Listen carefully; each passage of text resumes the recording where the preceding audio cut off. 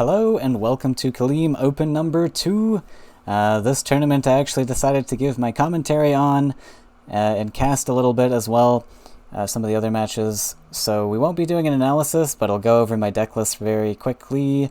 In this tournament I was predicting a lot of flyers and monstrosity and such. So I brought 2 swarm lists to try and counter that, which may have been a little bit too much, because I think I had a reasonable lineup without this much swarm. My green-blue jump is already kind of swarmy. Anyways, the yellow flyers is the same list that I brought to the last seasonal cup.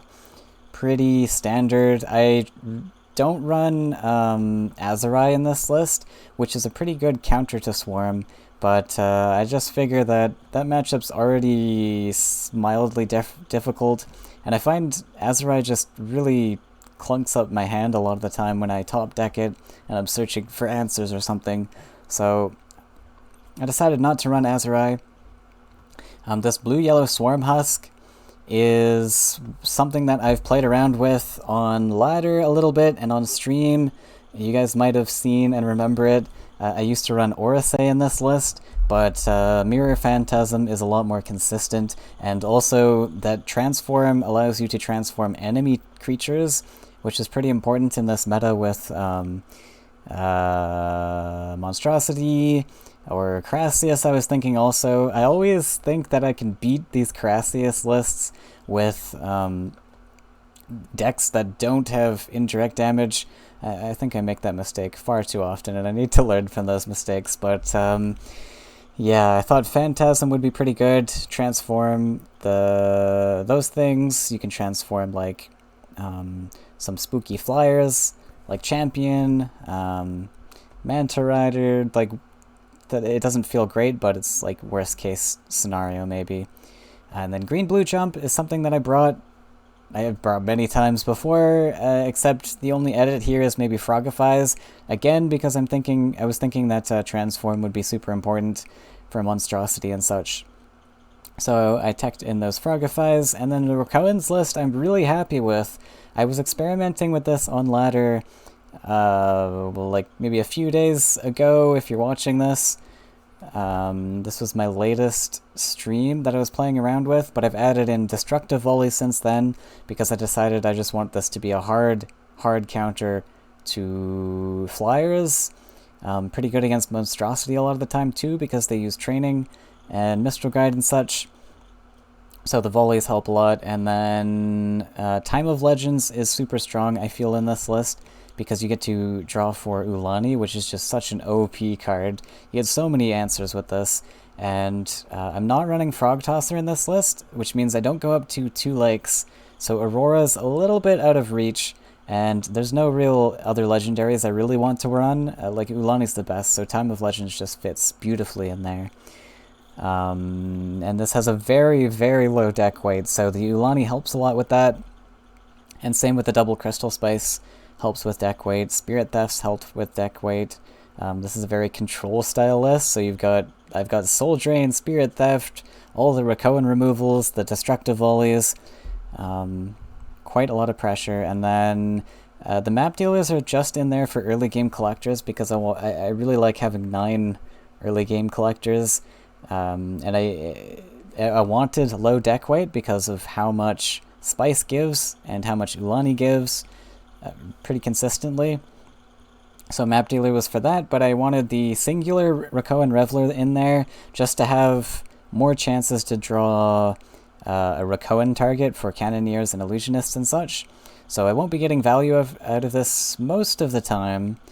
Sometimes I can Spirit Theft an Aurora, the Rakoan Reveler, which is super nice, but it is very rare. Or maybe the Crystal Spice gives me like Spirit Spice or something.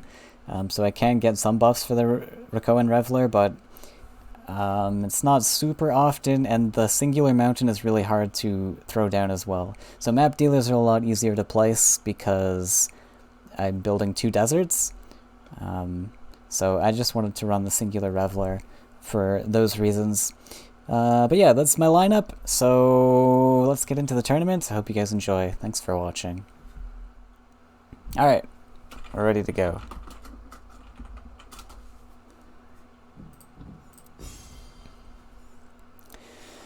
Ah, beautiful. I think Phikl has brought this to a past tournament too. Okay, so blue yak scary. Honestly, the red yak could be scary too, though. So we've got two sort of swarmy lists, which are gonna struggle against the red yak actually if this is burn oriented, but blue yak though also.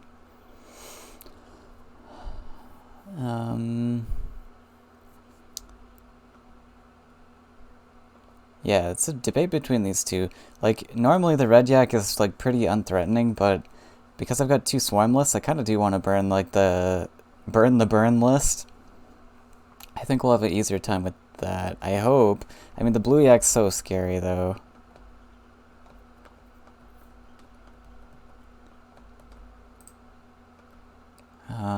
Do I have enough healing? Let's see. Yeah, if he runs like Firestorm, I don't want to run into Firestorm so much. So we're gonna risk running into the blue one. We'll just have to take it. Okay, so let's see. How do I counter the blue? Because this is the most threatening one, right? I think we've got green, blue is okay. We need like a 4 damage removal. Some transforms, maybe. So we could start with Rakoans. Oh, right. I only get to select 2 decks also. That is interesting to note, too. Oh. Wait, he runs neutral creatures. Oh, he's only running 4 neutral creatures. Wait. Really? Oh, interesting. Okay, let's play the Rakoans then. Interesting that he's running 4 neutral creatures only. So I wonder if this is even gonna be yaks, or if that's just the deck cover and they're just mono blue decks, mono green decks.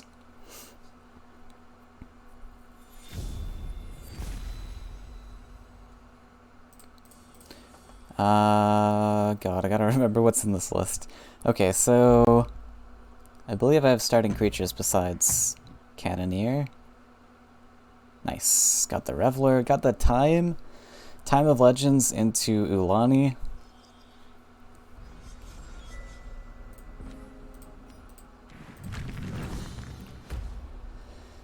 Pretty good hand.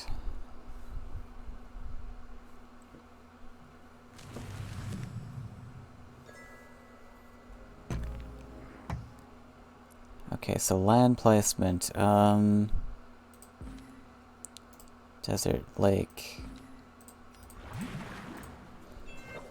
We'll do lake, I guess. But I might need to put 2 deserts on this side for the Spirit Theft. I don't know. But we also want the Ulani. I think Ulani is going to come down first.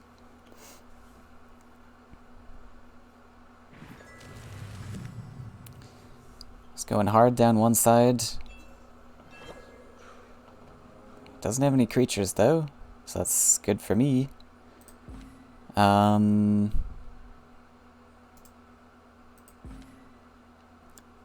Desert, forest.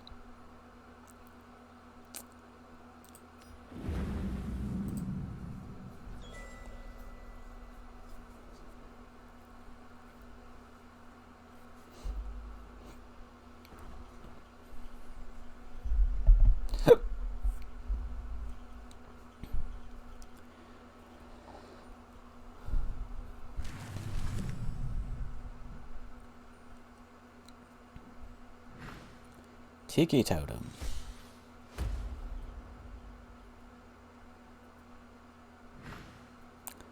Grove Guardian. So yeah, it's just going to be a regular old mono green deck. Alright. But we have time now. Well, we both have the card time and we got some time. Yeah, 4 cards. We'll just put you here. Crystal Spice. I think we're just going to back you up.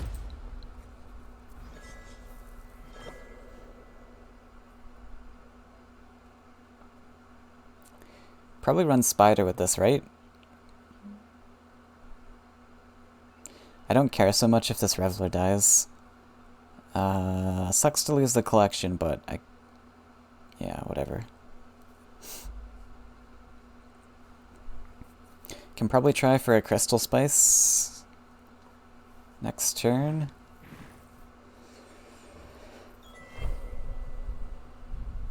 Okay, well, we gotta map this out. There's a lot of complex things happening here, so can start with Crystal Spice, see what we get. Build this desert. Cannoneer has a target here, so we can Cannoneer Illusionist. This is gonna...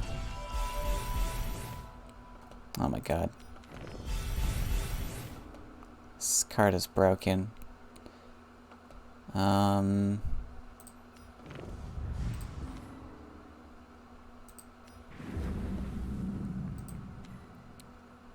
This...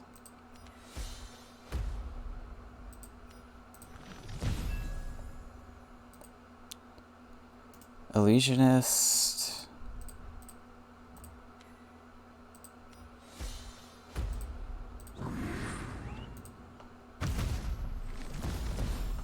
We just save for Meteor? I could get the champion down. But then we lose Meteor. I think Meteor is just too strong. We can't not pick Meteor. Like, he's gonna drop a really big boy and then we just Meteor it. As strong a play as the champion dash would be. Yikes.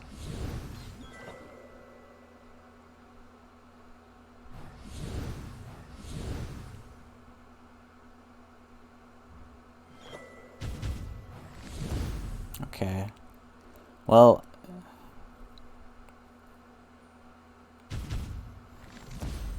Meteor won't be getting played here then, I guess.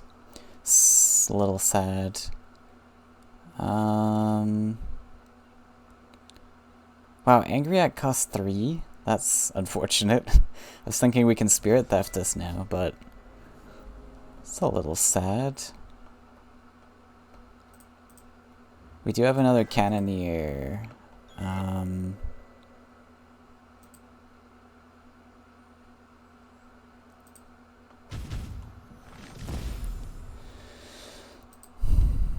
So we'll just go...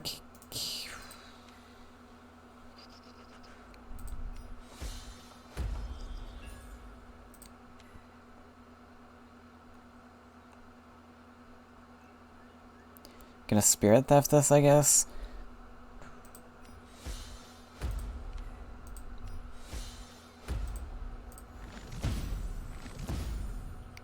Oh, I don't even want this, though. I don't think I need to do anything. Or just Soul Drain.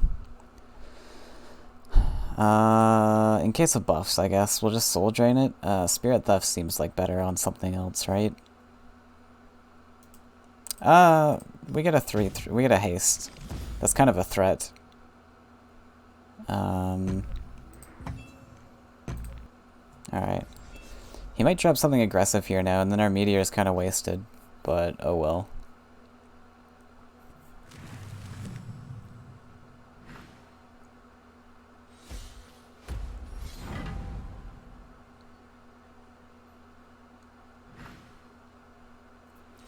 So we'll probably just drop Ice Rock Behemoth then instead. He's not collecting, so we have a little bit of time to kill here. We'll drop the desert. I think I'm gonna... Yeah. Pop, pop, pop.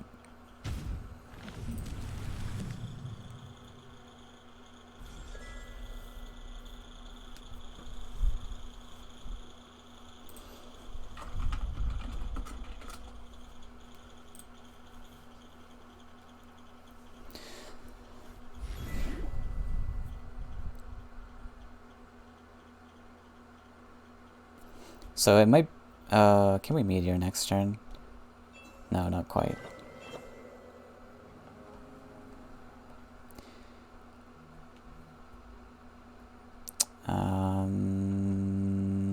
So what, we need 3 damage here. think this is the chance that... Oh my god, we're gonna not be able to meteor, sadly.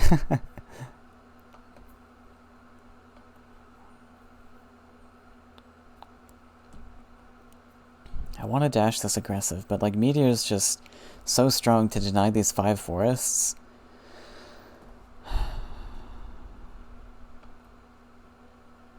So what? What am I doing here? What am I doing here? I don't know. Do I even need to kill this? Yeah, we want like a combat open, I guess. So we kill this. I guess we'll illusionist. And then just pass.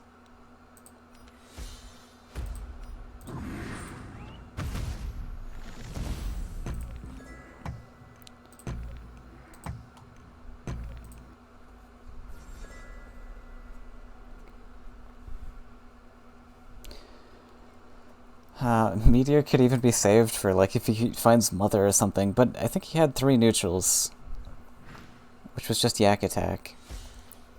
Alright, so now this is a good Meteor, I think.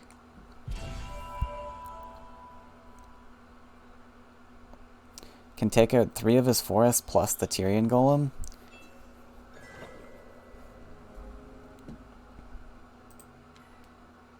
Boom.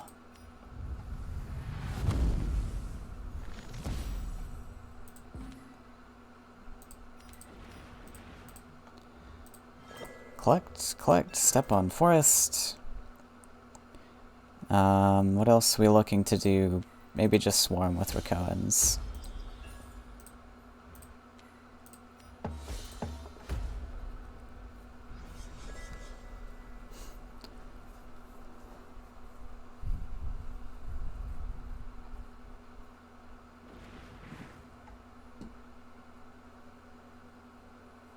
This gives me land to step on for the champion, so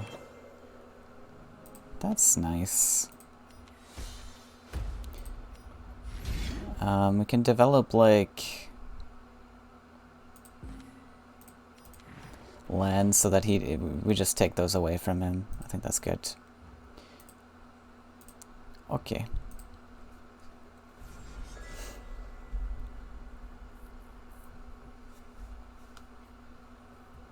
Meteor from Crystal Spice is so broken. The huntress is 5/5 Runin.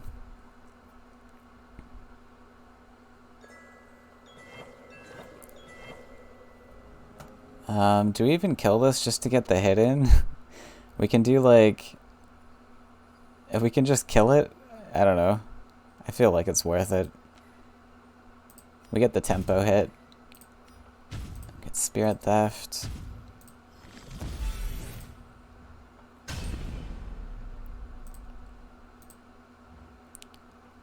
Step up. Amazing, he says. So we have lethal now with the Angry Yak. Us, yeah.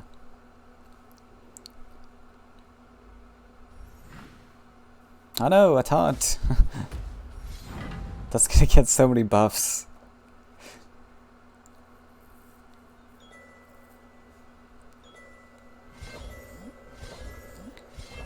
$7.12.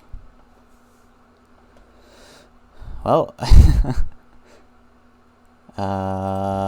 draw for something.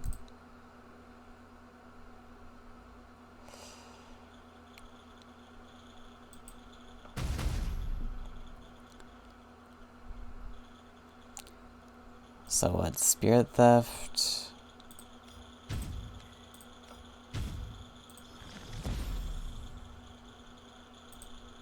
Bop.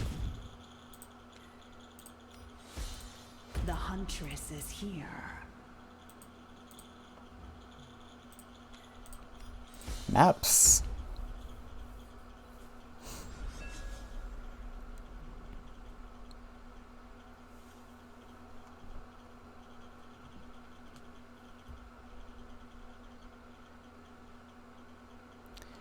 I have to remember to play a little bit quicker in some of these future matches too, because I have two lists that are going to take a lot of thought. Oh, thanks. That was kind.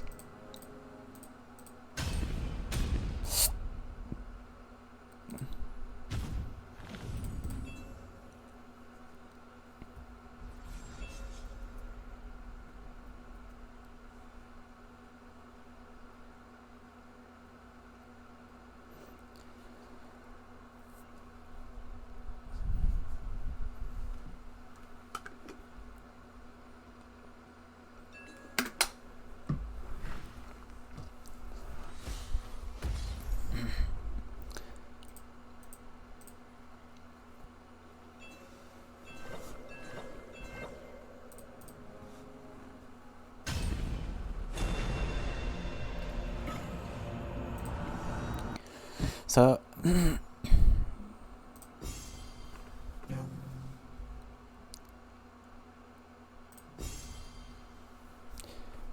alright, so probably blue yak.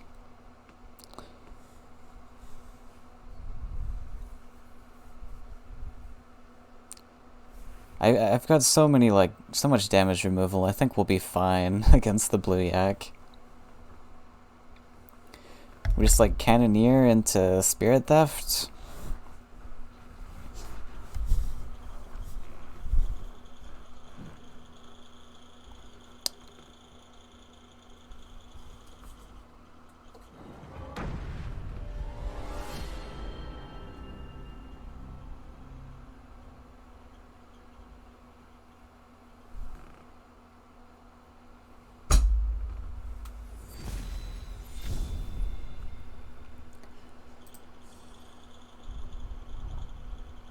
Oh, I didn't actually pay attention to what he picked. Champions... okay... With this guy, he becomes like 6/6, which is pretty tempo. Actually, we might ditch the Soul Drain. Just try to get more little Rakoans like this. Okay, so we start with...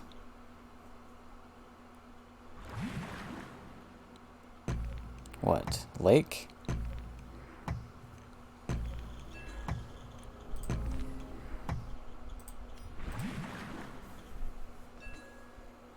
I might want to fight same side. Just to stop the blue yak from doing shenanigans. Not sure. Wait, the Storyteller? This is the neutral that he's picked, so... there was 4 neutrals in this, which means no yak attack, I guess. It's interesting.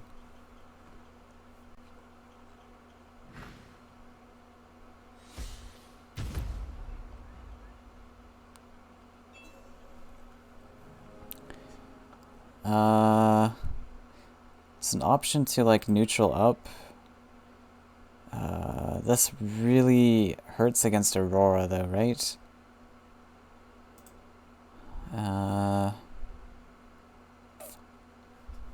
We go neutral and then forest. Then he finds Aurora. And we need to find 3 damage with the 1/1. Honestly, I think that's fine.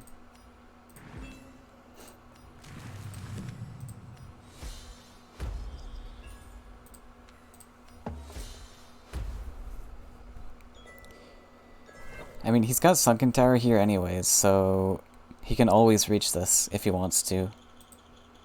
Well, I guess I can just put it back here, but... yeah.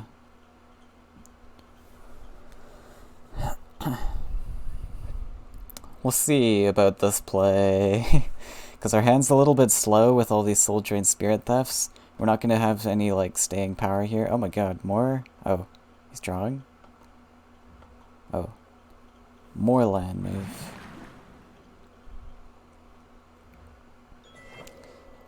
Aurora? Also, Aurora is so big with the Spirit Theft. Spirit Theft is so strong for it.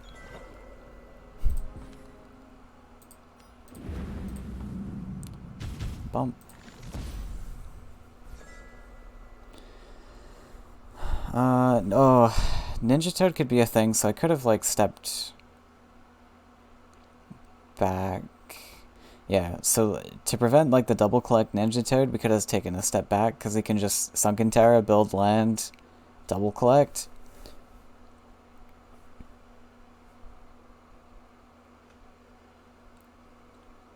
Look at all this removal.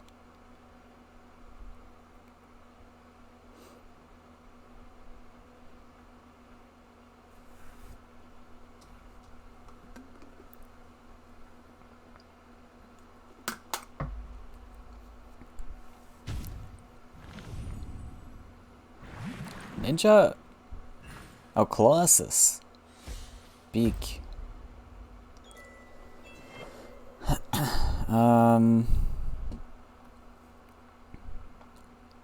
If we hit both of these in and then just Cannoneer plus Recruiter, can even get down a champion before we do so.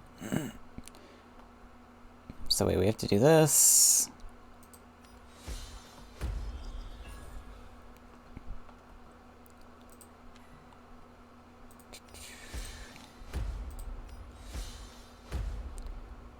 Boop -poo. 8-8. Oh, sorry. I thought I messed up for a sec. We just do this, this. Nice.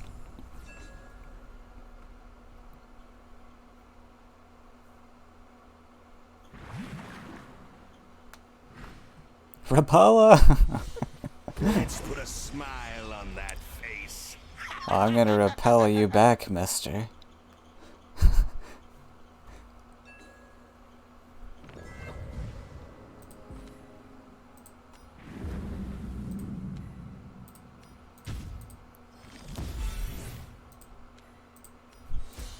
Let's put a smile on that face.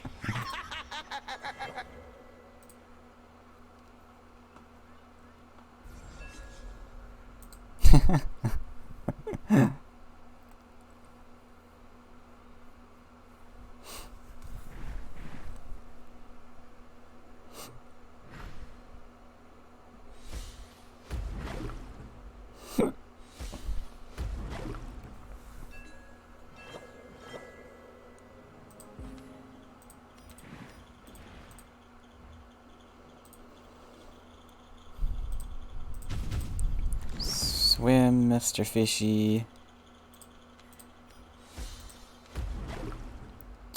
It's gonna flood my hand, but... Illusion! So we picked the illusion. Okay. It's not even gonna get that much value, but... Oh, another illusion?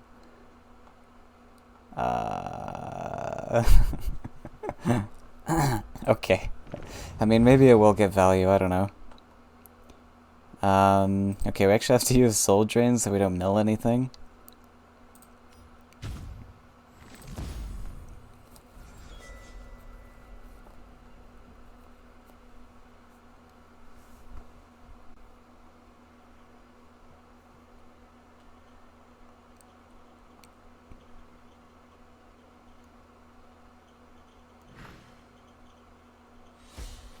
Oh, he's playing Illusion, I bet.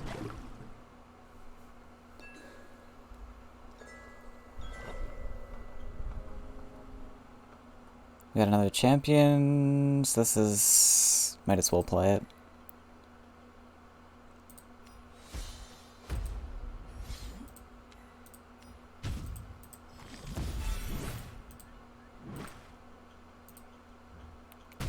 Bop.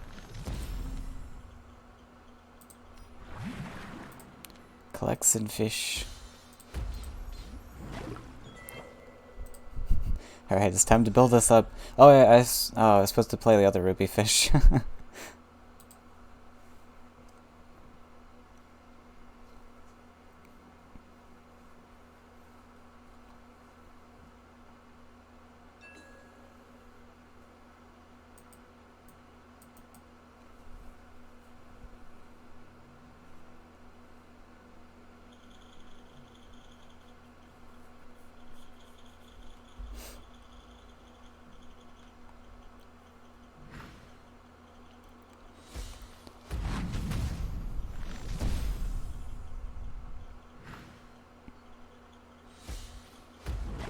Look at all these fish.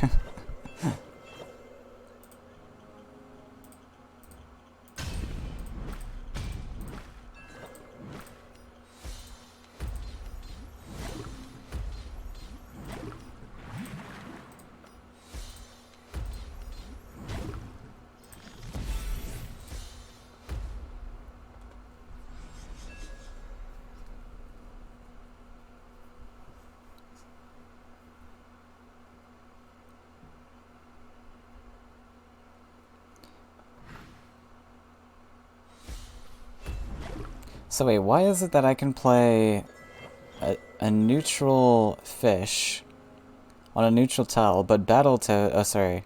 No, Battletoads has a mechanic behind it. Right.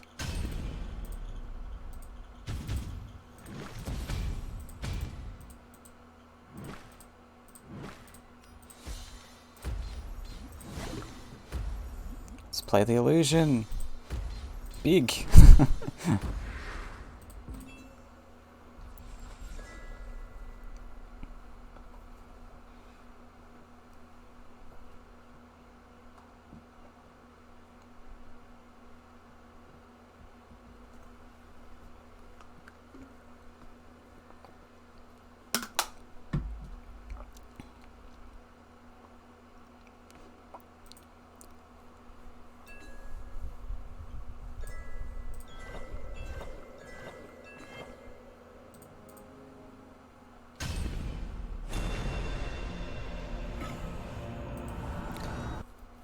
Alright, that's round one. So we're gonna have to wait now for the match between Stinky and happyjo. So I'll probably just go to a be right back, and I'll come back when the next match is ready. So thanks for tuning in. I'll put a message in chat when we're about to start.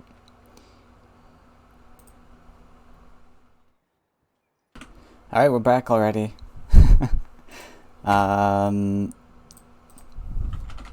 happyjo is going to be our next opponent. So these matches are going quickly, huh? Where is happyjo?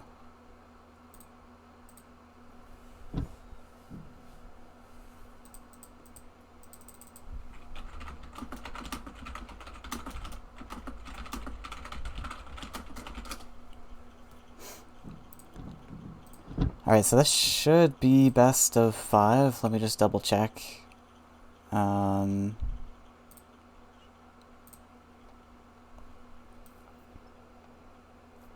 Yeah, okay. Best of 5, nice!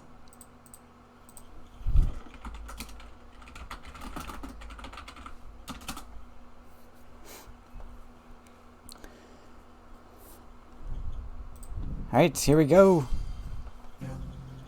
I think I want to ban the red. There's a Carassius list here. Interesting. So, the thing is, this red is very strong against my lineup here. So I think I have to ban the red. I put some tools in my lineup to fight Carassius.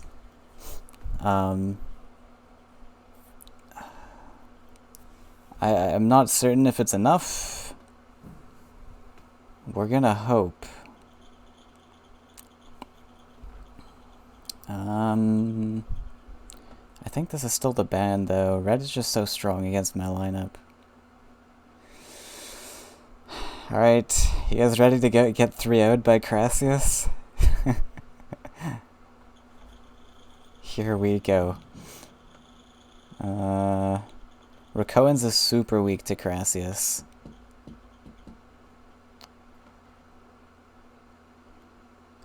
Green-blue jump can probably do okay. It's reasonably fast.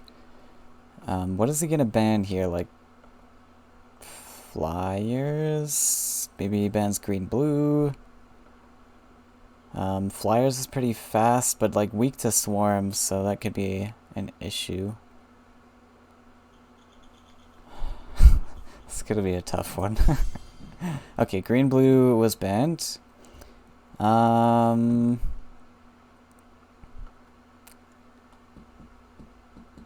think I start with flyers, maybe. So, let's see.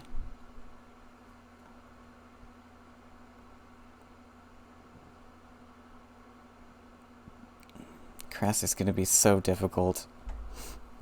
We got flyers, which is kind of speedy, but yeah, it's just weak to swarm, right?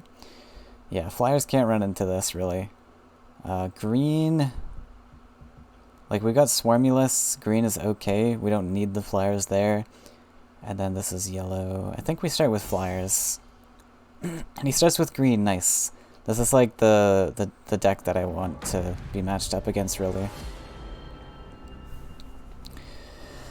I should have paid attention to the colors. I think there was like 9 neutrals, but I can't be certain.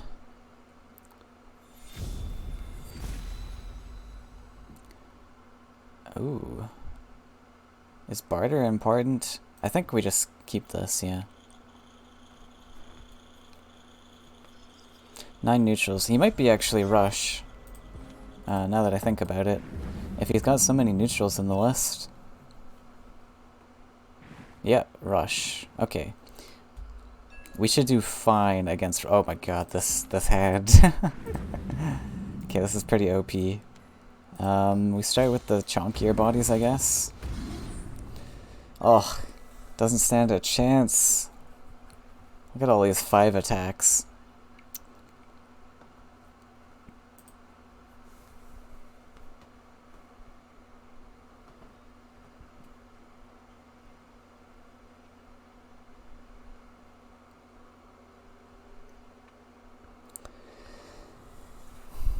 So like even if he drops like Queen's Guard or something, we've got barter into buff.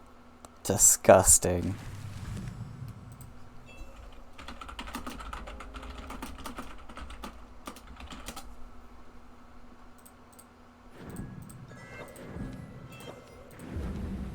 Oh, Manta Rider now? Oof.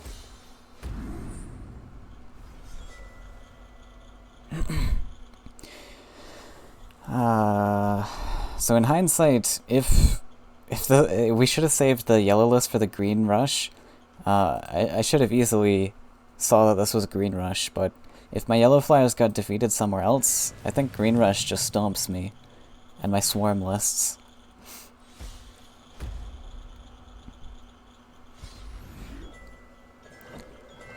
Okay, oh, we got Flash Wind? Okay. Barter is not going to too much. Yeah, well, we might as well since we have the Faeria. Yeah, Elderwood.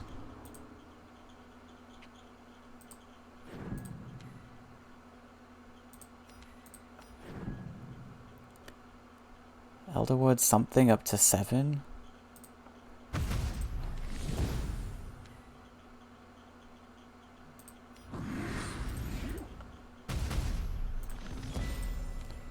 +1 Demon Wing.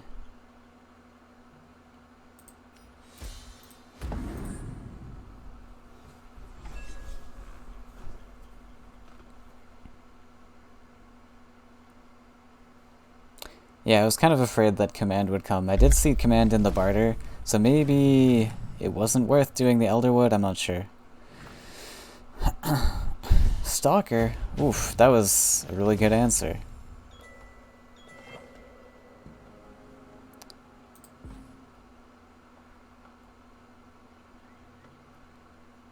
That was a really good answer. Yikes.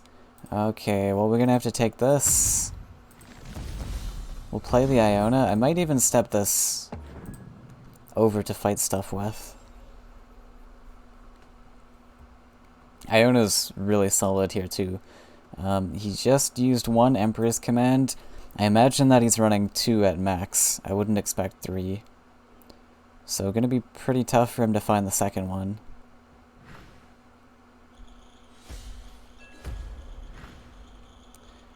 Queen's Guard. Give me that juicy spirit, that value. So he's got command.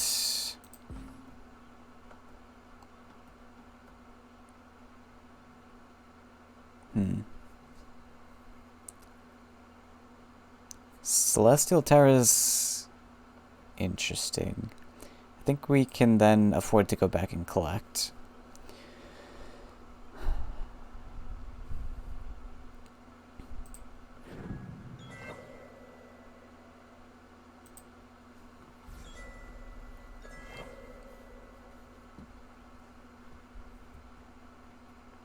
There was another option. Oh, I found it? Okay.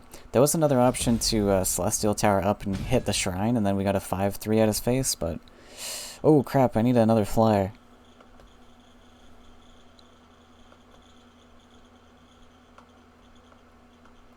Or just a buff works as well.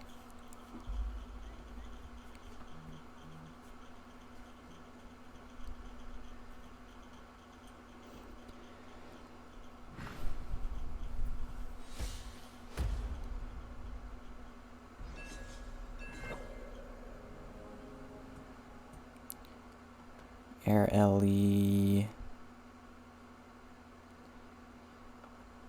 So we can still draw.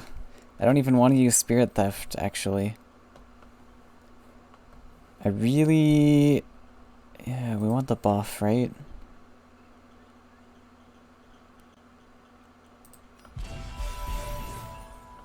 And I might be taking Guidance here. Over Elderwood. This puts me to 4... Oh no, we take Elderwood. Okay, so... Now we tower.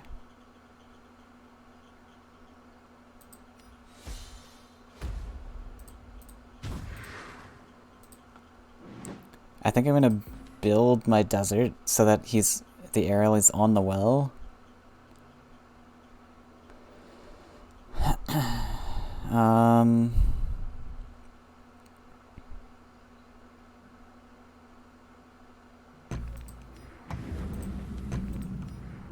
This, we get air alley. Just don't know where I want my desert just yet. I don't want to build lands for him to step on, but at the same time, I'd love blocking lands. I don't know if that's smart, to be honest, but we'll see. Just a land that I can stick a flyer on. I think it was a bit pointless to do that, though. I don't know. It just kind of builds lands for him to step on.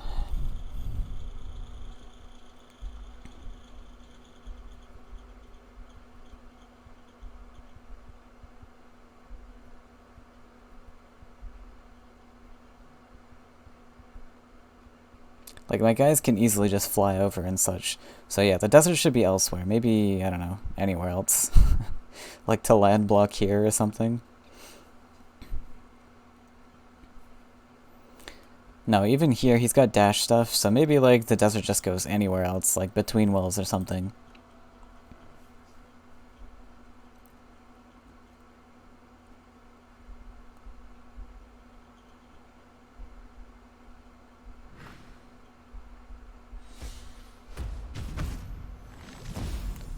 Stalker's a little sad. Oh, does he find a buff here?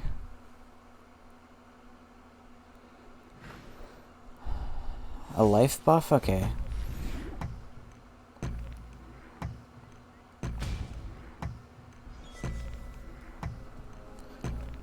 We get to steal him now, right? Am I drawing here? This goes up to 7. Then we get to steal it. And then what am I doing? I'm still drawing anyways, I think. Yeah.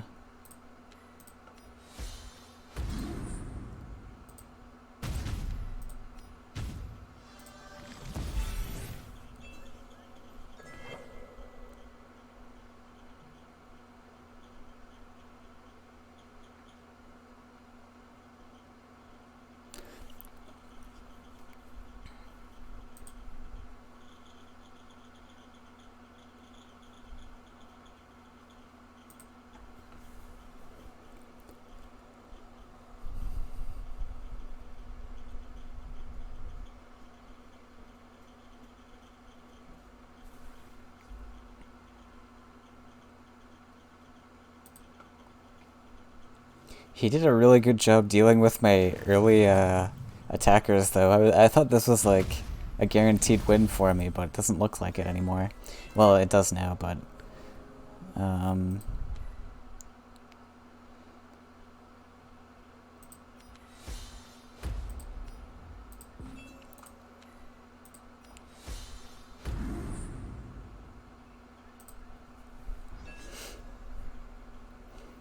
yeah, if we can get this bloatfly going, we're pretty much in the clear.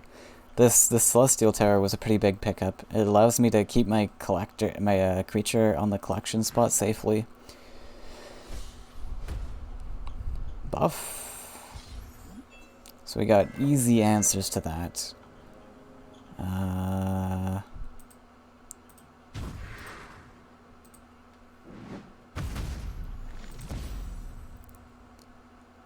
Do I trade in my Sagami?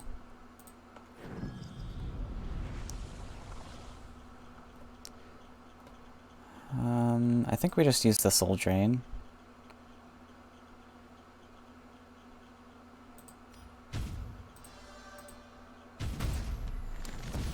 Plus this guy. Gonna take a +1 since I'm hoping to get this procced. If he plays a taunt, then we don't get it procced, but it should be okay. Oh, actually, we do get it procced. We have champion. Easy. Alright, and now I just, like, drop stuff.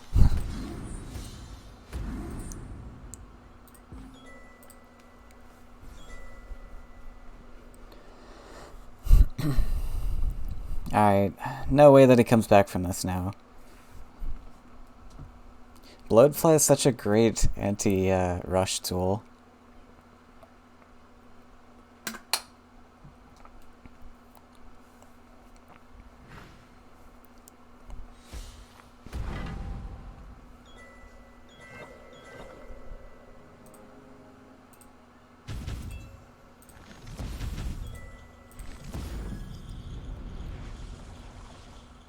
Might as well take this opportunity to go face, I think.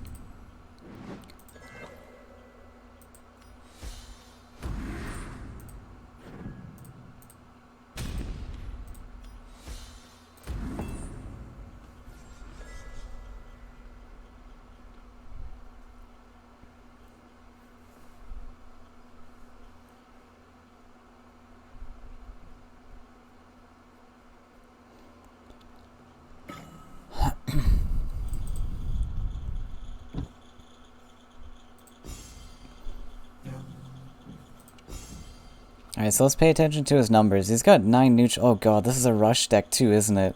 Oh no. I think yellow rush is okay though. Oh, he's selected it. Okay, 9 neutrals. It's gotta be yellow rush. Unless it's like Drake Rider with the fairies, but I imagine it's rush.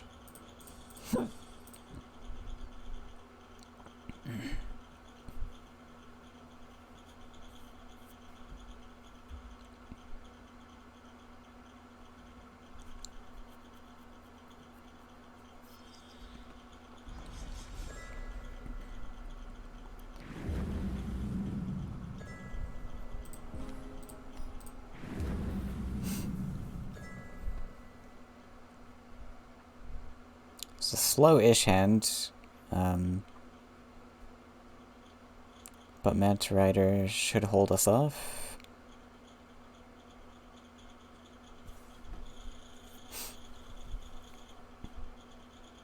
He's hovering the side there, so maybe it's not rush. Okay, interesting. Okay, it is Drake Rider. Fair enough.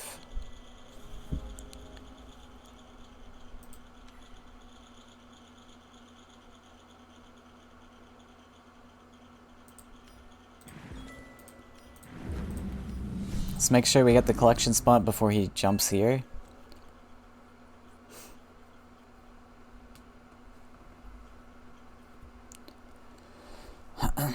so 9 neutrals, what could they be? They must be the fairies, right? These guys, fairies... And then what? Like, Emperor's Command? What are you running this? Maybe the other corrupt... the little corrupt guy? Lost Explorer? I don't know.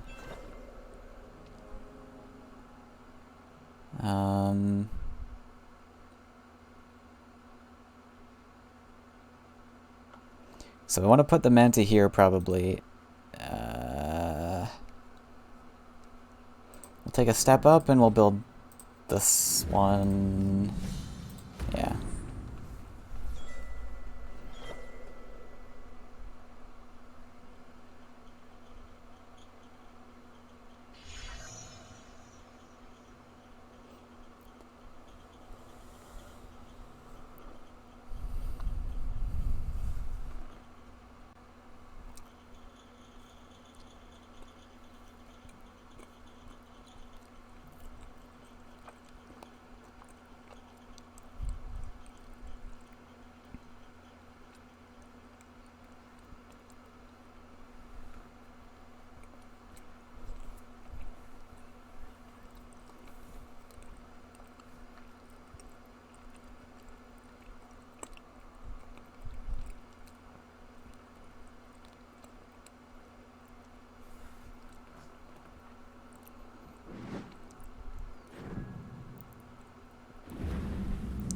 Flash Wind is really nice. We get to clear this guy.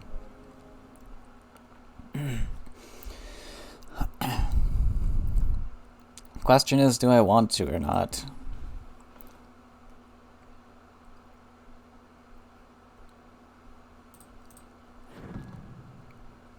So it cost me 2 Faeria to move this guy. But he's in a spot where he can take this land. So I think I'm gonna kill him. This has a lot of flash ones used, though. Oh, he has so much Faeria, too. Yeah, big issue with this line. Over this sort of thing. If I step this guy up, he gets to move, trade. Then we can Spirit Theft him, though. That might actually be okay. I might actually be okay with that. He wastes or he uses up a movement. And then we just get to Spirit Theft him. It's a little risky because he might be able to, like, full clear us. Or if he finds an answer to the Manta Rider, like Wind Soldier. Oh god, do I take that risk?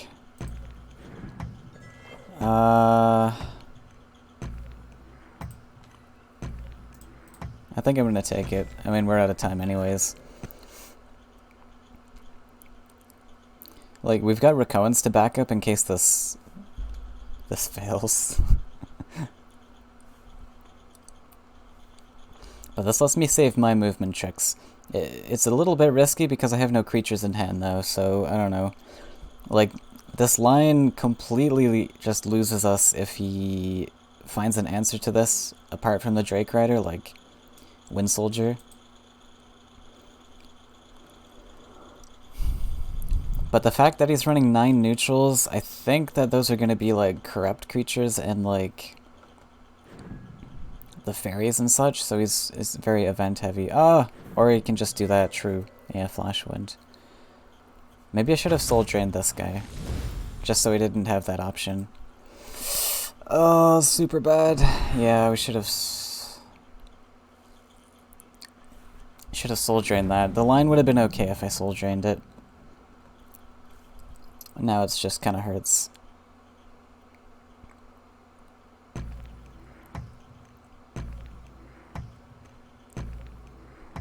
So Fanatic.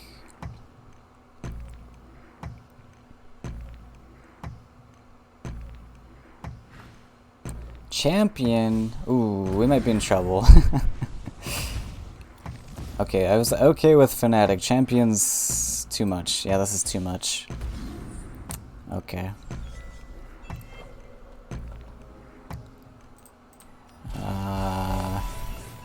We don't have any creatures either, so we gotta take the Nightmare here. We can go Soul Drain, Spirit Theft.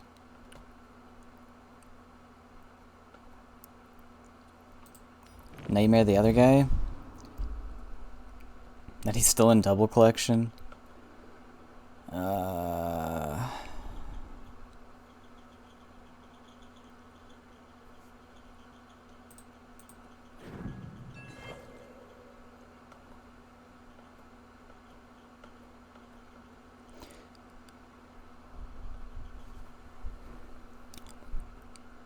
Well, we can't take 10, so I think we're gonna Soul Drain, Spirit Theft. Or, because this heals us 5, we could just keep the champion alive.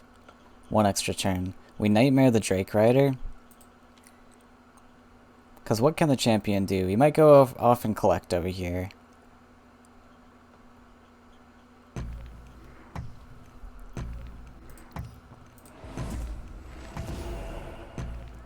So what, we'll block the collection spot?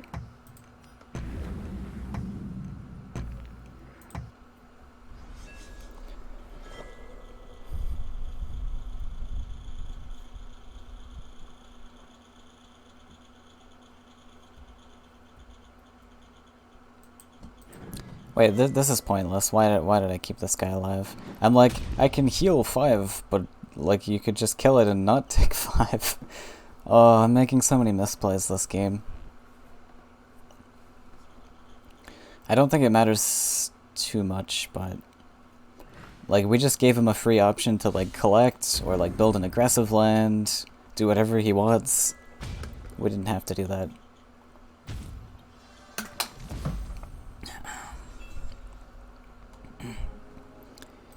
Okay.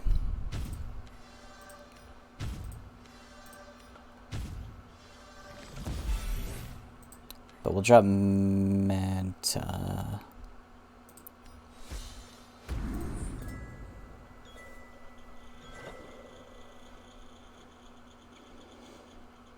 This might even be a surrender, actually.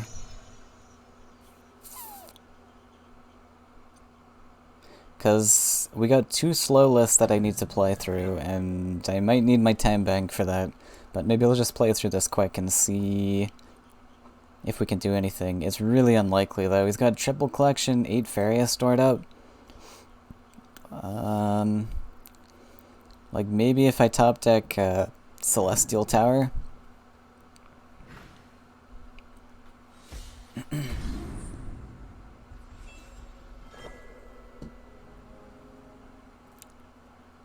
Khalim. Embrace the wild wind.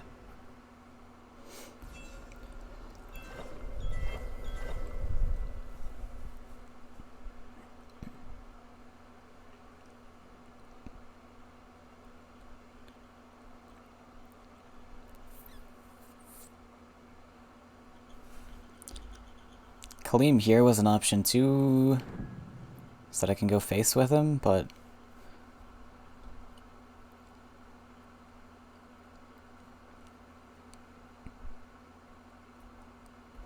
and Ariana sucks for me here.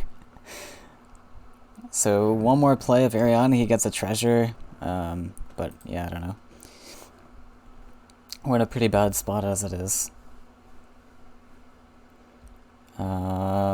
Damn, I really should have put the Khalim here. I don't think it's going to matter because he's just going to block with his own Khalim, okay. And he's got choking. Okay, we're going to throw this one, I think. We're going to move on to the next one. I need my time bank for the rest of the matches.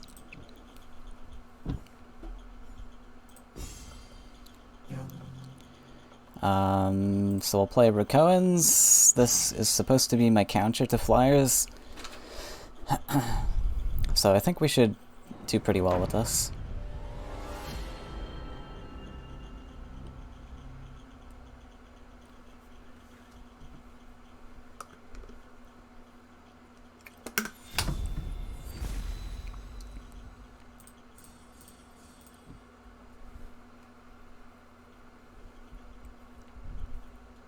This color combination's a bit slow, but that's okay.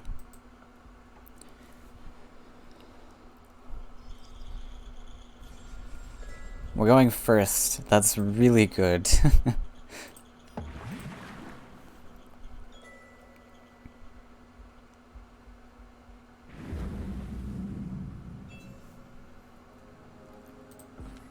I'm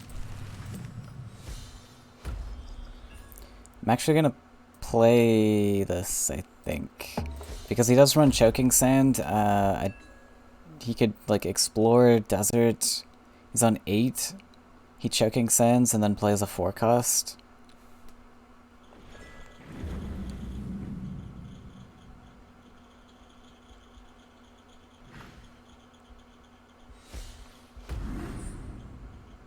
Oh, I started with Ariana again? Oh, that's fine. Illusionist.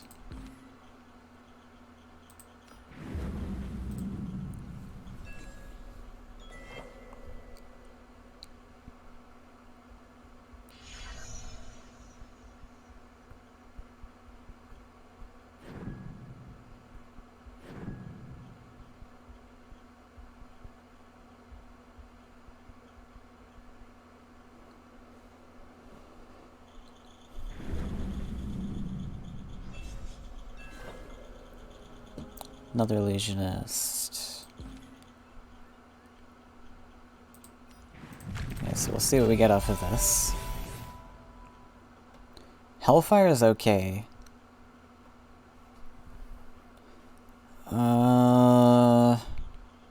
We can even Hellfire in this position, actually.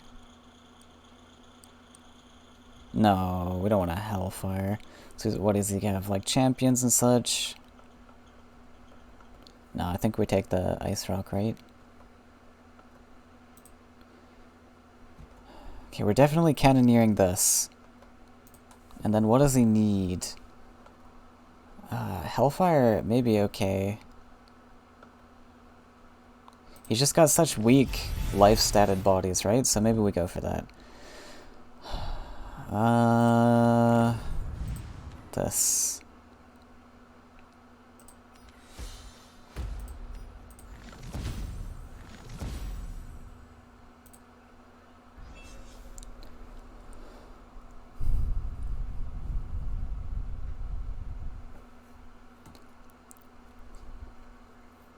We lose out on the Ice Rock Behemoth, but I think it's okay. Like, Ice Rock Behemoth's not going to have a huge impact on this board. Oh, he's running Volley. Wow.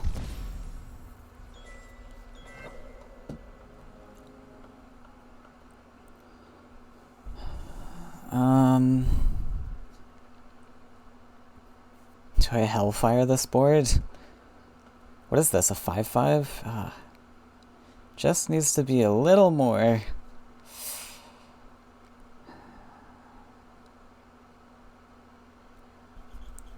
Don't have enough Rakoans here to play.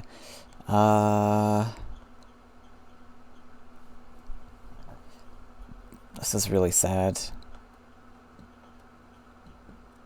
I think I really want to get this Rakoan champion down. But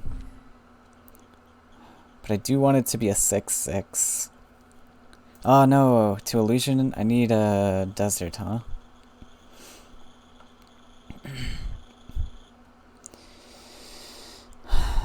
Okay, maybe the Hellfire comes?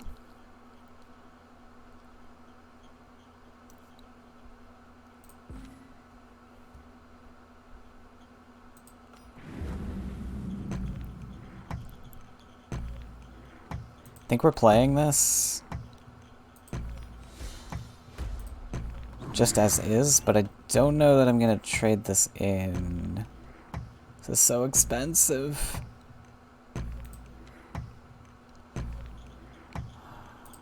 Okay. This is probably a mistake. Because he can just replay Ariana on this side or something, and then what do I do? Like Illusionist? But we at least have Champion to follow up with, so maybe it's okay. That was just such an expensive removal. 7 Faeria.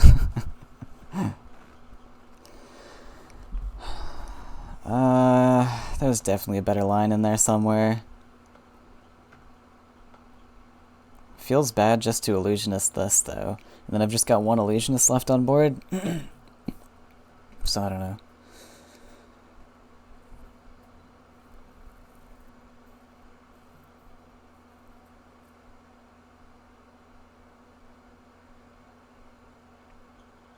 Volley! Oh, so those are the other neutrals. Okay. Is he running 3 volleys then? Because he had 9 neutrals. Maybe one of them's like a legendary or something. Laya? I don't know.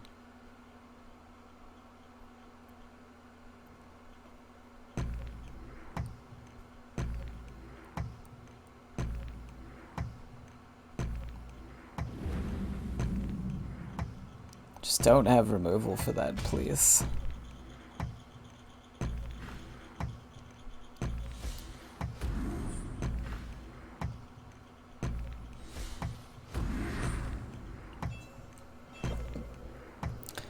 Spirit Theft's interesting. Okay, so we definitely illusionist, probably drop aggressive land, and champion's only a 5/5, but maybe that's okay. Okay, illusionist where then? We want to deal 1 damage to this, right? But throwing away illusionist kind of hurts.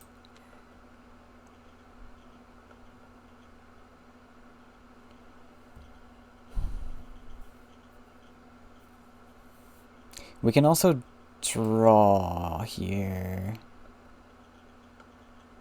Like, I'm not really threatened to actually play the champion, but we also want some +1s. We're struggling.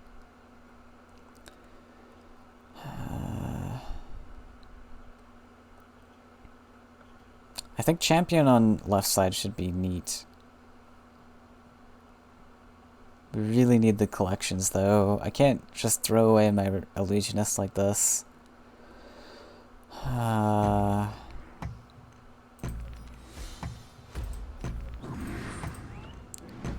Okay, forest. I mean...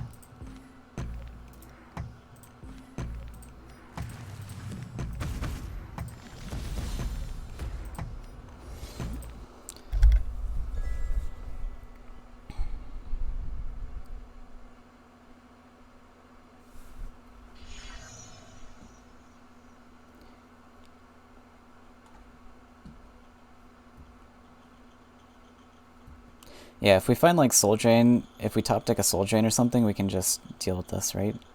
Maybe this should have been face. I don't know.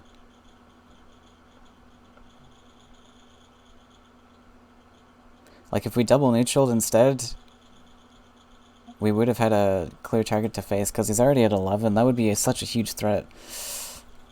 Oh, I need to wake up. That would have been great. Double neutral, threaten face. The step onto the desert doesn't really accomplish anything here.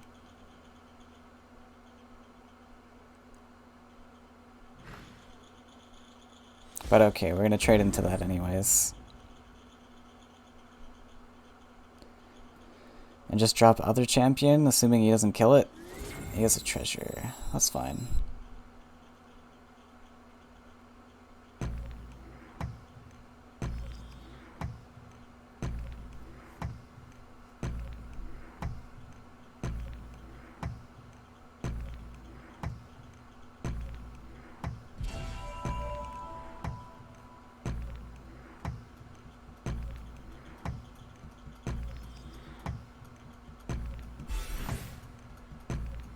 Oh no.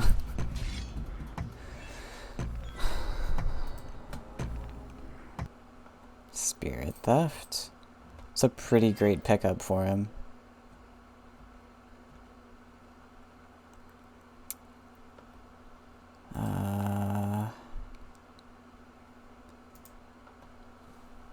We'll just double Spirit Theft this.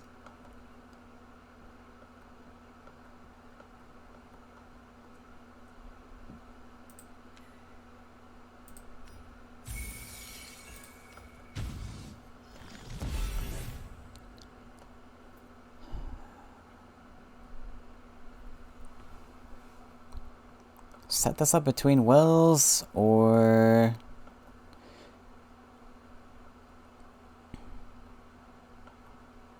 Either set it between wells or drop another champion up here. I kind of like setting up the champion, because I don't want to build these lands for his future Drake Riders. This is a tempo like 6/6, right? Does it matter? We lose collections.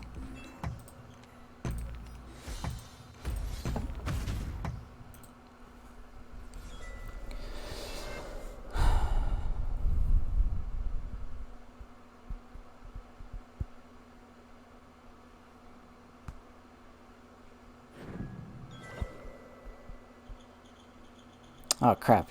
Should I wait? That's fine. We also have Colossus. We can't play it next turn, unfortunately. Soul Drain.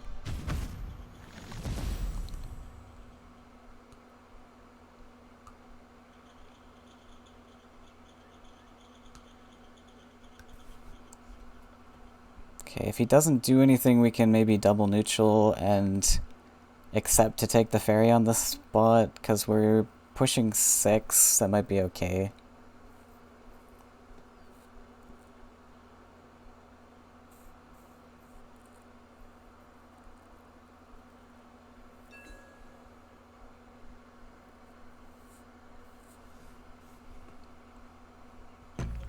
He also has Nightmare. That's something to watch out for.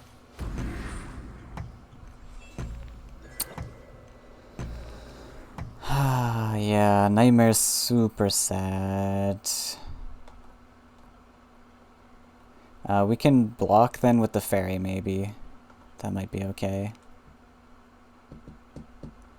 No, he just takes this one.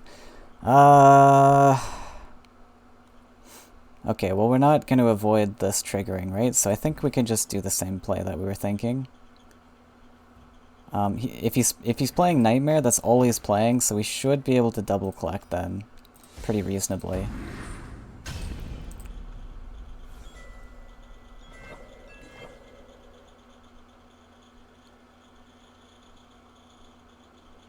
And then we can drop Colossus after. Yeah, like he's only got 6 Faeria here, so if he's Nightmaring, that's all he's doing. And that's fine. Then we just drop Colossus after. And he's not even able to block this space, so we're free to double collect, so I think that's fine.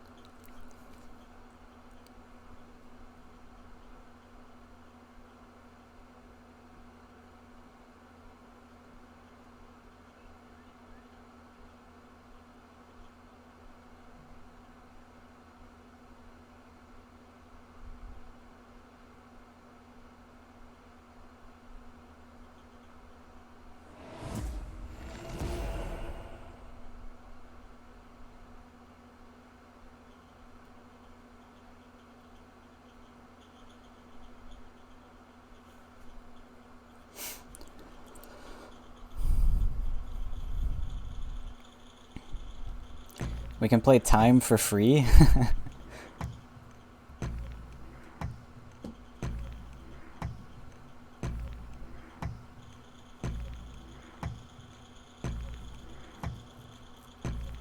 He might have Soul Pact in hand, I don't know. But I don't think that will help him do anything.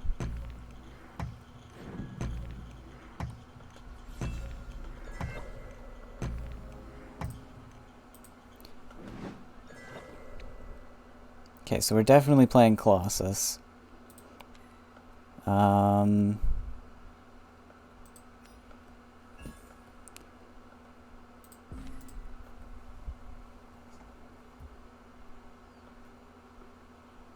No way that I can play this out of range of Ariana, right?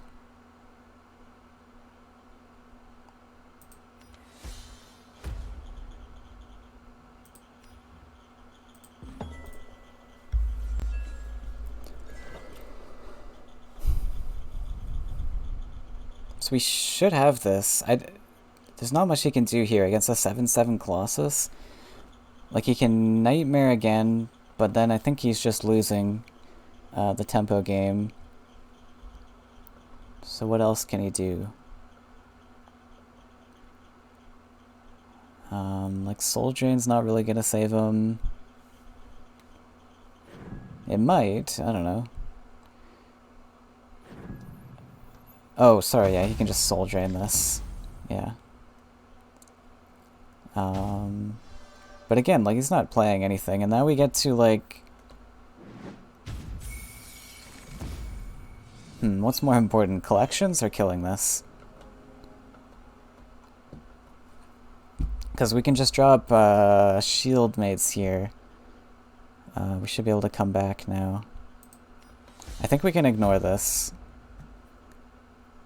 Play Ulani. Yeah, we don't even have events in the deck. What am I saying? Okay, we should win from here. Look at all this swarm. I think we'll be good. We got a volley now, too, for any champions that come down. Yeah, I think we're solid. Gonna be really difficult for him to collect here.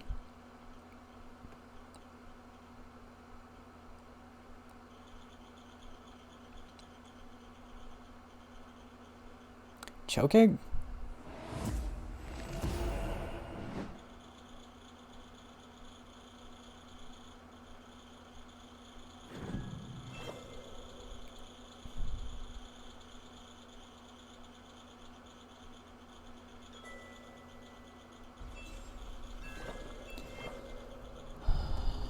Soul Drain.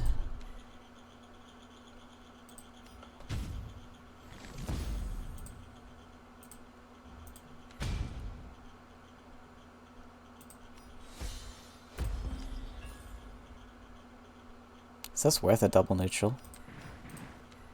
I think so.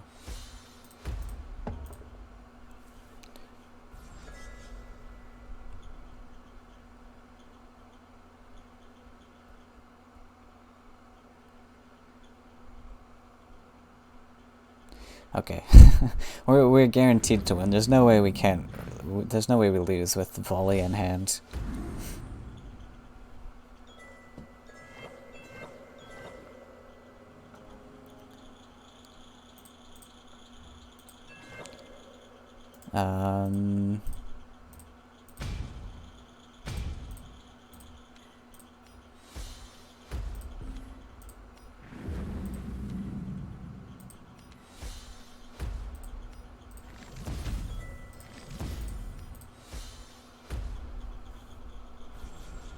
So some small mistakes were made at the beginning, but managed to pull through, thankfully. And that was probably due to Crystal Space. Because the Colossus was super helpful there. The Hellfire was a little sad. But yeah.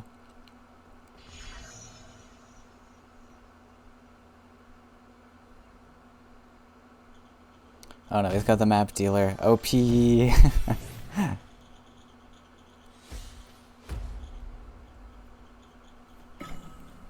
Alright. Okay, I gotta go to the bathroom.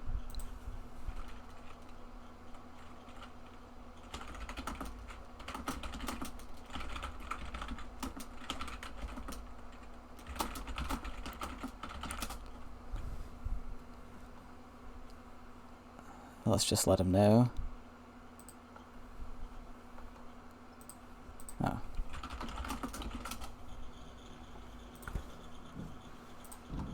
Alright, I'll be back in a couple minutes.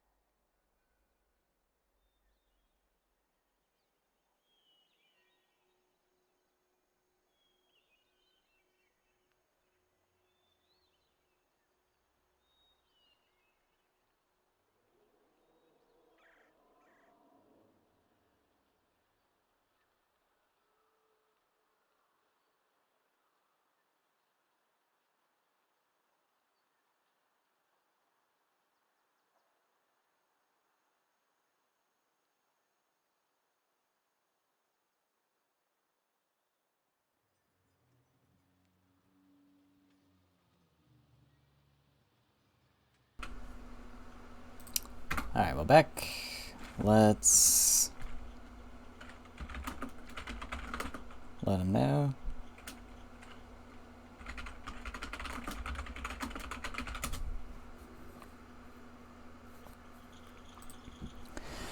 So now we have the Crassius to face. Oh boy.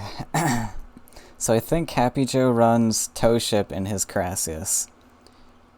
Which means I may want a defensive setup. I was thinking maybe we go down one side against Crassius, but Toeship's gonna make that more difficult. Okay, so we've got 5 neutral, 7 forest. 3 of these are Crassius, so 4 forest cards, 4 buffs probably. He might have Gift of Krakoa. 4 forest cards is a lot, right? Yeah, he might run Gift of Krakoa and that's— oof! Oh, yes, please! Alright, we got an OP start.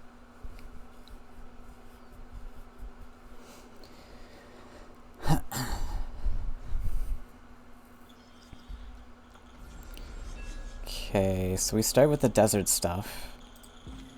Well, we'll start with shield mates, because desert just translates really nicely.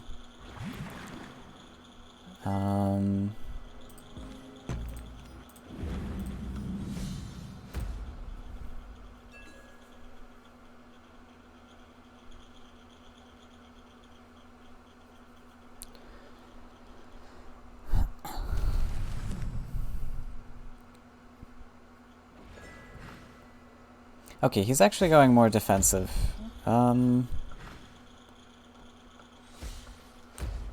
So I could potentially push up. I think we're gonna push up.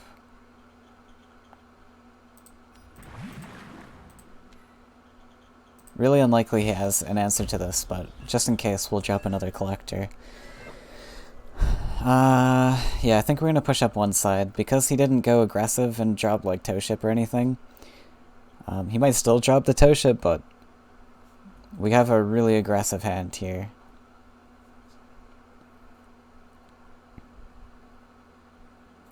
So, if he decides to step back and drops nothing here, I think I want a double neutral champion. Just for that tempo play. We block his collection, and then, yeah. How many lakes did he have? There's so many numbers to keep track of. So there was 10 deserts. Okay, wait, there's 5 neutrals, there's 10 deserts, 7 forest. 4 of those are overlapped. So what's that? 10... God, I don't even know. I don't want to calculate that. Yeah, it makes sense that he wants to step because we're in illusionist range. So now we hit him with a champion. This should be 7/7, right? If he has humbling, that's a little sad. But we can spirit theft him back.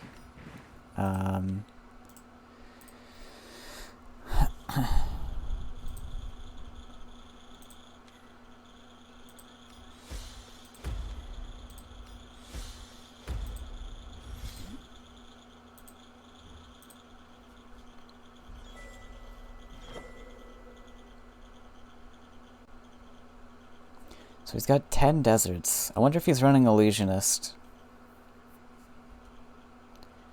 So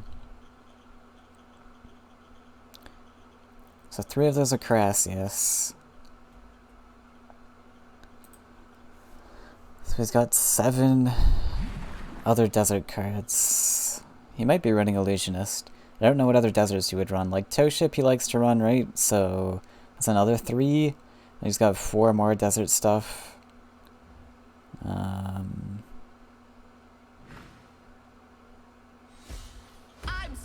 Okay, here come the Crassius. If there's no failed, I think we can be fast enough, hopefully. But we'll see.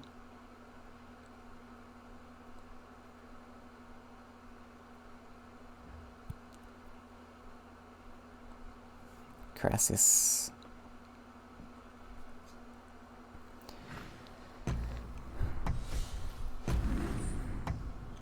Oh, he's doing sack things.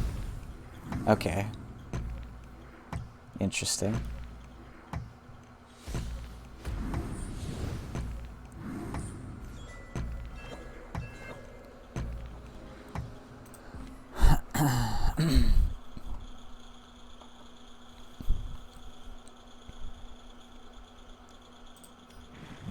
Okay.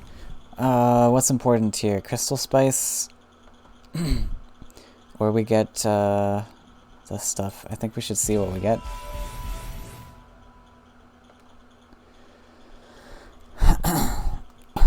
Dream Reaver? On 4 lands.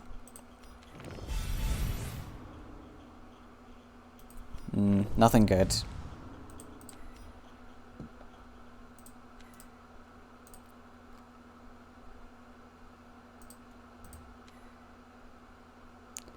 We want Illusionist somewhere here, right?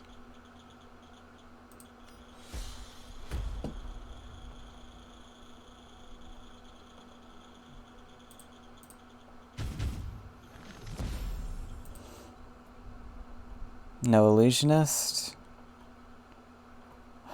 This sucks. We pretty much lose.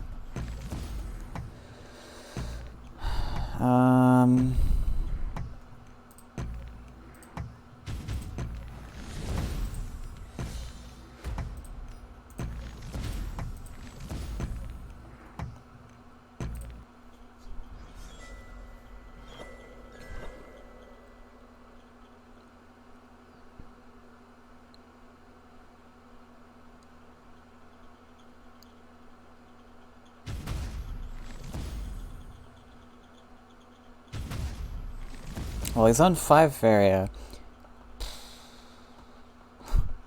But we're on 0, yeah. And he should have the other Crassus in hand, right?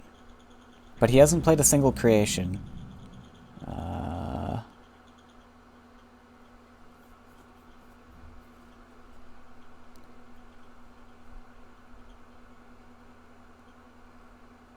We don't have any removal options in hand, though, for them, so I don't know. Doomgate. Okay, if he does nothing, maybe we're okay.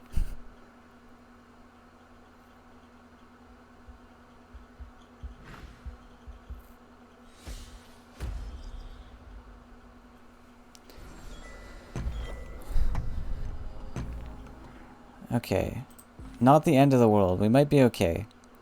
We are going to step up into this. We got a champion here. So we just save our Faeria. Or... yeah, we take away his collection for sure. We sack this.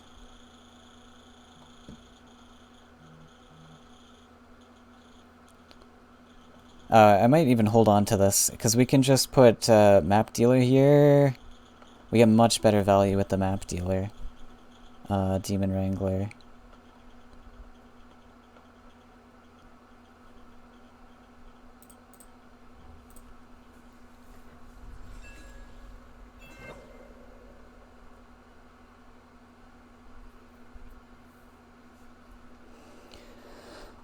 So I just need to keep his Faeria pool clear. If we can do that, then he can't play Crassus Creation.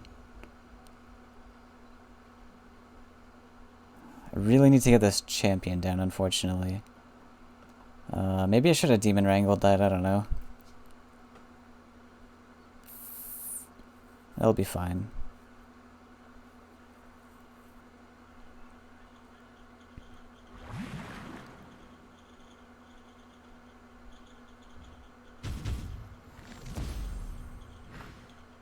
Aurora. Would you like some tea? That's a little sad. We might Ice Rock. Oh! You shouldn't have. Oh. I love this card.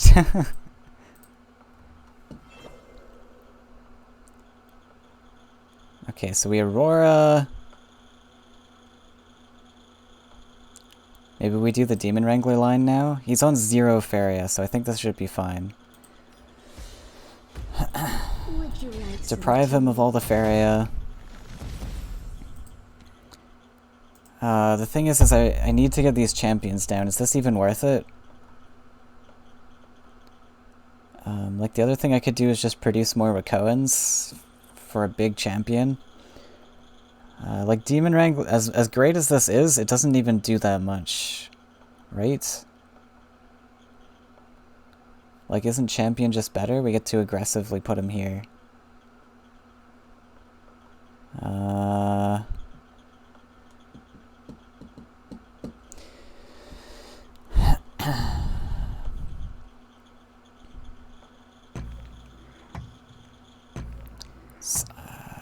So it's either this.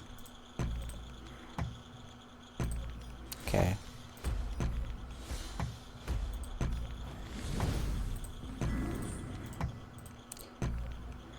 Another thing we could have done was double neutral off to this side and drop the Wrangler here, but... yeah, I think we want all our bodies up here in his face. So I'm uncertain about this line. Like, producing Rakoans could have been better so that I get the champion bigger, but... okay, there's Soul Pact. We really have to answer this soon, too. Goro. The sky is only the beginning.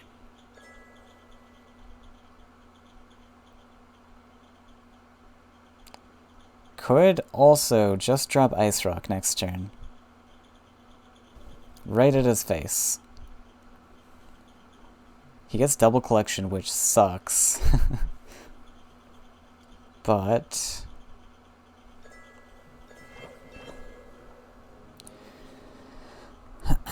okay, so either Ice Rock...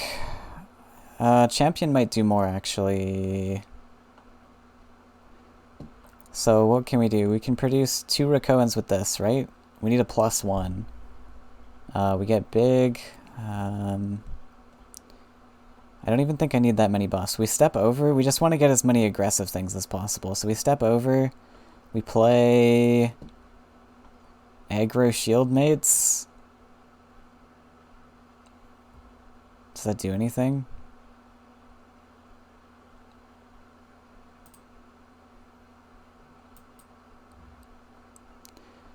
Okay, so forest...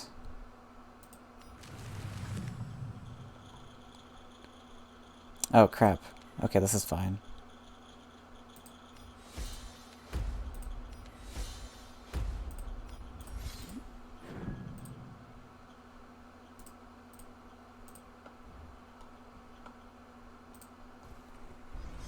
Put our Rakoan up here for, like, illusionist stuff. Actually, we win if we play the Dream Reaver. I can't afford that, though. Oh no, Crassius Creation.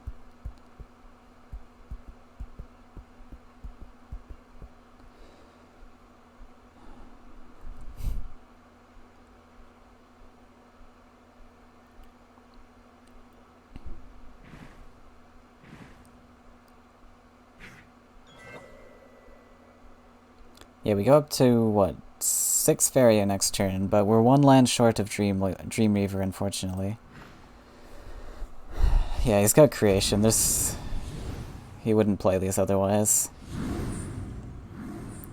Sad. At least we get to poke some hits in here.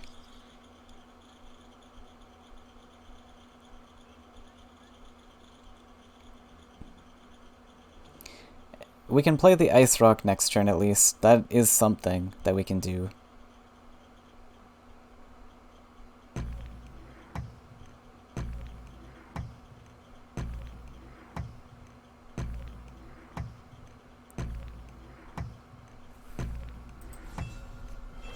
Wait, what? No creation? Oh, sorry, yeah, he used the creation. Yeah. Okay, so there's an option to soul drain, but we might want the soul drain to... We might want to hold the soul drain, right? Okay, wait. Wait. Yeah, we want to drop Ice Rock this turn. For sure. So we hit this.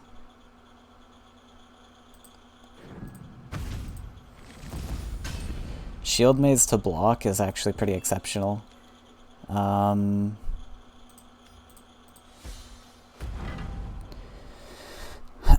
we take the face hit. Face hit's way more important. So how many turns does this have? It goes up to 9, 11...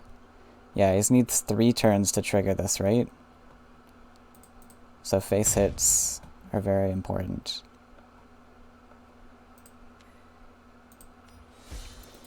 Play the map dealer just in case we need something to fight with. Actually, yeah, I mean, I could have stepped the Aurora, I guess, but it doesn't matter.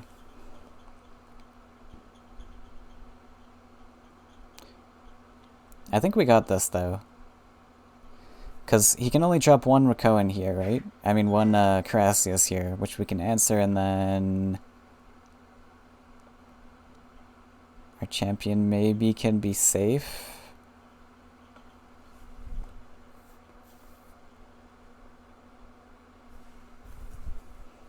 I wonder if he's running Illusionist in this. He must be, right?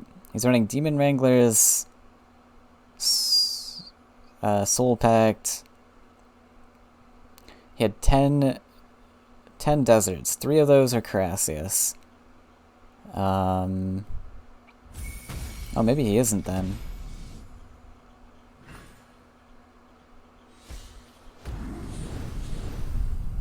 He missed 1 spawn.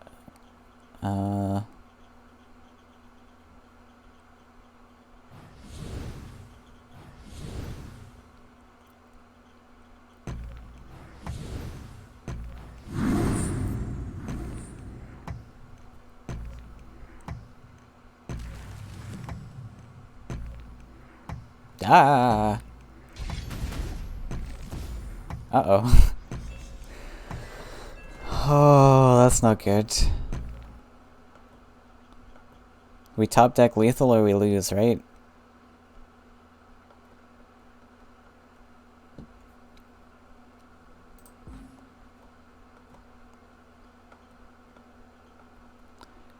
That's not good.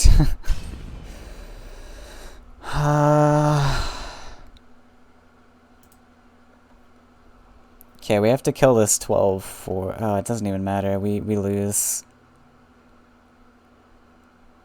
Right?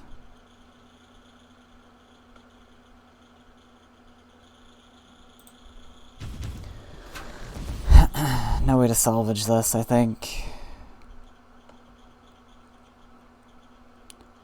We have to kill both of these to keep our champion alive. And this. It's too much Faeria. Yeah. Sad. I don't think we have it. Okay.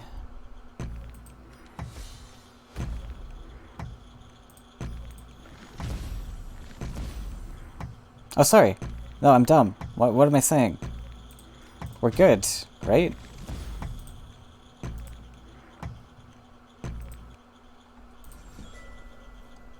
Yeah, he needs 2 to hit in there. Okay, so he needs Humbling Vision. Oh god.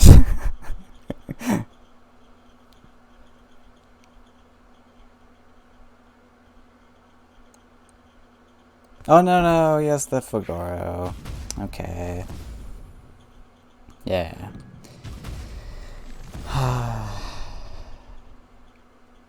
Full clears now.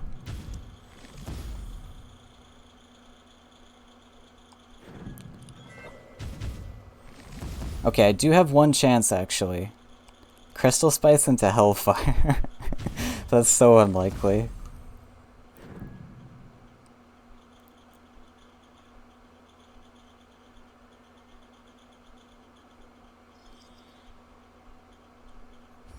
Do we just go for that anyways?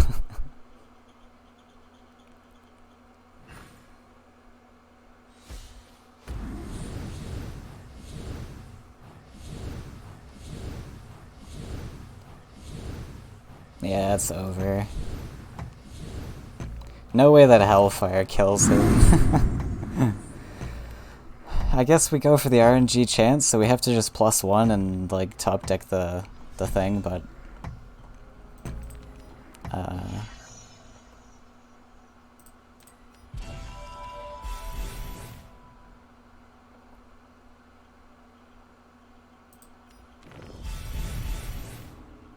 sad. Oh, we didn't get it.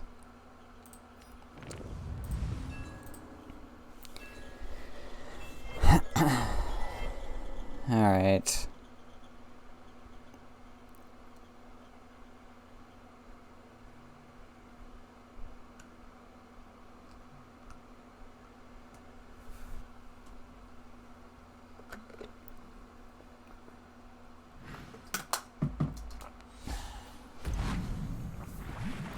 Let's make him finish. He's on 12 minutes. Well, we only have one more match to go, right? So, time bank shouldn't really come into it.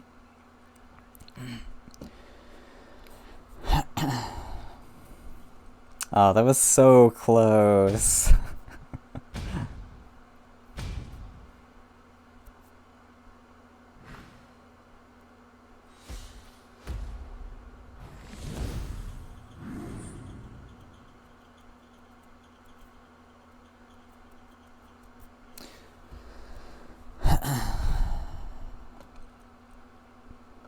Yak Attack may have even been able to pull something through, but he's got too much damage here now.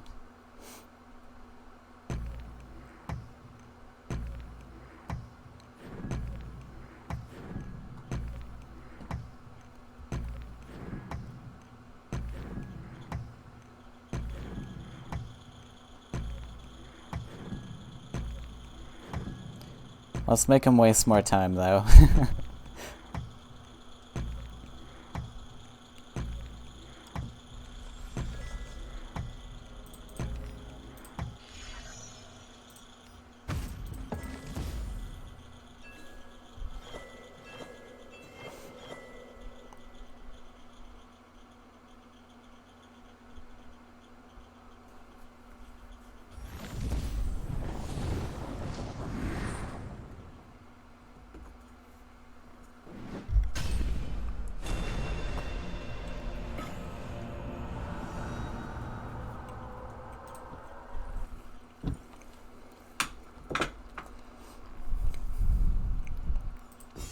Alright, that was so close, but...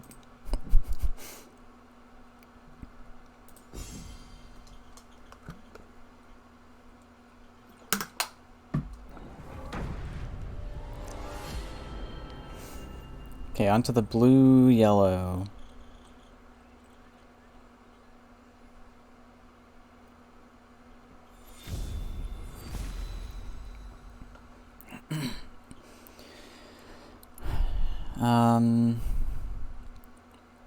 Do we keep the Soul Drain?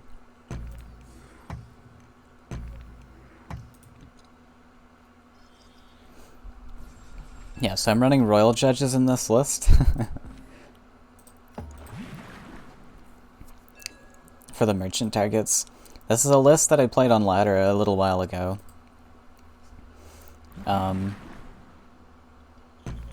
With the husk things.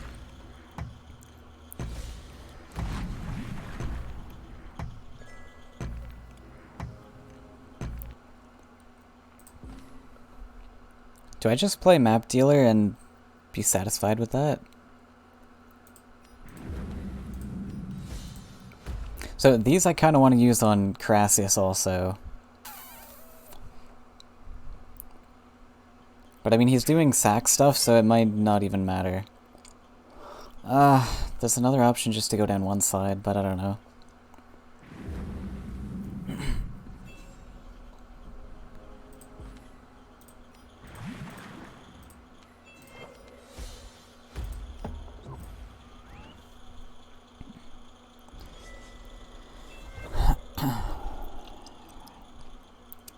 Yeah, if he has Crassius in hand... Okay, no Crassius. Aurora? Come on.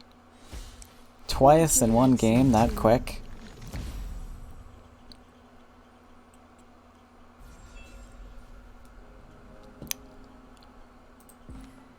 cheating. Is this worth the full clear? Yeah, I guess so.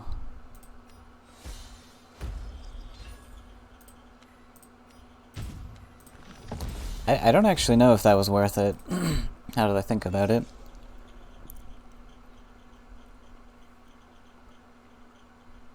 Like, it was only a 1-1, and now I don't have any answers to anything else he plays. Like, here he can drop, like, Crassus or something. Wow.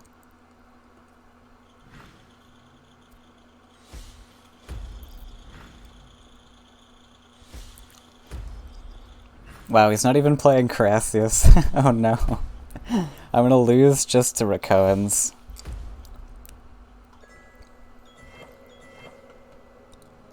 Oh, that's mega sad.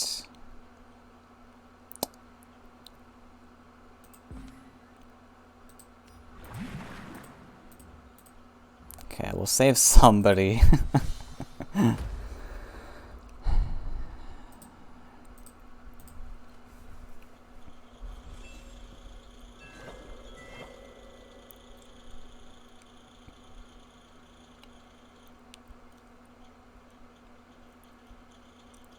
Yeah, I think this is where we lose. I don't see a way we come back from this.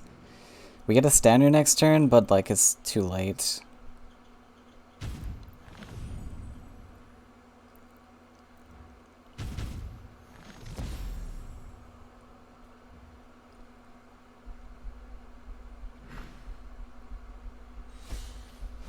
The sky is only the beginning.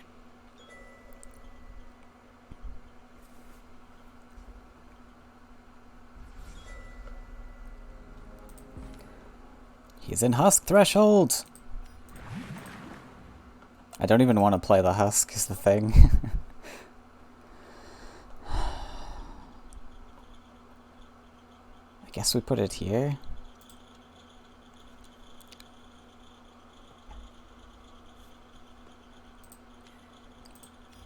Yeah, we don't want to play the Husk because it's a little bit too much. But I can safely step back and collect, I think. Do I play the Husk? I don't, right? This lets me draw cards. Am I gonna have enough Faeria to play stuff, though, is the question. Maybe I do play it. I do need some, like, swarm stuff to keep this Astanu going.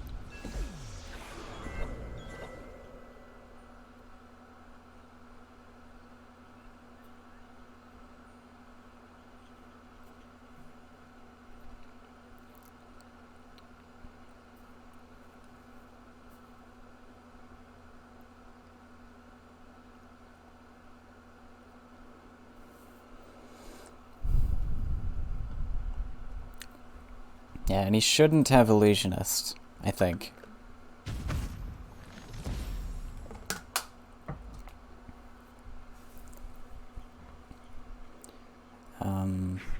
Depends how many numbers he's running, though.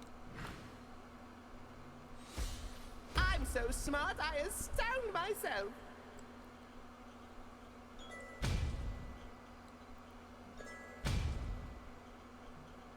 Crassus Creation?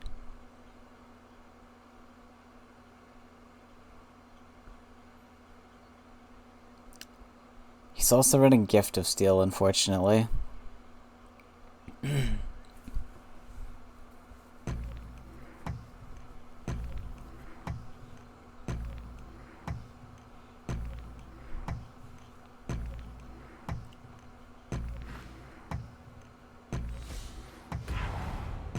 Leia.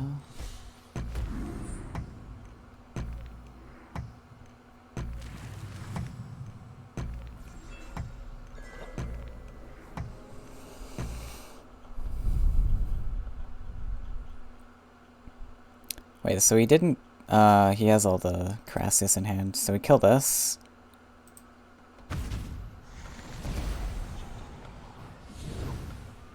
And then we go face? That's really the only thing I see.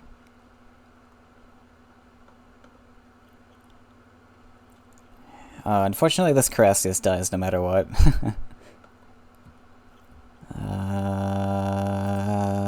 Definitely think I want to go face, though.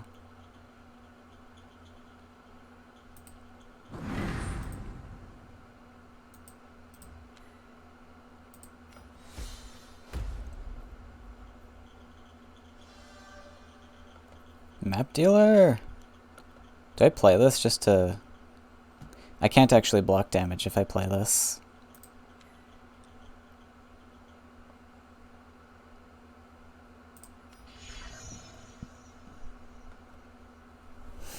Soul Drain.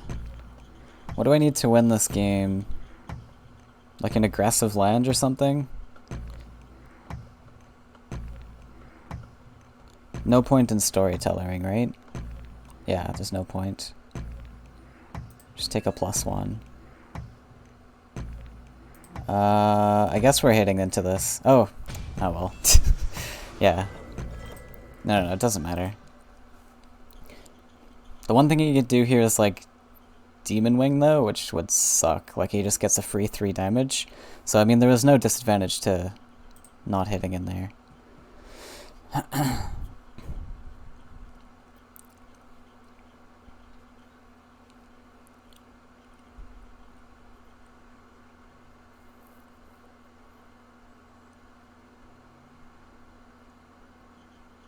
No! Oh. What? Wait, that's okay.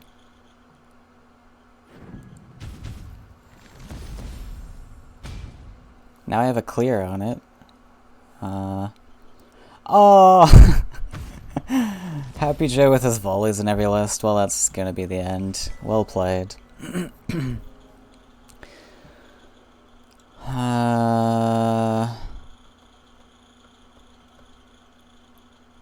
This Demon Wrangler. I want a map dealer Demon Wrangler, but...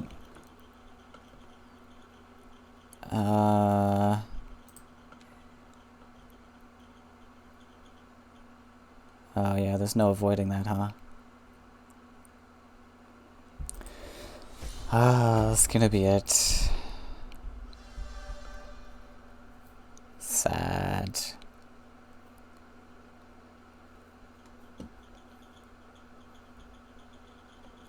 Yeah, he just steps back, slams me for 9, then what do I do? Hope for something off Merchant? Like I need Phantasm or something? I don't know. He hits me for 9 and then I just lose, right?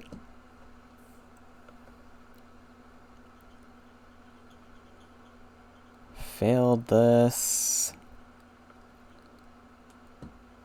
I guess we can fail this. Play the Demon Wrangler. Oh, there's Phantasm.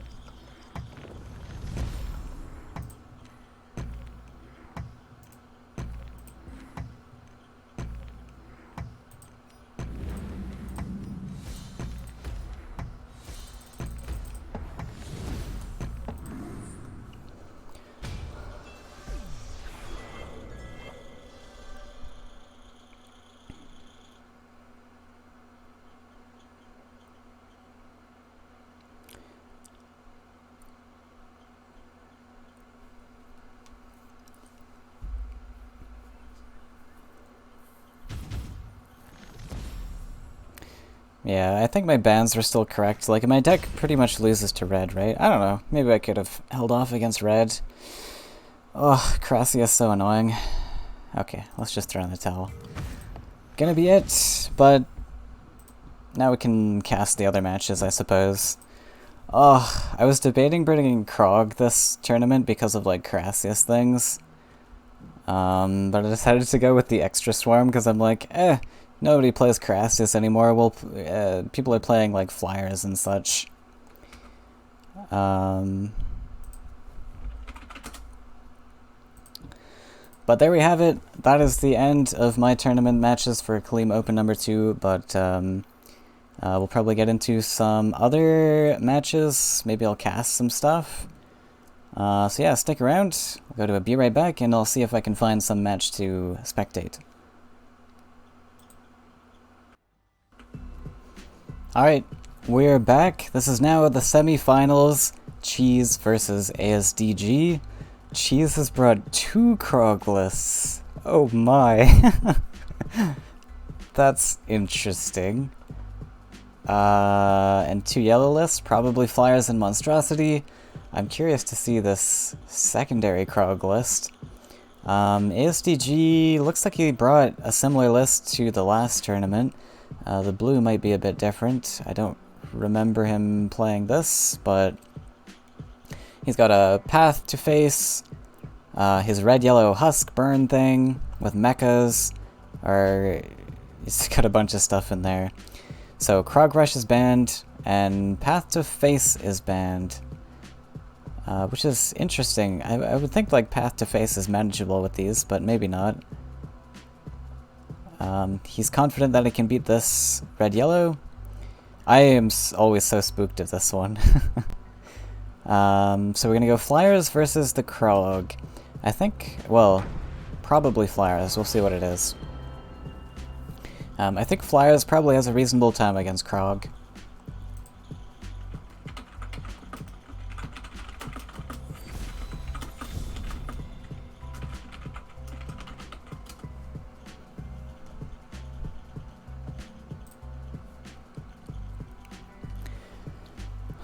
So we see 2 Hellfires and a Derelict Tower. And Sky Captains from ASDG. So this looks like a mid-rangey sort of Krog with like some cheaper things. Krog as well. These Sky Captains are going to be pretty free to collect for this whole game. Double Sky Captain to start. Oof.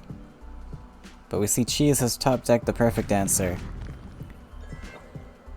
We do know that there is a second Sky Captain.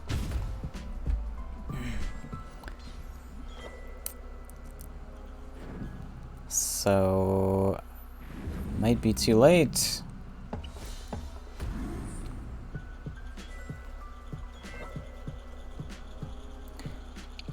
Playing the Sky Captain into collection range is interesting. I guess because you already have this guy set up.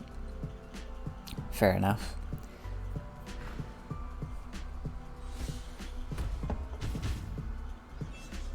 Oh, he doesn't actually go for the Flame Burst. Which is interesting. I wonder if... I wonder if Cheese is going to try to get a Hellfire off or something. It's going to be difficult now with the Emissary on board, but maybe he's just trying to make ASDG invest creatures into one side so he can... Okay, here's the Hellfire.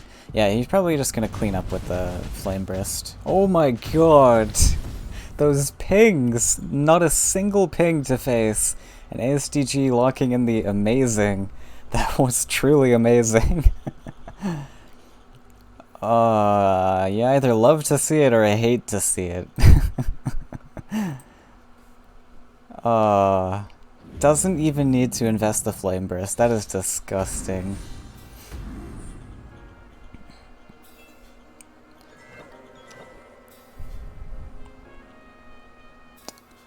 Okay, so we might see a Flame Burst Cypher's Wrath clean up onto this guy. Nope, he's kind of risking a mobility trick here.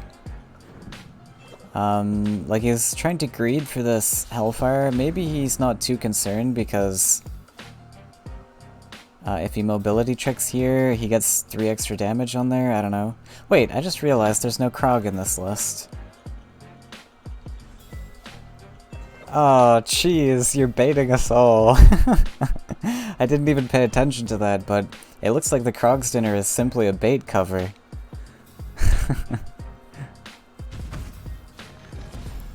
Alright, here we go. Round 2!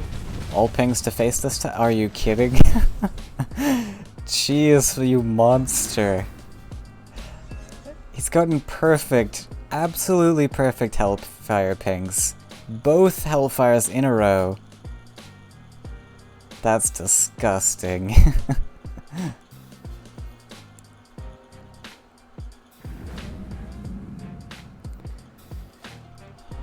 Okay, we're gonna get the champion off and throw this Fairy backwards so he can't step on the lands.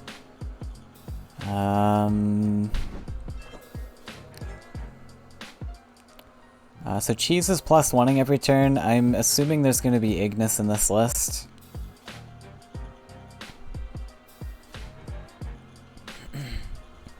And other +1 archetype cards. Okay, Manta Rider. Thank God. ASTG really desperate for some good solid bodies.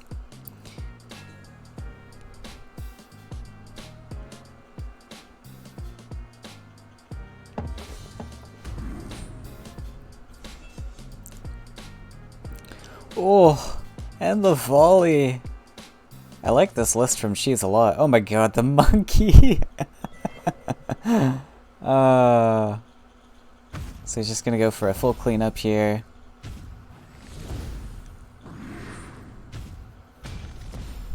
I saw a comment earlier in my stream where Cheese said Monkey Genius is good, no kappa. He was foreshadowing his list all along. I wonder why he's running the monkey though, like he's got so much removal and such. Does the monkey ever get value?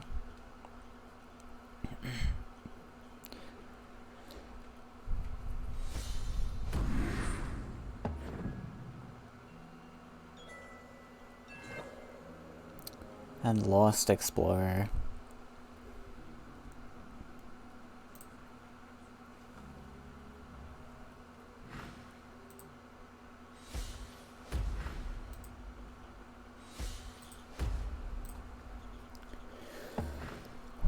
We're at Spite Sprite 2. This is a very interesting list from Cheese. It's got some very unorthodox cards just pooled together in one deck.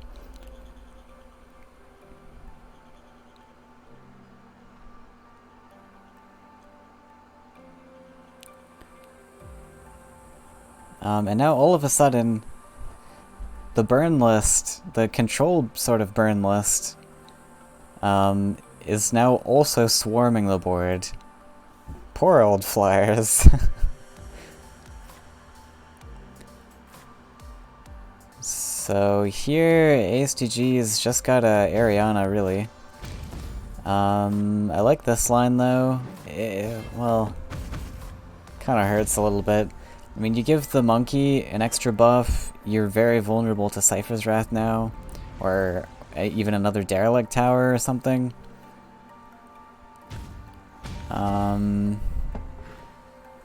mean, I kind of liked just setting up Ariana to collect or something.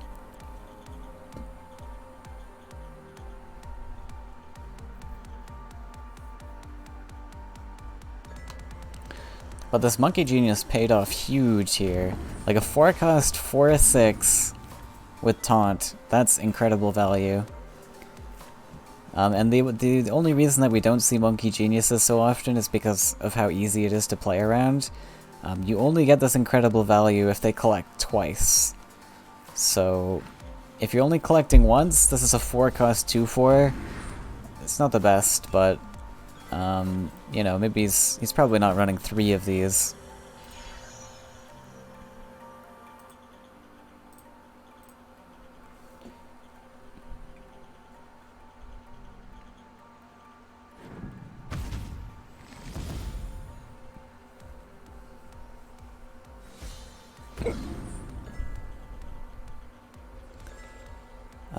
And now here, ASTG prioritizing Ariana instead of the Manta Rider. That's, again, quite interesting. 3 volleys. I like it. In this, like, heavy Flyers meta, volley is a really good card. I'm actually curious why he used the volley there instead of the Flame Burst, though. Because volley is super strong against champion. God, not the best picks here. What do you even pick? Like, Spear of Guardians is always gonna suck. Looks like Cheese will always have an answer to this on board. I mean, probably the pick here is Simulacrum. You just don't have the Faeria to upkeep with the... Well, on the other hand, Cheese is red. He's going to have a difficult time dealing with a +6/+6 buff. But ASTG goes with the Simulacrum. I think it's a much more solid pick. Key of Giants is very expensive when you're losing board control so much like this.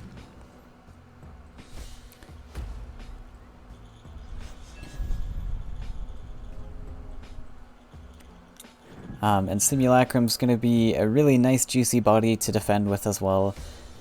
We got a perfect stat line to deal with this Axe Grinder.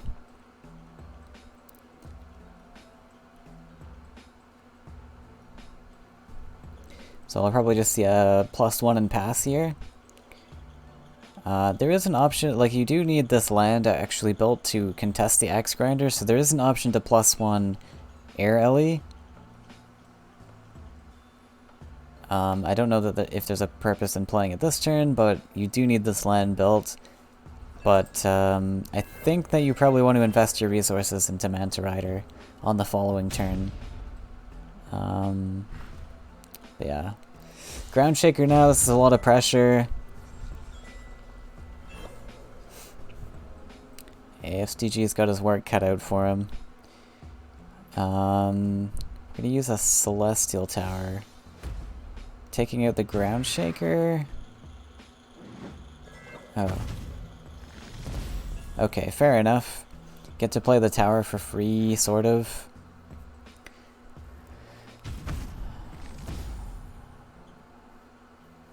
So we'll probably see Champion just to move this Ground Shaker away. I honestly would have liked to see this as a desert. Oh. Actually gonna block here with the Champion.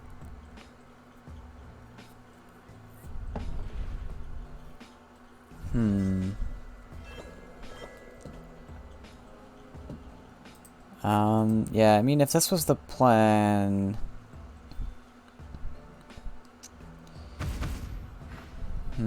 yeah, well, it's tough. And there's the lethal for Cheese.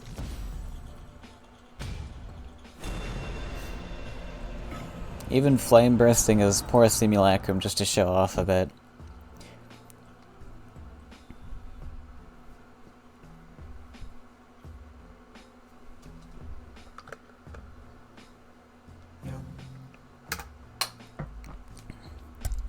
So ASTG now has to counter this heavy red control list. Probably thinking blue. I don't know. Blue has a bit of speed to it as well, where they can hop up and contest the maybe weaker early game creatures that Cheese throws down, but gonna go with the red-yellow. ASTG is going to have a really difficult time. So he's got to face 2 yellow lists, which blue is typically not so good against. Which is another reason... I mean, it depends what the blue list is. Blue jump is typically not so good against flyers, but maybe if it's something else, I don't know, could be Dream Reaver or something. I think the costs were pretty high. ASTG has a very strong start, though. Wow, Monkey Genius is actually huge in this matchup too. Like with the Airbot, you can get such a big Monkey Genius just with this.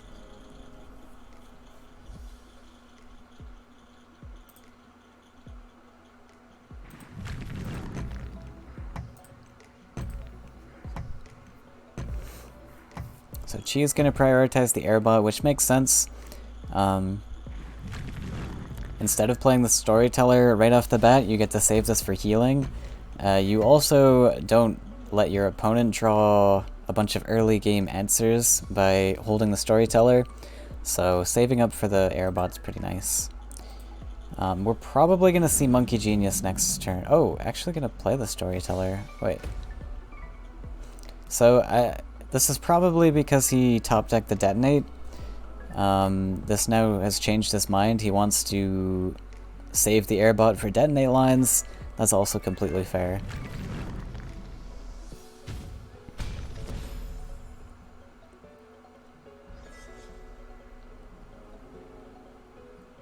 But she's gonna struggle quite a lot with this. Ooh, this isn't great. Oh, sorry, ASTG is gonna struggle quite a lot with this. ASTG really needs a collector here to stick, and these options are not looking good for him. I wonder if you even want a Voice of Hunger. Like, something with 8 life would be nice. Because now this just gets traded off.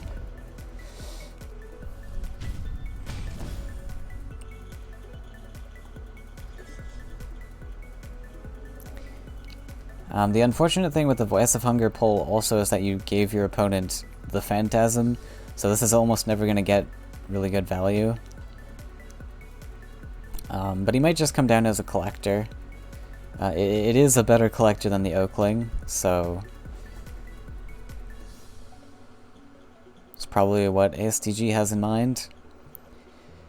Now this is super awkward at the moment, but we do see 2 detonates in hand and an airbot, so if ASTG manages to top deck a cannon carrier, we might see a really nice clear. He is going to have to build up a lot of Faeria for that though. And he's on 15 life already with 5 threatening to face. There's another airbot tap deck.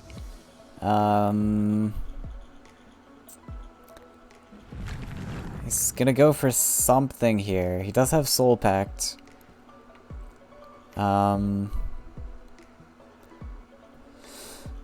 So he's probably gonna try to take this guy out, drop another airbot here. Double detonate maybe? No, he doesn't have enough for that. Yeah, he does. So you can do a full clear here, which might be worth it just to save yourself all this damage. You full clear, you get 2 airbots on board. Nope, he's gonna wait. That's also fair too. So just make Cheese invest a little bit more or set up some extra stuff. I think that line was reasonable though. Airbot, airbot, double detonate. You do use up all of your tools and Cheese is still on an incredible amount of Faeria, but Cheese will be dropping more creatures now. Oh, Blood Song? This Blood Song's not gonna help so much. Okay. Yeah, and now this airbot line is just not gonna be as strong. I guess it's okay.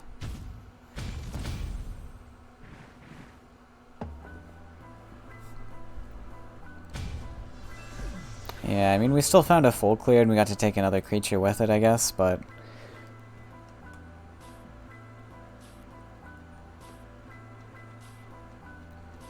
this Blood Song's not looking very hot.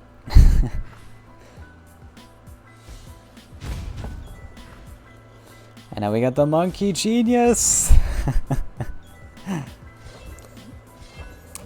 Disgusting, and I think that's gonna give Cheese the win here.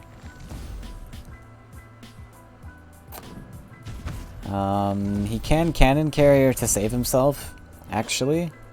That's nice, but there's a Flame Burst in hand.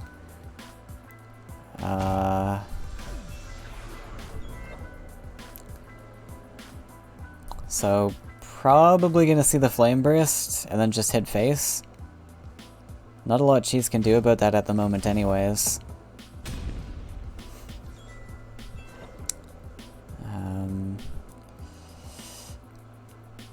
Double Soul Pact. Can we get something from Merchant?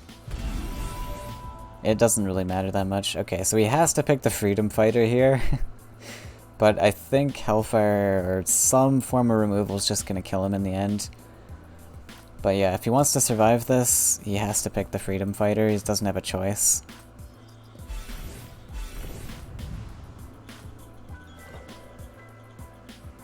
Sadly, he's got a double Soul Pact here. Wait, what? Oh, you heal once. Yeah, fair enough then. So double Soul Pact pretty much does the same thing. But yeah, Cheese is just gonna store up this Hellfire now. We got some healing.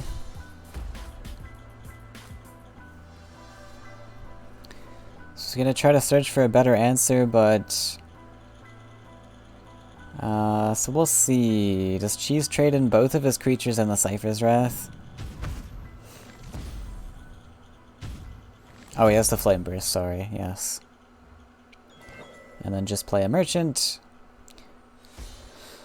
Oh my god, these Merchant pulls are awful. Well, the Tyrannex is okay.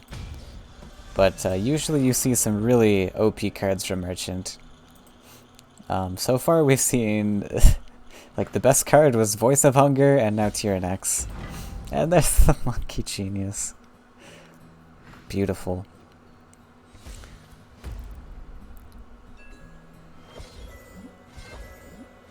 Six, 8 stats. How about that?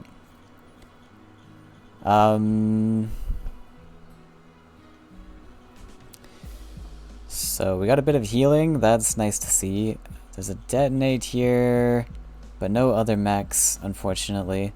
I think here you're just gonna have to accept this guy's gonna survive. Just risk it and play like a Tyrannex or something. Removing that's gonna be really inefficient. So you just drop Husk and Tyrannex for the extra healing. Excuse me.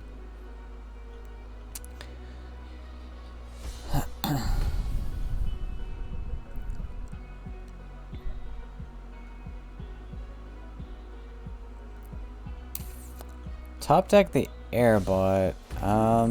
Is he gonna go for detonate play then? Looks like it. Does he Soul Pact? Probably not. But it's a little scary just leaving this Airbot alive because that cannon carry was in a really nice defensive position. Like, yeah, you don't want this, like, you don't want to use the Soul Pact here to negate your health so much, but... Okay, we're going for just a wild Hellfire. Both of the Husks are cleared, which is a reasonable Hellfire. He's going to +1, try to get another Hellfire off next turn. I think he's just trying to get ASDG's life down to Flame Burst range. And ASDG running low on cards here. This is actually turning out to be quite a close match. And ASDG's thinking of storytelling. Is this worth it? Okay, he says yes. And I think that is worth it as well, because you get to play the Storyteller, you heal him for 2, but you can negate that 2 damage with the Storyteller, hopefully, and you're also healing yourself, which is going to help from ASTG killing you. Alright, last 2 cards should be Scourge Flame, if Cheese is still running, if ASTG is still running those.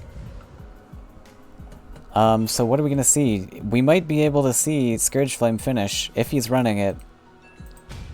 We haven't seen Scourge Flame so far, but if he is running it, oh sorry, Freedom Fighter! Oh my god, ASTG. Bringing out the lethal, that was very unexpected. I was not expecting that at all. Cheese had such a strong start to this game, and he had so much pressure, but ASTG just manages to close out the game somehow in the last bit of time. So there are no Scourge Flames then, probably. Seeing that ASTG was on 1 card, in the last time that he brought this deck, he had 2 Scourge Flames. So let's see, there's 17 and 12. What's that? 29 plus 3? Yeah, there's no Scourge Flames. The 3 overlapping cards are going to be Airbots. So Chi is playing one of his yellow decks now.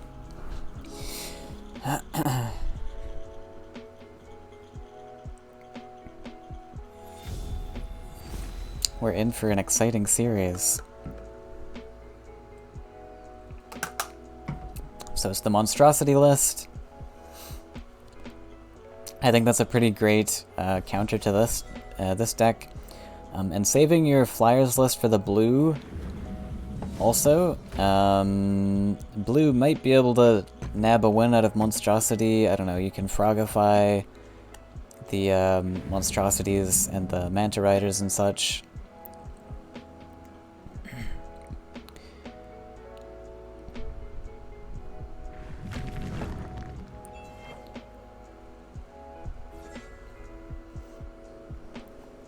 ASTG is a very good pilot at this list. It is very difficult to play because of all of these combo pieces and such. You've got mech lines on top of like husk things to consider. But I think ASTG at this point is known for his combo decks. Cheese doesn't have any creatures to start with here, but he's got this Mistral Guide into Manta Rider next turn, which is going to apply a lot of pressure if he chooses, which I think he is going to. Quite reasonable. Ooh, and he gets the clear with the Wind Soldier. So this is great. Gonna play the Explorer, and then I think this Manta Rider's just going face. So ASTG has some very small creatures, and this list requires a lot of setup. I think that Manta Rider aggressive is gonna cause some pain. We do have Cannon Carrier. We could see the Cannon Carrier just come down here with the Detonate. It might be too hasty to pull that now, but another option is just to like build a mountain up top here in anticipation that he steps down or steps to collection. Double neutrals.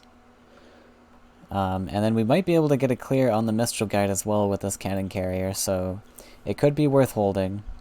There is a double Cypher's Wrath as well. Can you even do it this turn? You could do it this turn, but it wouldn't be the best. You'd have to produce the Mountain Center. Yeah, that wouldn't work so well. You get the 2/2 still to survive. 5, 6, 7, 8, 9, 10, 11. Yeah, I mean, you could technically do a full clear. Okay, he's gonna go for it. Decides that it's worth it. You could actually drop the husks here, so yeah, fair enough, fair enough. With the inclusion of being able to drop double husk, okay, never mind, I like it. I like it a lot.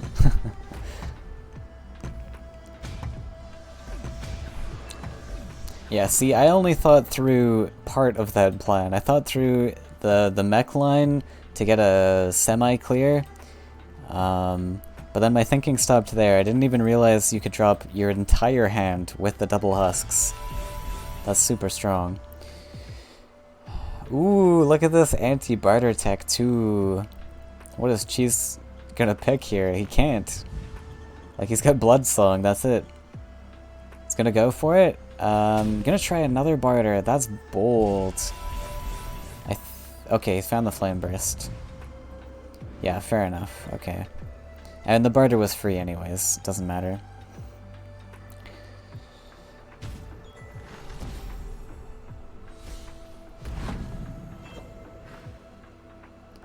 And I guess to dump his hand, so that barter did pay off. Although, we've got Flame Burst in hand. So with a few more combo-oriented cards, ASTG might be able to pull something. Yeah, just gonna +1 for now.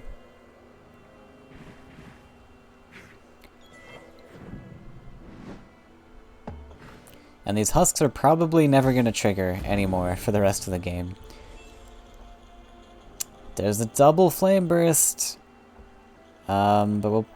Ooh. Okay, going for a card draw. I don't think you need to play anything here. You're just gonna wait for a Cypher's Wrath, really. So, yeah, the draw was fair. So yeah, ASTG just needs to top deck Cypher's Wrath now.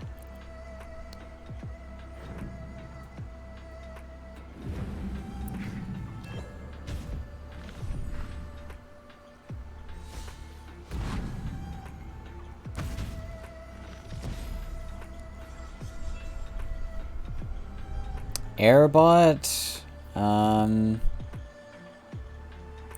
there it is. Triple Flame Burst. Wow. Just incredible. That list from ASDG just causes so much destruction, and it comes out of nowhere because you still have the surprise factor of the mechs, and that huge amount of burst clear, but then on top of that you've got the burn from husks, and the card draw from husks, the healing from husk. Insane deck.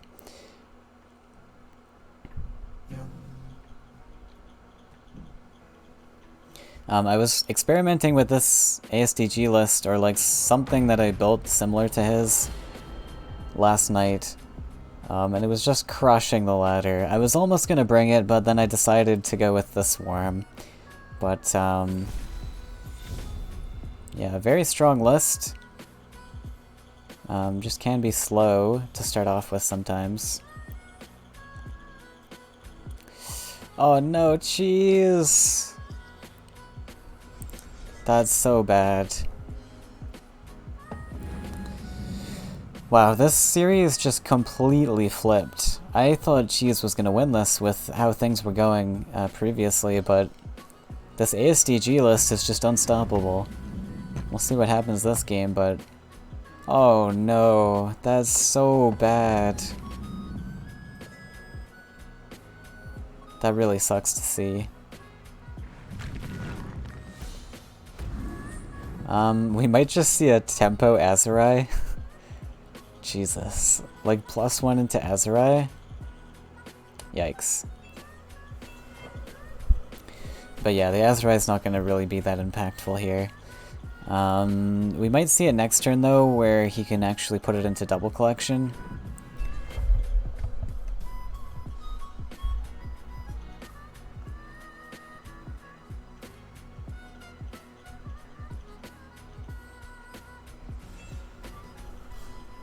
Okay, we found an emissary. So no Azurai just yet.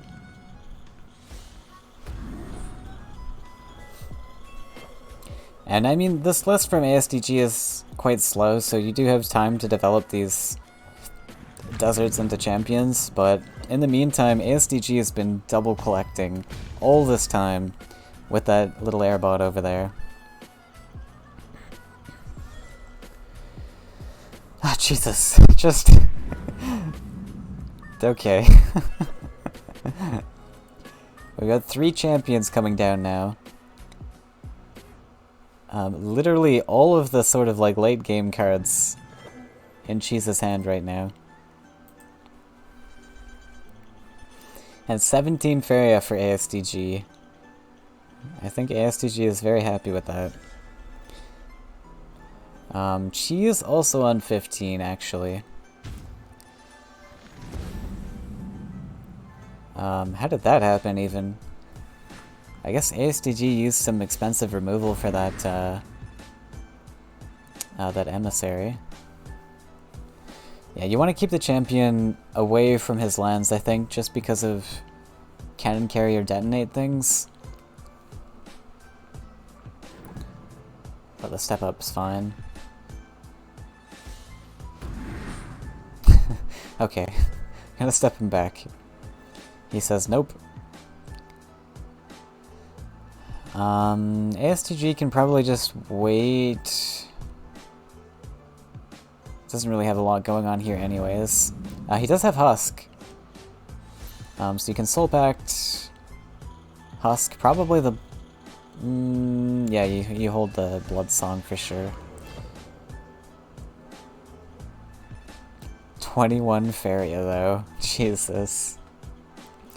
So once ASDG starts drawing merchants, or even just storyteller, to draw into like cannon carriers and such, he's gonna have such a big turn.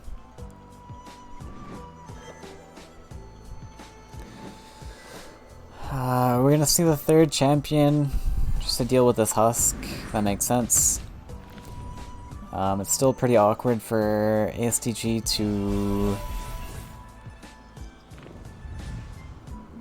clear this stuff with detonate things. Okay, so need a draw here for sure.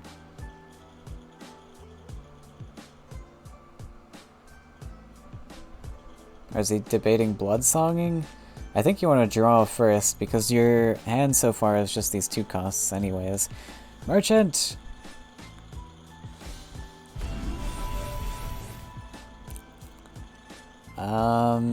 So what do you pick here? Adventurer? Kodama? Kodama's pretty nice. Oh, Forgeling. Ah, mech. Fair enough. Okay, I like the mech. Yeah, that's fair. So you can get big detonate things off. Not gonna do anything else. We had a Choking Sand top deck. That's pretty nice.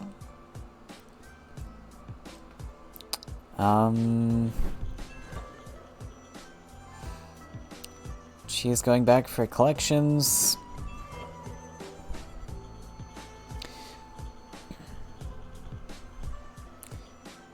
So there was an option to like Choking Sand and like hit face, which I also kind of liked. Like, especially if you keep this husk alive, you just hit face with both champions.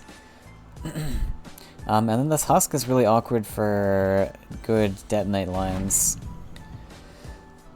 Oh, sorry, he has the Flame Burst, yeah, maybe no choking. I don't know, I honestly kind of like the choking. Alright, Cheese has got to do something here. This Kodama cannot survive. And he's got a perfect spot here for like some detonate things. Can dash an airbot there. So we're probably gonna see airbot dash here. Didn't find the Cannoneer, unfortunately. We'll probably do a Blood Song first.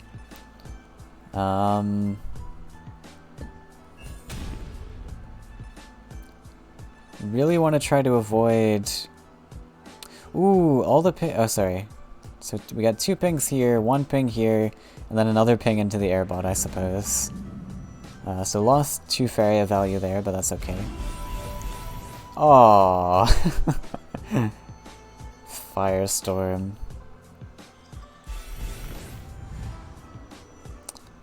Okay, so we'll see airbot.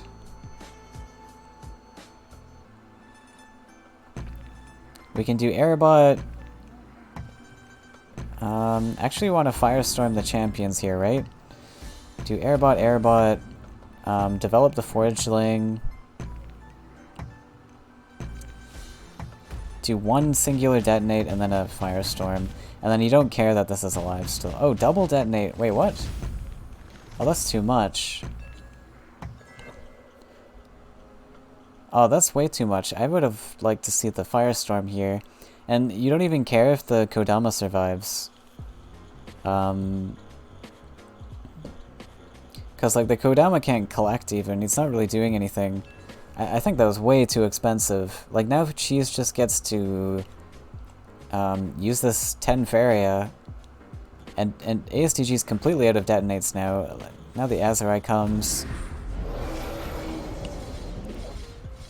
Yeah, I don't think you're gonna find another opportunity for Firestorm also.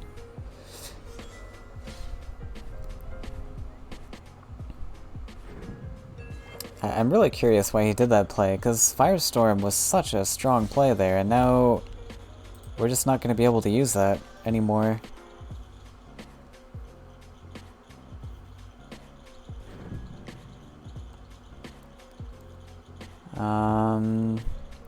So it looks like he's probably gonna clear this with Flame Burst. It's kind of unfortunate because you want this to just gain 1 more attack buff. Okay. Not going to.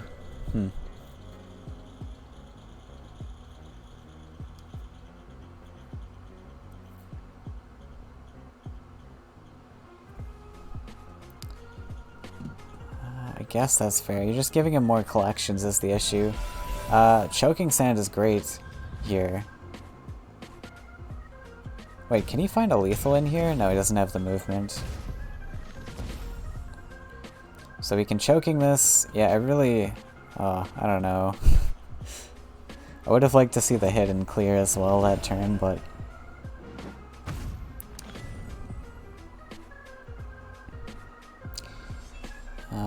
Prioritizing the husk clear. I guess that's fair. Jeez. ASTG's merchants today are not doing great. The Firestorm was an insane pull, but now we're not even using it. And every other merchant pull has been garbage cards. Like, the best card we've seen so far today, besides Firestorm, was, the blue beast. The Tyrannax. And now, ASTG's Faeria pool is all of a sudden just vanished. It's gone. And Cheese has the 16-6 on board.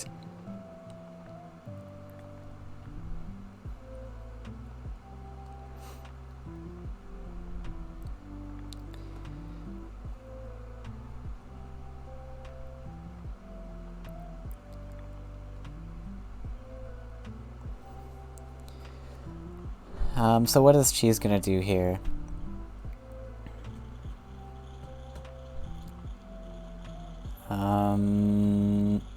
He has these really trash merchant cards, but like you could just drop Manta Rider somewhere. Even going back to collect is fine. Like, you're not really threatened by damage anymore at this point. He's on 19 life still. Oh, gonna throw in the Nightmare? Alright. Leaving your Azrai really open, but I don't think Cheese minds so much. He's still got this champion here set up for collection. So what are we gonna see? We're gonna see a Blood Song. Oh jeez, why didn't you just play this earlier? All of the pings go into Firestorm. Oh, that's so sad. I think you want a Firestorm here though, like... I don't know, you're just never gonna get a better Firestorm, I feel. And like setting up the Storyteller for collection seems important. You're on 0 Faeria now. Okay. And he's got 5 cards left. I don't think he's got enough burn left for this. There's no way.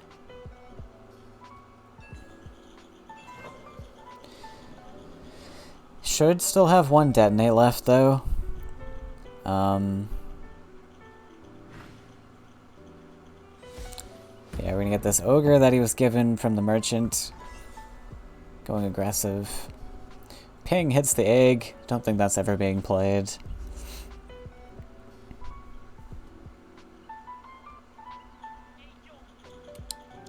And Cheese is just kind of stuck. I guess Cheese doesn't want to Storyteller because of his card count, so fair enough. Maybe he didn't want to play this down as a collector. He doesn't want to draw too many more cards. So Cheese, yes, I like it. This is, I mean, it doesn't matter.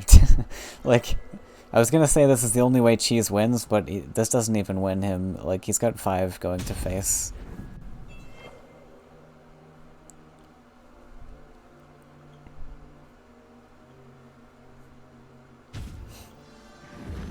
I think ASTG just surrenders here.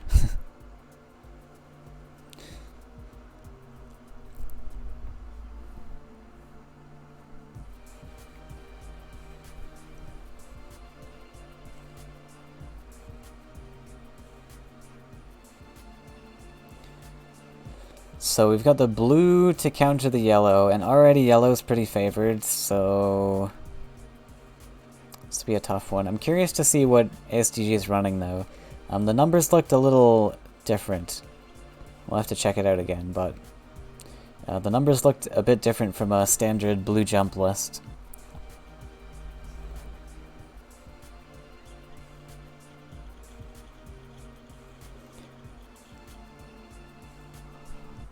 But she's thinking about his turn a little bit.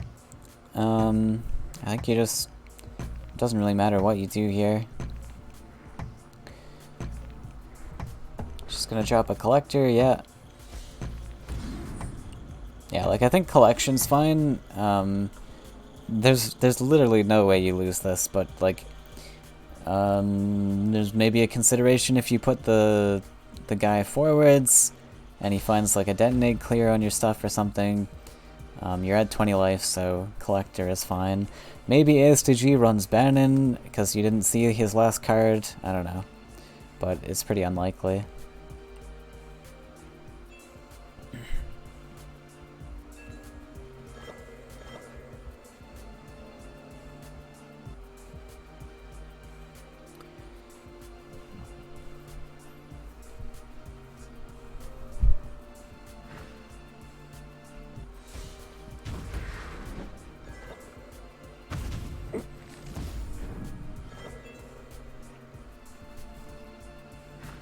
Plays the egg, yes!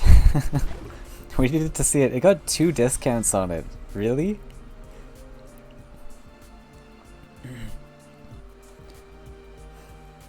It's actually worth playing at that point.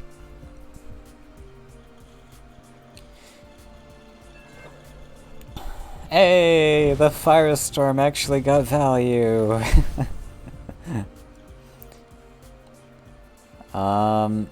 Can't even play the Ulani, how sad.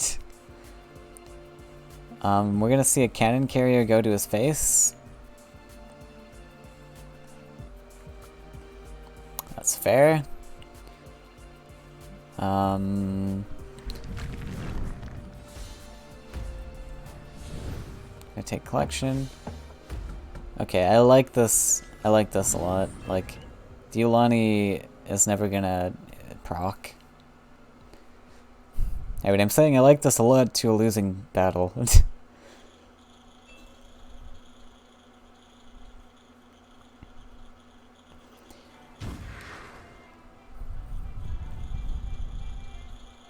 It's 2 value hits.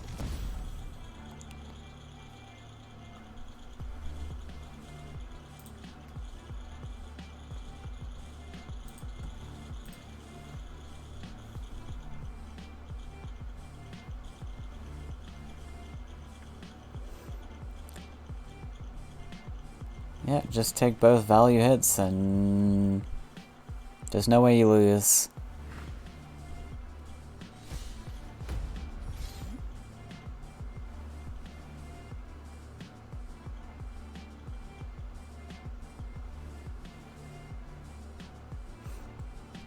I think Cheese is thinking about this too much.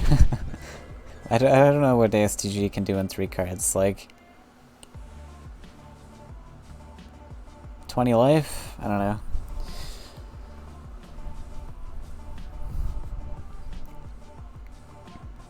We're gonna see Detonate plus Cypher's Wrath here though. Big damage.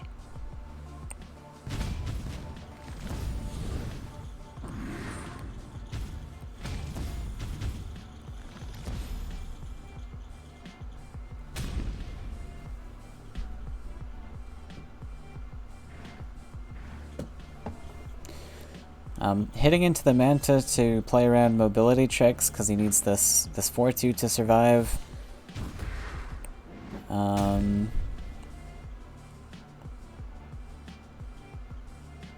yeah, good effort. Oh, he gets the 2 damage from fatigue. I see. She's noticed that. Found the lethal. So we're on to game 3. Some sort of blue list versus Jesus Yellow Flyers. I mean, I shouldn't speak too soon. The blue list might be able to pull off a win. As favored as yellow is, I mean, sometimes you get the right draws in the right times, or you make a misplay that just costs you the game. So ASDG is certainly not out of this yet.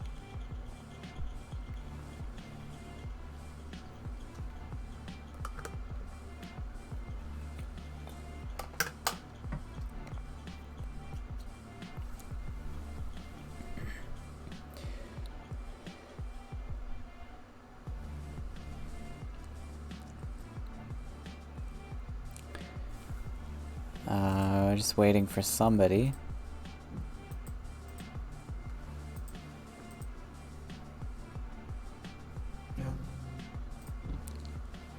So we got 4.5, 1 neutral.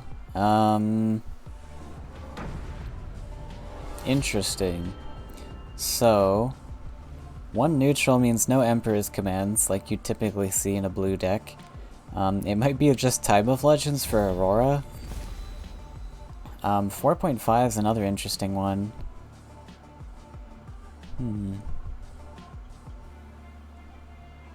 Okay, so this looks like...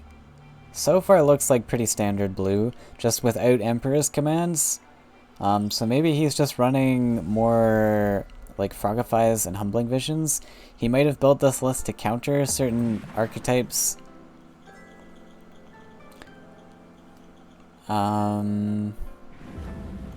Potentially even yellow.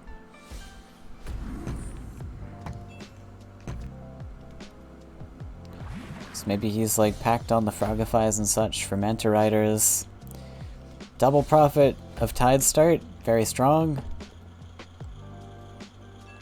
Cheese's start is going to be a little slower with the Manta Riders.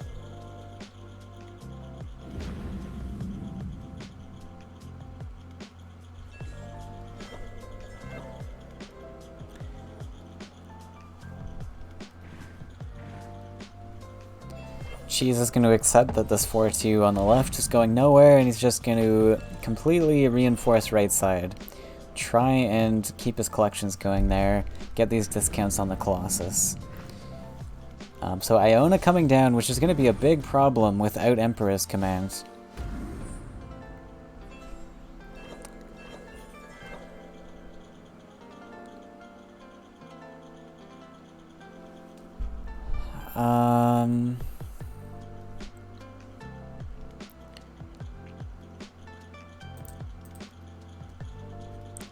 So what's ASDG doing here?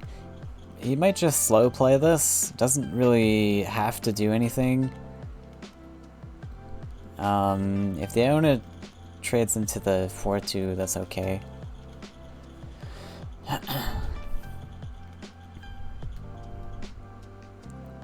You might even step up the 4-2. Because you're perfectly happy if the 4-2 trades into the 5-3. And I think you just don't want the Iona to step up too much. Going for Ninja Toad. So probably Aurora comes down.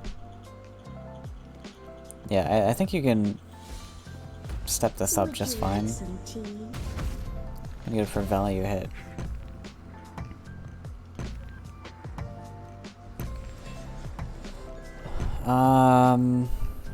So there is another thing to be said about having Aurora up so aggressive. You maybe want the Aurora to die off in case of Spirit Theft in the future. Try and kill the Aurora as soon as possible.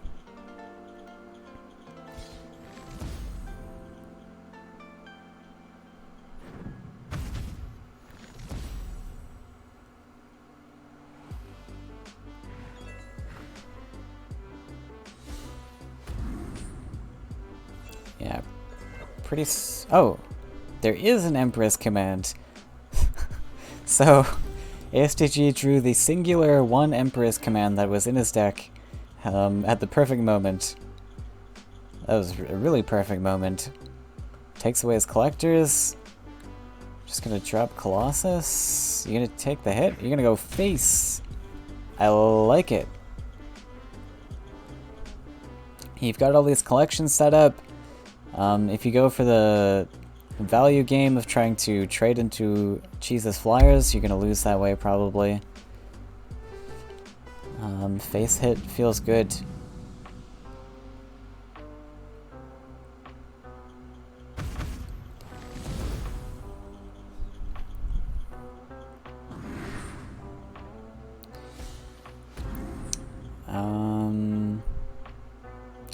Wonder if Cheese wanted to find, like... Okay, fair enough.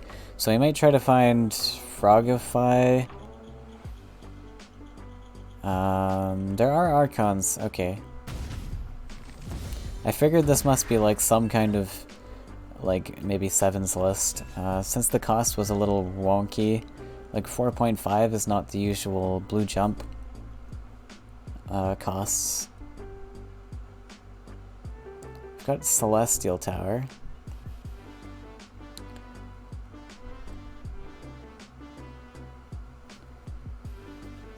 And that value trade on the Bloatfly was really nice too, because now barter into like Frogify or Humbling gets a lot less value.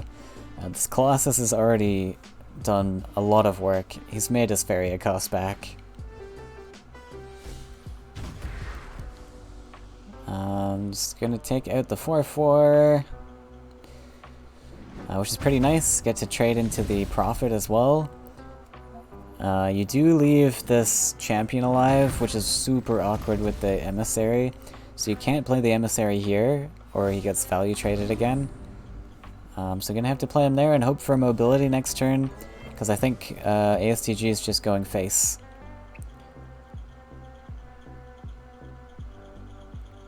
Debating collecting though, actually. I kind of like face here because you put on a lot of pressure. We're gonna go for the Archon.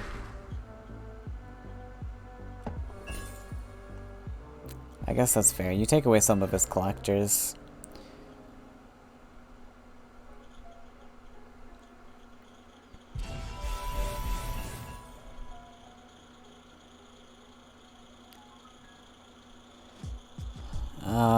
I mean, Humbling feels like the only pick here. Battletoads, for those of you who don't know, Battletoads does require you to have 2 open lakes. Even though Battletoads is wild from the barter, you do need actual lakes because the Battletoads themselves are blue creatures. The event card is the neutral, the wild cost.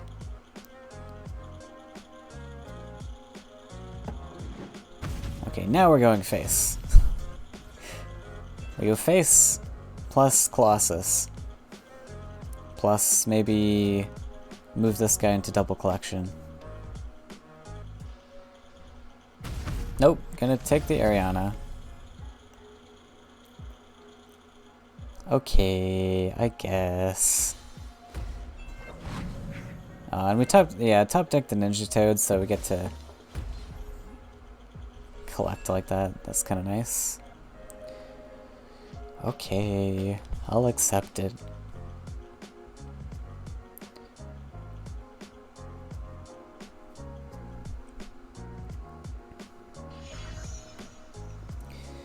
Soul Drain? That's not gonna be enough. I think you just got a +1 Ariana. Sadly.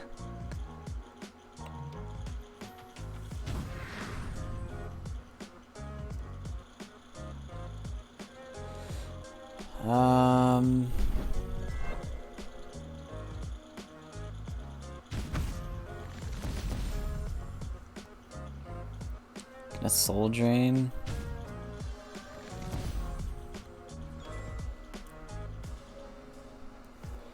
This Colossus gets 2 free hits now. Gonna go for the collection still though. Okay. And now we develop 6/6.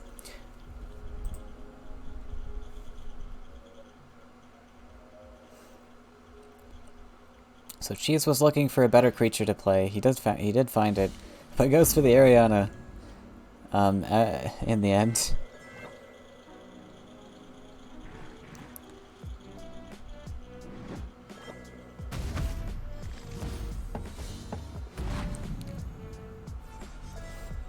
Yeah, I think ASTG is going to take this one. What an exciting series. I'm glad we casted this one. There's a lot of twists and turns. Gonna try to find a treasure, but ASTG is quad collecting here. Yeah, I guess the spear, but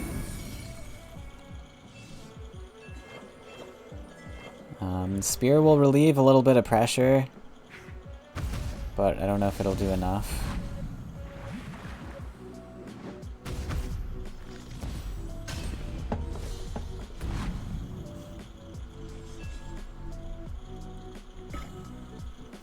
And there we go, ASTG takes the, sorry, what is this, semifinals, top 8? Pretty sure it's top 8, right? No. Semifinals, yes. So Cheese takes semifinals. Sorry, ASTG takes semifinals. And we'll probably move on to the final, the finals, whenever that's ready. Looks like bamserr and happyjo are still going.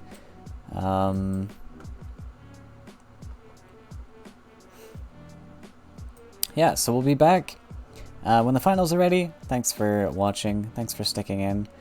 And we'll be sure to have another exciting match for the finals.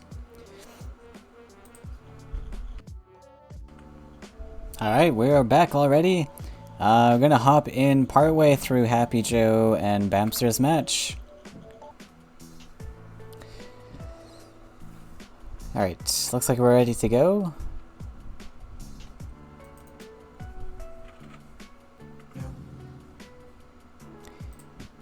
Alright, so let's see. bamserr's with a yellow deck. Okay, here's the Crassius match. Good luck, bamserr. But it looks like he's got a Crassius open as well. Okay, so this will be interesting. So Crassius should be able to counter these yellow lists. I mean, if it's like yellow flyers, it might be fast enough to kill the Crassius deck early.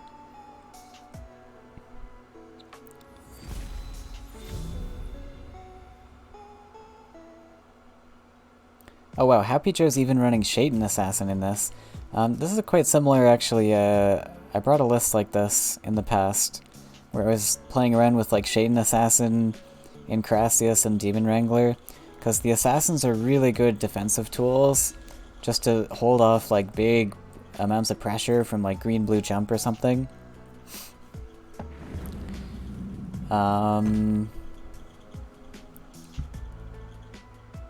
Yeah, they're pretty nice.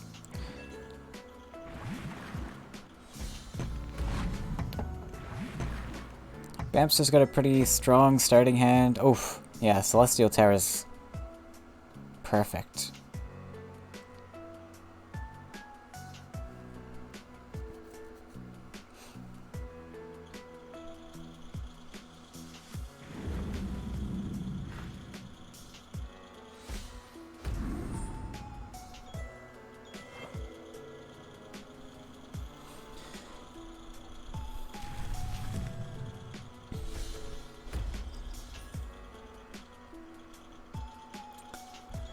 So the Flyers list here is going to stand pretty big chance here with the Celestial Tower. You get that early game aggression. I think the Manta Rider is going to go aggressive here, which I would really like, because you need to apply this pressure as early as possible or you just lose in the late game. Yeah, just drop the Manta Rider here. There's nothing he can do. So one thing with the Illusionist nerf, where it's 2 deserts, is you can really predict when the Illusionist is going to come down as well. happyjo doesn't have Illusionist in this case, but bamserr doesn't know that. There's a Radiance in this? What? Radiance is something.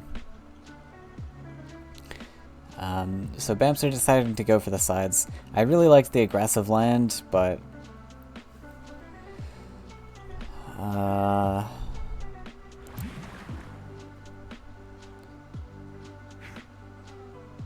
Yeah.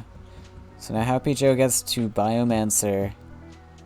Draw 2 of his Crassius. Oh, he is running a lot of yellow creatures, so there's not a guarantee to draw the Crassius. So he's just gonna hold on to it. Vulture!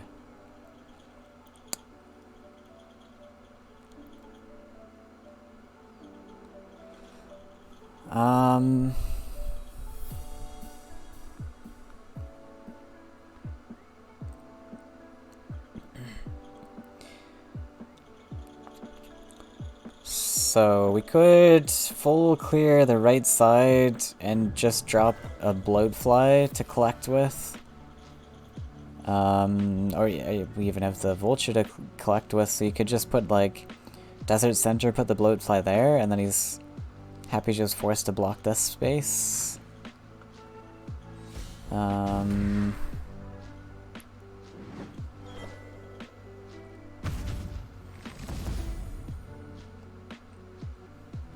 Another thing you could do, actually, is play the bloatfly, not clear this, and then, like, he does get a collection, but you are then opening up a really easy target to clear in the future.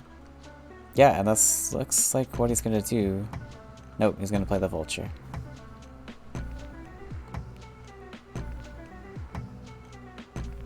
Maybe.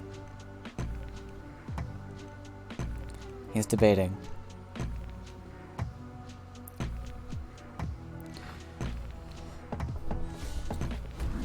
Alright, vulture is played. But yeah, there was an option to leave the 1/1 alive. Although in this, we can see from happyjo's hand that there's no block. Okay, there's a block now.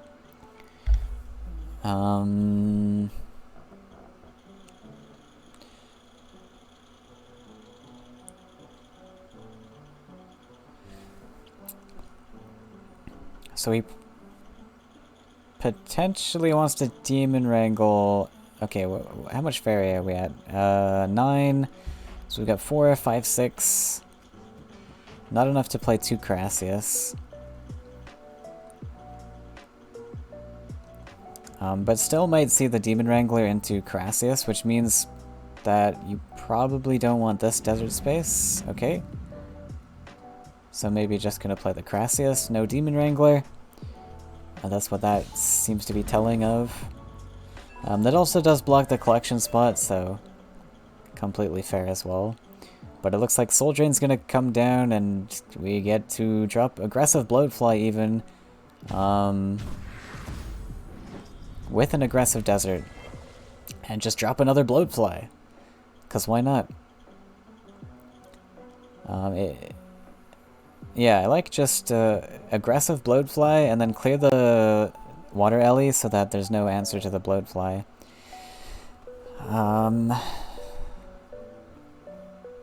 Yeah.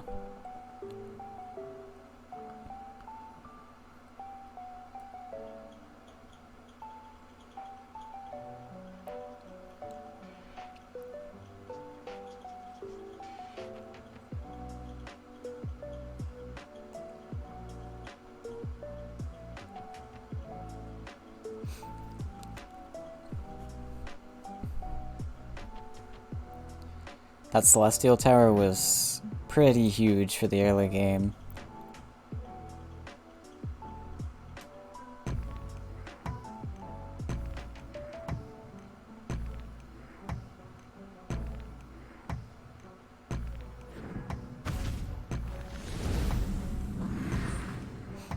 Gonna drop the champion actually to take a face hit. That was a mistake.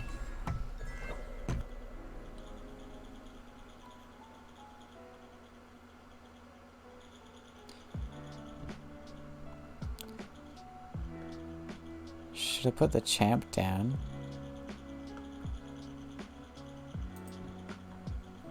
So I'm not sure what he means there. Should have put the champion down.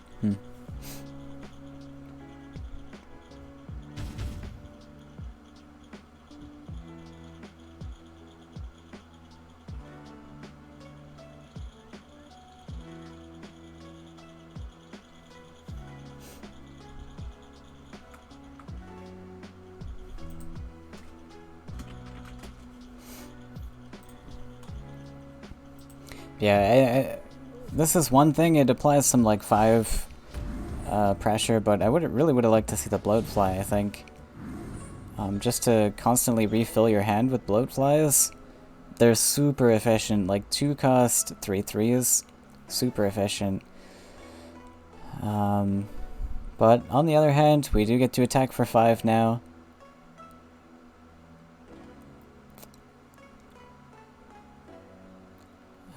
Probably want to take a draw here.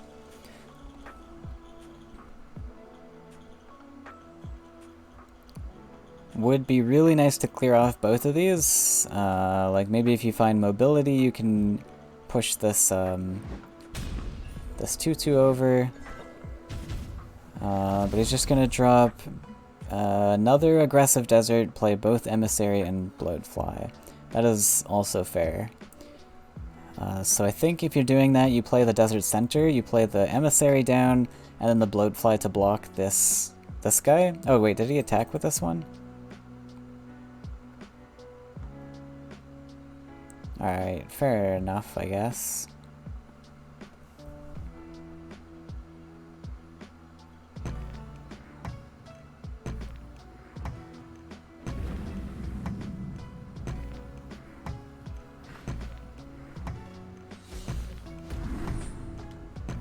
Oh yeah, it doesn't matter. This guy's here anyways. Yeah, the face hit makes sense. No. You clear this one, right? I guess it doesn't matter. Oh, he top-decked the other Carassius?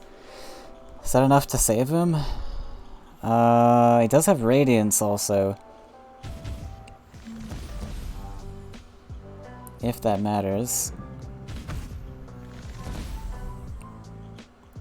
You've got double Soul Pact Radiance, but puts you down to 5 life.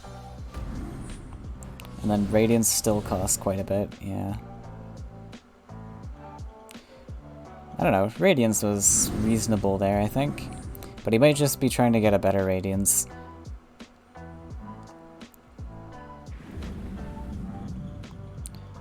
So, now what? Assassin or Wrangler? Probably Assassin. Assassin's gonna be a lot more durable. Demon Wrangler produces more stuff, though. Just gives you an extra creature, but I kind of like the Assassin, and it just blocks the Champion's Escape as well if you put the Assassin here.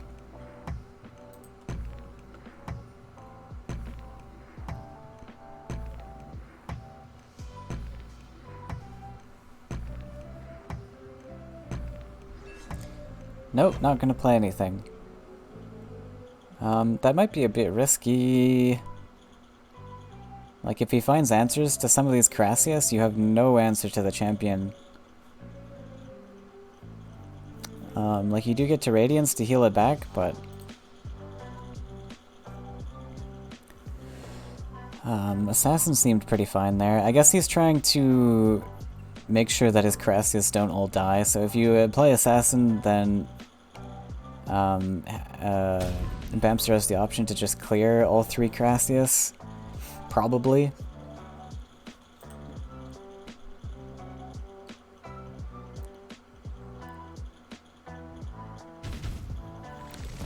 Alright, so gonna put Sky Captain face? I think you have to. Ooh, he's thinking of putting Celestial Tower to block. No, that doesn't make any sense. Just put the Sky Captain. Yeah. And now what does happyjo do? Because he didn't play the Assassin, now he's got to, like sure he gets to play Radiance, but he's gonna take an unnecessary hit of 5.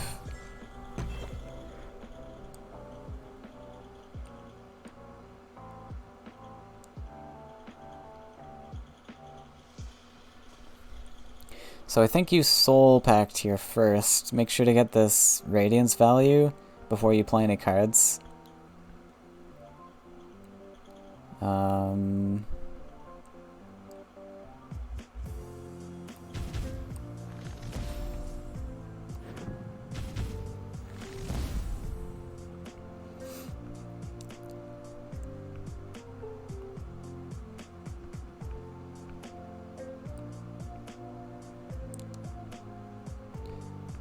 Yeah, just Soul Pact. Radiance. The card draw makes sense, then you get a little bit more healing. I suppose you dash onto the desert.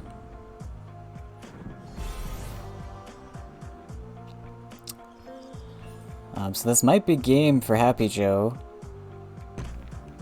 We get to Doomgate the Crassius and then play more. Top deck the Creation. Yeah, this is gonna be game, I think.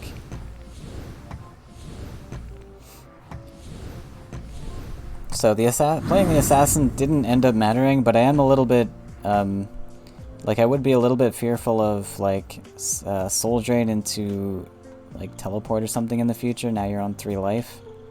But yeah, I mean that worked out. If you played Assassin there also, you wouldn't have enough Faeria for creation and things. So yeah, I think this game is gonna go to happyjo. I think bamserr's just told me that he doesn't run Twister, so I think there's no more options for bamserr to finish this game. And this is what sucks about Crassius. So I saw in the comments earlier, people were like, "Oh, you got him down so low," but like this is the whole purpose of Crassius. Like, once you have the combo out, this is like your win. Like, it doesn't matter how much life you're at, you just win. Unless they have indirect damage like Flame Burst. Yeah. It's pretty much a combo deck. Like Rubiek, OTK, and the rest, when you get the combo down, you've pretty much won. Crassius has a little, there's a little bit of leeway where you might be able to sneak in the damage with some tricks. But you really need like the indirect damage, like Flame Burst or something. Flame Burst, Cypher's Wrath. Because once they have their Crassius out, it's impossible to get any creatures down anymore. They can just easily trade into them. I'm gonna swarm the board with more Crassius, just step on all the deserts and yeah.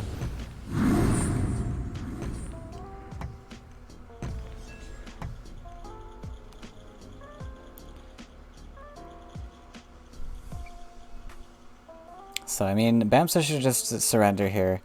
He's on 16 minutes, by the way, and we still have 2 games to get through if bamserr loses his next match. So like 8 minutes is a comfortable amount of time per game, but he's down on time. happyjo is 4 minutes up on him, or 3 minutes, sorry.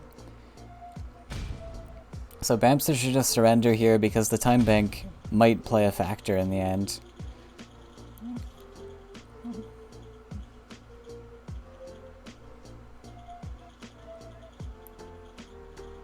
And without Desert Twister, there's 0 chance that he finds a win here.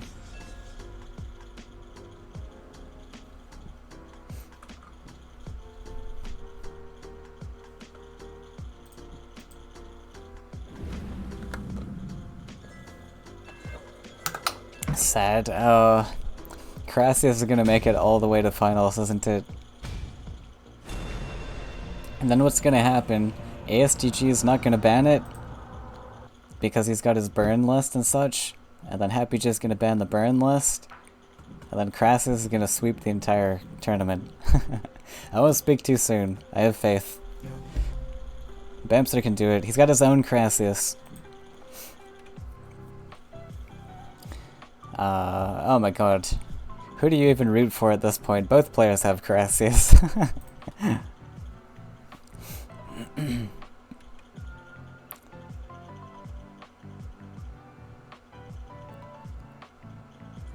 So what's he gonna use to counter? He should probably pick like his best deck he can to counter, because there is a 16-minute time bank left. You want to spend like the bulk of your time on the winnable matchup, and then use whatever time bank you have left on the remaining deck in case that fails.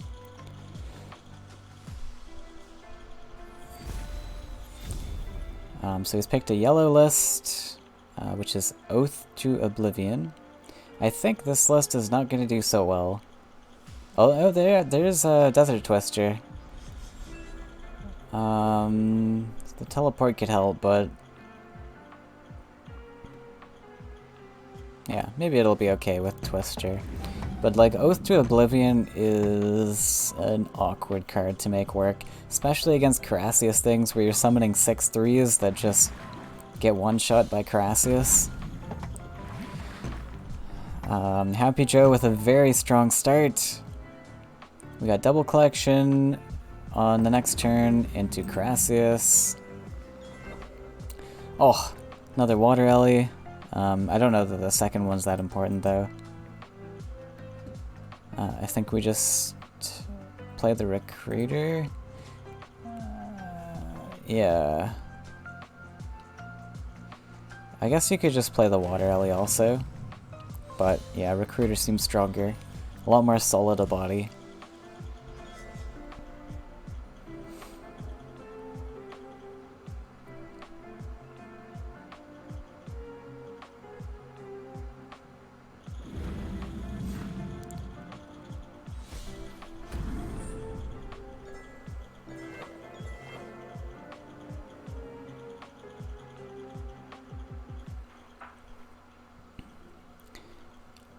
We got the Shaitan Assassin. Assassin might be pretty decent to block with. But gonna dodge the side, just block with Carassius.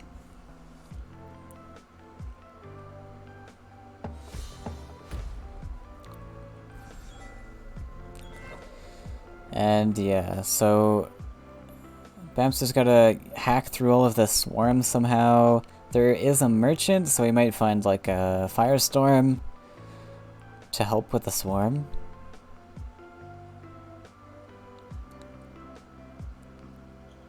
But yeah, with all this swarm already, it's looking really difficult for Bamserr. We'll see what the merchant can pull, but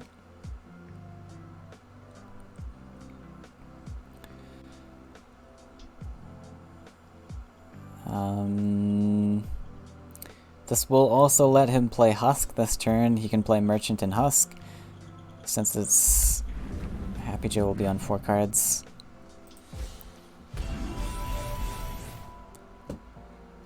Ooh, oh, Monstrosity is a very good pull here.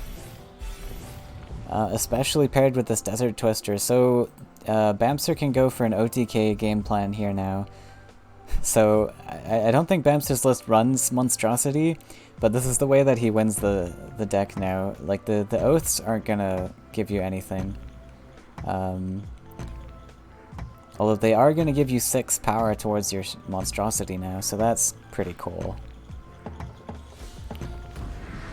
So yeah, Bamserr just needs to build up the OTK. There's like, he can never push this into face now until he has 20 damage, because it's just gonna be so easy for happyjo to answer this once it gets in close. Especially now we've got these Death Touch things in hand.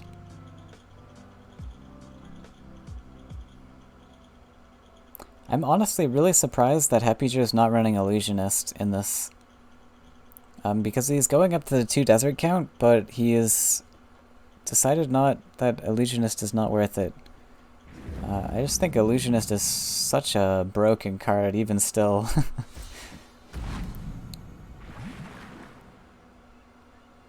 Okay, so we're at full land count. Gonna develop the Laya nice and close to that Monstrosity.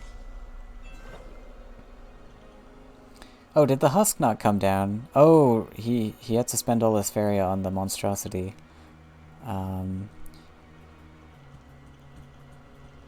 Yeah, I guess that's fair. He put the Mistral Guide in range, which I'm unsure about. Like, I would have liked to see the the Merchant. I would have liked to see the Merchant back so it didn't get traded so easily. And then he could have easily just dropped Husk and saved the monstrosity for later, but... So... Now bamserr's gotta play chicken. Ooh, another thing also, he needs this 5th desert to be at his face, right? So there is an option... Ooh. Let's get a twister. Okay. Gonna deal with the Laya. Deal with the structure. bamserr's gonna have to invest some double neutrals, I think. Well, actually, I speak too soon. He's got a balloon fish here. So, yeah, you probably just hit into the structure. I don't think your monstrosity ever wants to go to right side into this Carassius. So what I'm thinking here...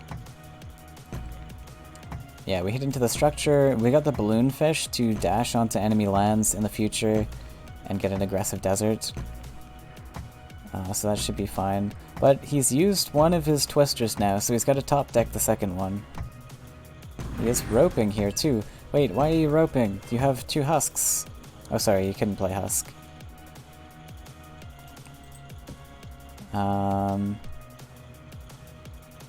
I guess you're not threatened to clear this. Fair enough. You don't have to clear it this turn. And then you're blocking the lake spot. Yeah, fair enough. Thankfully, this volley is not going to be able to kill this monstrosity. I don't know if bamserr runs training or not. Somehow I doubt it because you're running Oath to Oblivion. Training doesn't really make sense.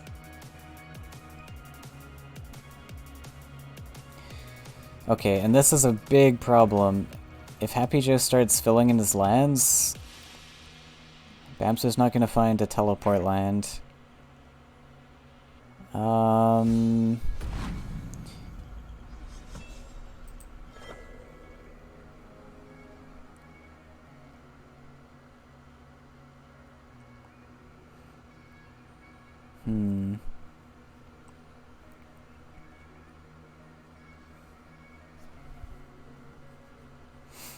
Yeah, quite awkward. Really gotta protect this monstrosity. And now there's nowhere safe for it anymore. You might have to just double neutral and retreat it. And then now, so there's another question. Do you want this balloon fish? Because a thing you can do is balloon fish the 2/2, step on the lands, and get one singular neutral in the center spot so that you're guaranteed the desert teleport. I really think you need to retreat this.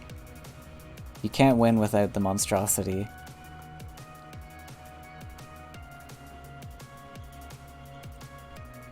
Like, just tuck him in the corner somewhere. Oh.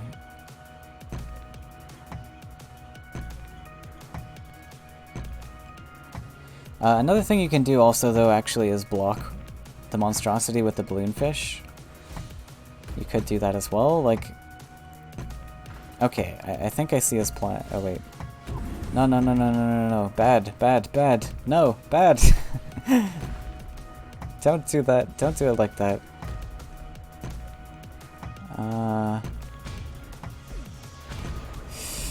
Okay.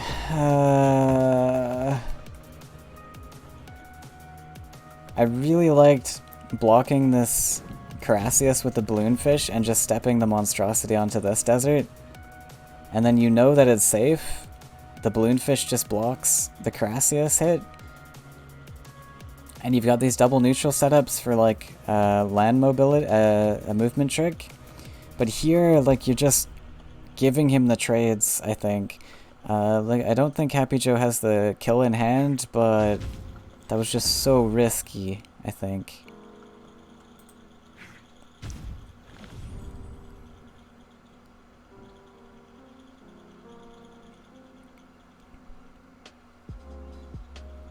And the sad part about this also is you're not going to get any of the attack buffs either.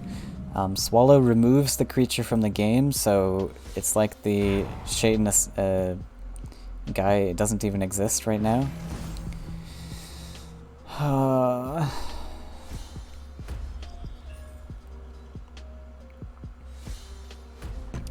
This is really bad, and now you're just trapped. And yeah, I think this was a throw. Just putting the monstrosity into range of everything.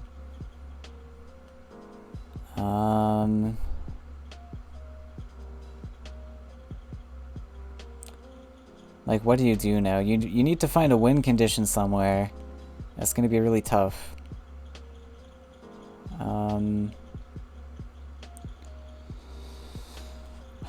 Like, maybe...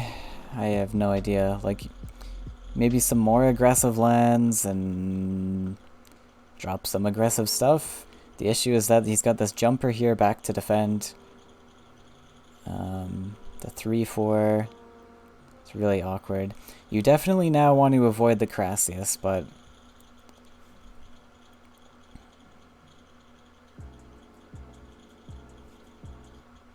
you can at least value bump the 1-1.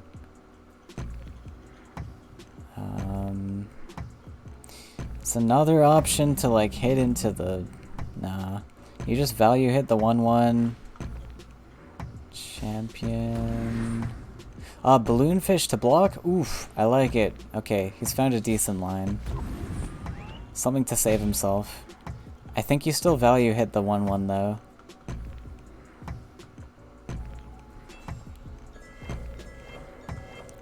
Because of that. Yeah, like there's the 2 damage to face is irrelevant. It doesn't do anything. Volley.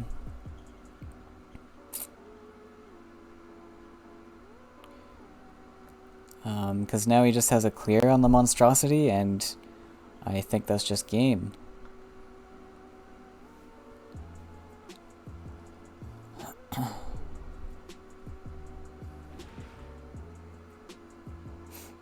Filling in the lens.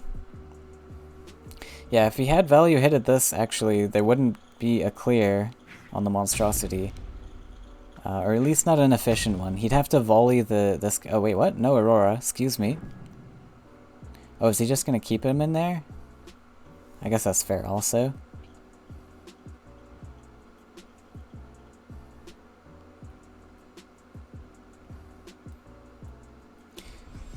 Yeah, he's got all this damage at face. I guess he doesn't even need to pop this.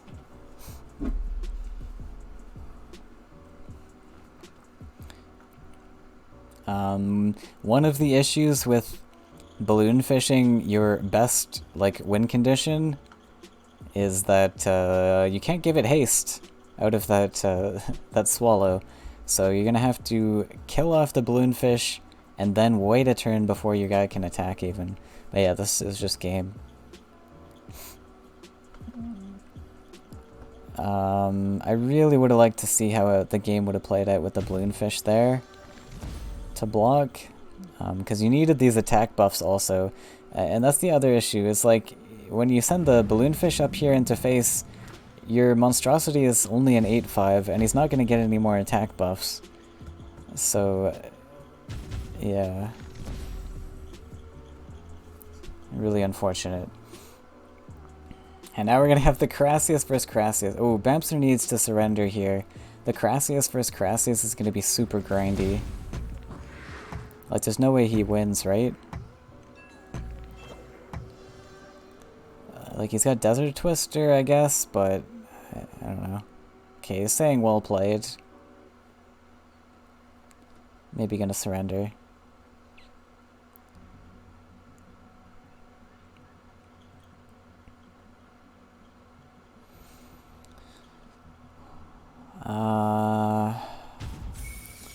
I think happyjo was maybe trying to calculate a lethal or something with the Snowstorm Lancer. He's got the Aurora. He's got 8, 9 Faeria to work with here. You can Aurora Creation. Wait, was there a lethal here? So Creation the Aurora, you get 2 attack buff here. And then you get +3 from the Aurora. So +3, +2. Oh, there's a lethal. So also those of you who don't know, if you Aurora onto a Snowstorm Lancer, the Snowstorm Lancer's attack buffs are like temporary buffs, and Aurora bypasses that. It will give... So even if the Lancer had gotten like a +2, +0 buff, you can still buff this to a 6/6, and it'll add the +2 buff on afterwards, if that makes sense. So in other words, if happyjo had gone for creation onto Aurora, this goes up to 5/5. Then you play the Aurora on this guy, he'll go up to a 8/5 actually. Yeah, I mean it doesn't matter, like he wins anyways, but there was a lethal that turn.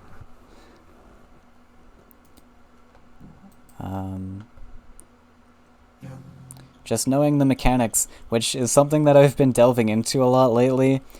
And if you don't know, I have a card interactions guide on the hub now, where I go into all of these interactions, these weird interactions that are in the game. So I'd recommend you check that out. There's a lot of things, there's a lot of mechanics in the game that are just weird and you don't really think about, but they actually can matter quite a lot in certain circumstances. Alright, so time to see whose Crassius deck is better. It looks like bamserr is favoring the green-blue path a little more. I'm really happy that bamserr surrendered that. He is the player known to rope out his games a lot, but he is desperate for time bank here. So I'm really happy that he saw the light and surrendered that early. Only got 7.5 minutes to work with, and this is going to be a really grindy match. So bamserr, I think, needs to play this a little quicker. But this is game 3, so you don't want to play too quick. You do want to think out your turns, but, you know, have a little haste in your actions at least. Okay, we've got Battletoads. It's interesting to see these new Crassius decks now because Illusionist was nerfed. So you can replace the Illusionist spot with some other tools. Nothing can replace Illusionist though. I mean, the one Faeria card is insane. Like anything else that you're replacing this with, look, 4-cost Battletoads, it's got nothing on Illusionist.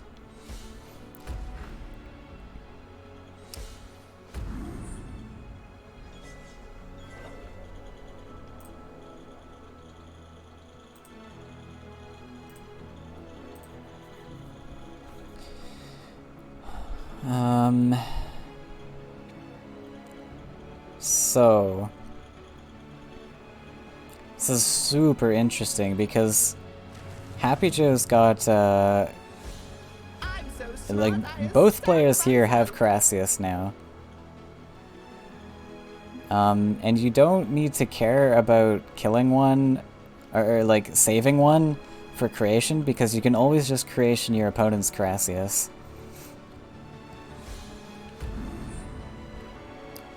So either player is free to just throw Crassius into each other. It doesn't even matter. And now we're matched. Both players have 2 options for Crassius in their hands.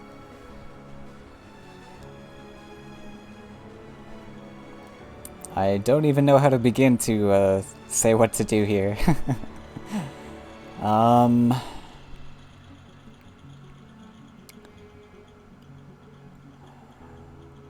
So let's see, happyjo has Shaden Assassins clogging down his deck, which aren't going to be relevant against the Crassius.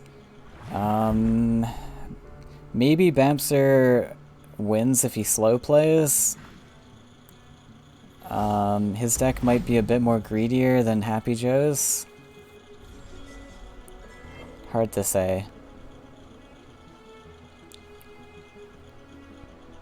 But I think you want to step up the Crassius. You want this to die as soon as possible so that you can start producing your Crassius.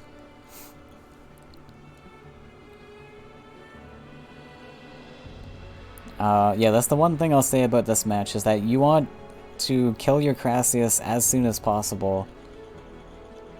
So just throw them up into his stuff, let them die off, as long as you're keeping your collectors going at least. Which bamserr has one here.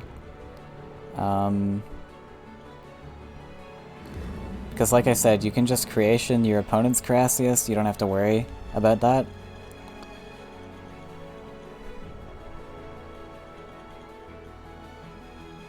happyjo stepping up his Biomancer in range. He's like, oh, he's gonna sack it maybe. Ooh, if he sacks this one, that's really good, because then happyjo can just ignore bamserr's Crassius. Yeah, I think bamserr's gonna really regret not stepping this Crassius up. No, he's gonna take the 1-3. Interesting. He wants to save it from the octopus, but I honestly think you should just sack this.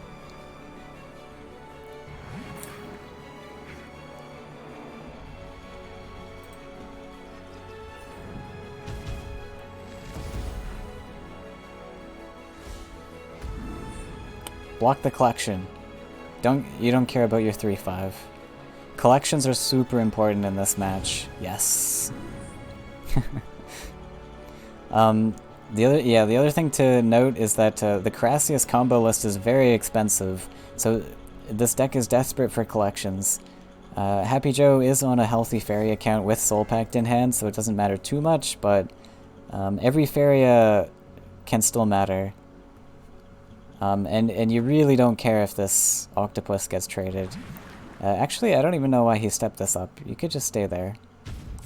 That was a weird step up. Oh, well, he had to step up if you wanted to block collection. Fair enough.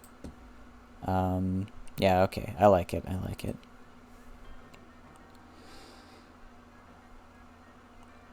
So now happyjo drops his Crassius. But look at this. bamserr's got Biomancer in hand. He gets to step this 1-1 up into collection. So he'll be on, what, 8 Faeria? Well, 9 Faeria. Ooh. Yeah, bamserr's got a good turn here.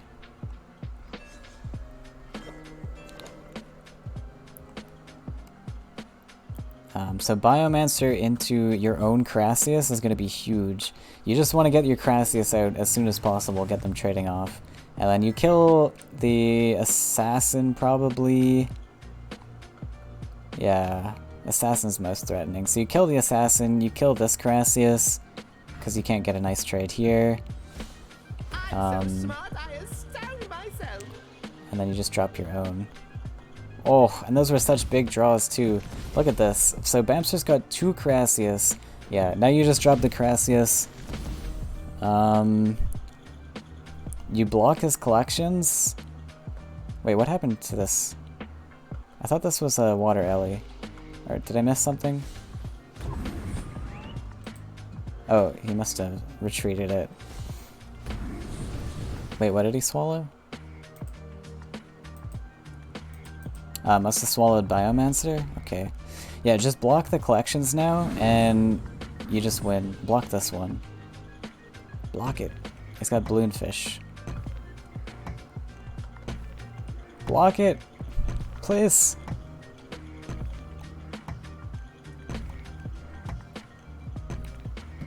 Now he's got to decide what to swallow. You don't really want to swallow a Crassius. I think you just... I don't know. It's a little unfortunate. I think I wanted the other Crassius here. Yeah, okay. He says it's a mistake. Yeah. There's no point in balloon fishing here anyways, I think. But you wanted one Crassius to be blocking the collection spot. But happyjo takes a draw anyways. So he's gonna miss the collection regardless. So it works out. Yeah, I think bamserr's got a huge advantage right now because of the... Like, he's already gotten all these Crassius to die, and now he's got another one in hand. And happyjo really struggling for Faeria as well. The failed!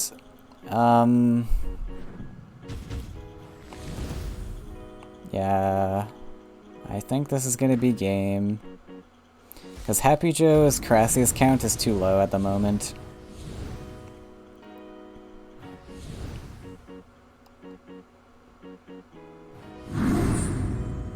Yeah. Alright, I think that's gonna be it for the semifinals. So bamserr, with 3 minutes on the clock, is gonna be moving on to fight ASDG. Curious whether this Crassius will survive the banning phase. I guess happyjo has one chance here if he has one chance if he builds up to Radiance.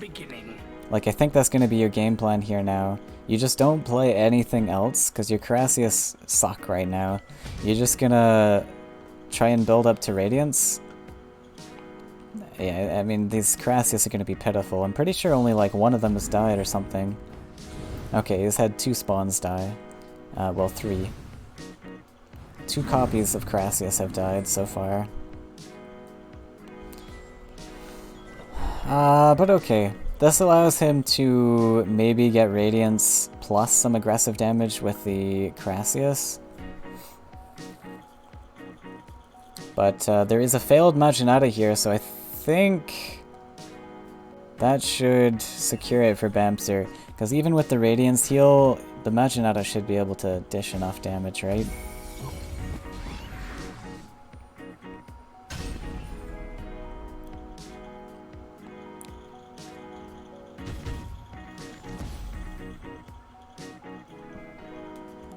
Like, you hit both Crassius in, he's down to 4. He heals to like 1, 2, 3, 4, 5, 6, maybe 7. So he heals back to 10 and then you just finish him. Yeah.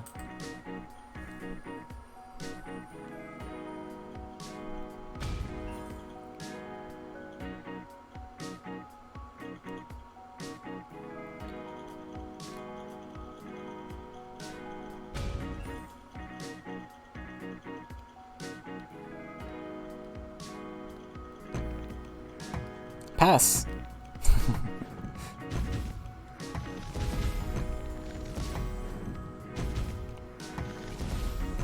Okay, just gonna clear the board a little bit.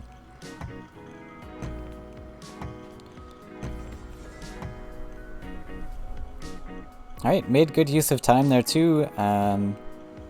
Like in this series as a whole, I mean.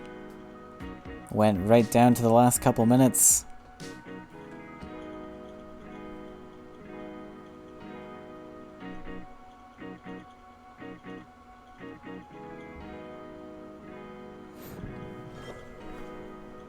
Radiance won't help here.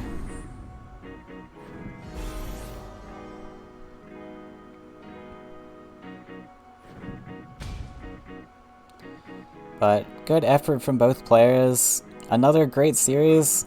I'm glad we hopped in part way. Those were a less exciting last few matches.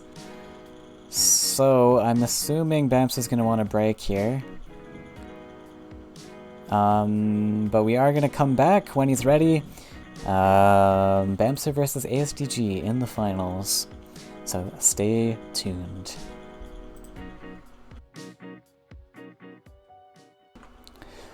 Alright, we are back with the finals just about to begin. This is going to be ASDG versus bamserr.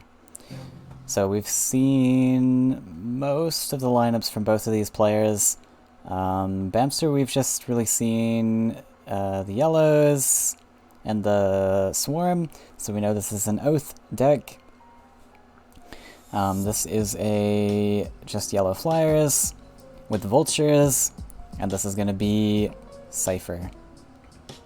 Just a mono red probably. Haven't seen this deck yet, but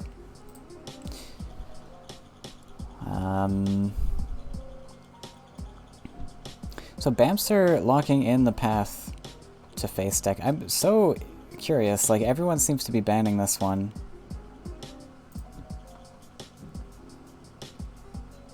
I suppose if you have Crassius in your deck, you probably want to ban this one, fair enough.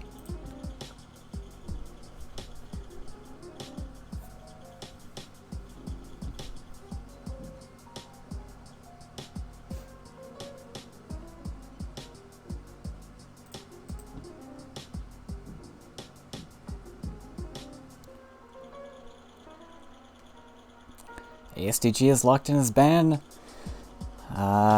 Does not want to see the red deck.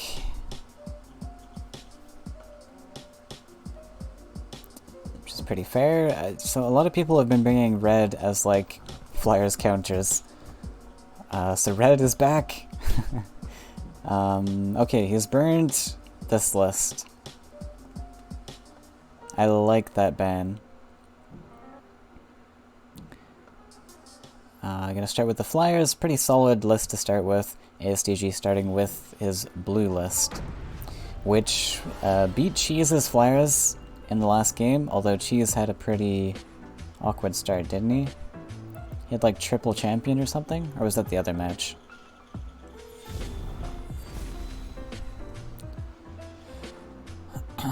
Battletoads Aurora, so OP. Ninja Toad Aurora, even more OP. Oh no. Bamserr's got a bad start.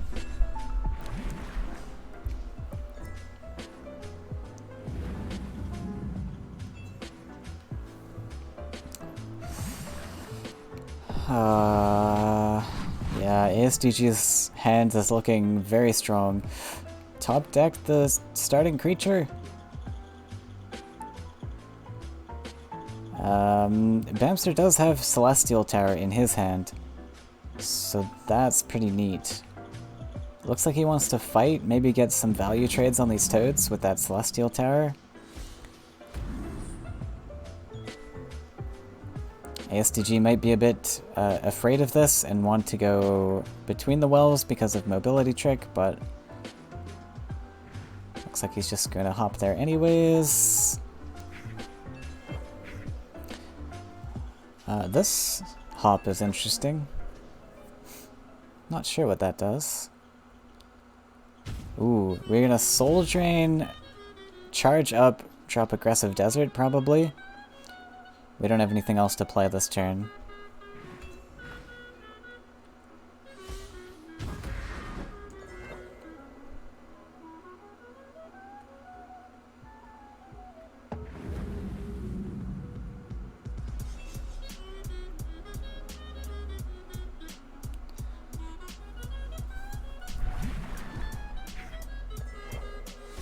We do have Ninja Toad into Aurora, and that's gonna be a lot of Bamserr's aggression, a lot of Bamserr's creatures.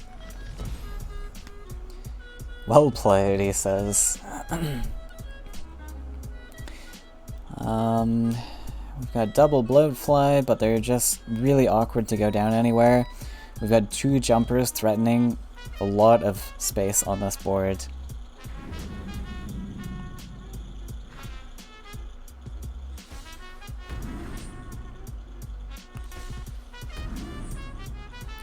Just gonna play it there. This is gonna be really sad into this Emperor's Command.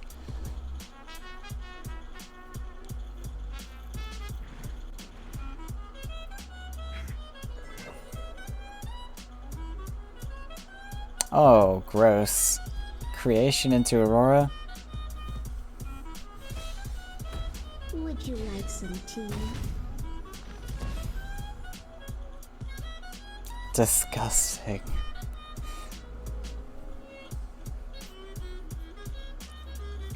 Yeah, so this game's already lost, I think. Double Aurora. So early on in the game, and Bamserr already didn't have a lot of creatures to work with.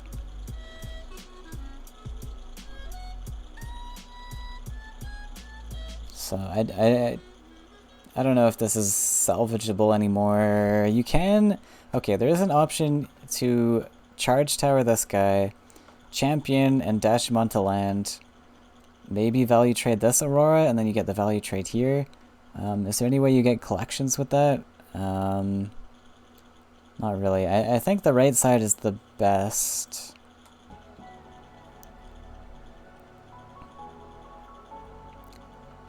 2, 3. Or, well, I guess he's already double collecting on this side. Yeah, it doesn't really matter, does it?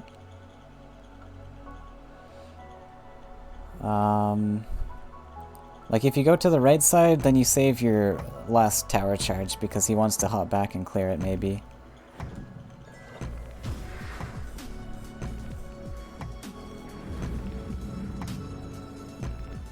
Wait, what's happening? Oh! Okay, I see, I like it. Now we take controls, and he takes control of left side. Okay, this is way better than what I was thinking. I like it.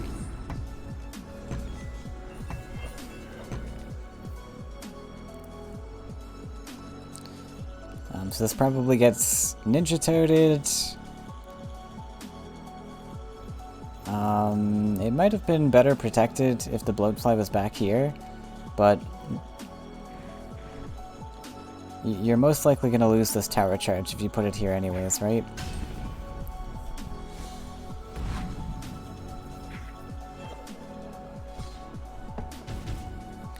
I'm going to go for the command.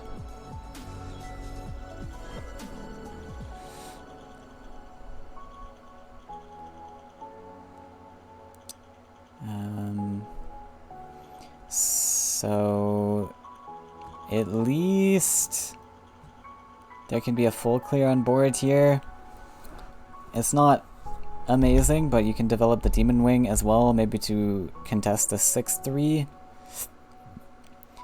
We've seen 2 Ninja Toads now, right, from ASDG, so I think bamserr doesn't need to worry about a third one so much.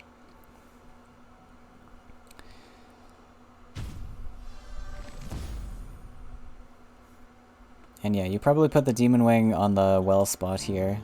That's the best spot for it. You don't want to put it here because you can just hop out of range, of course. But this is a pretty great spot. It blocks the collection. And it prevents any face damage. Like, he probably just, like, goes over here, maybe. Hits the structure, but... so I guess there's another option to just put the Demon Wing here. But I kind of like the collection spot, which he goes for.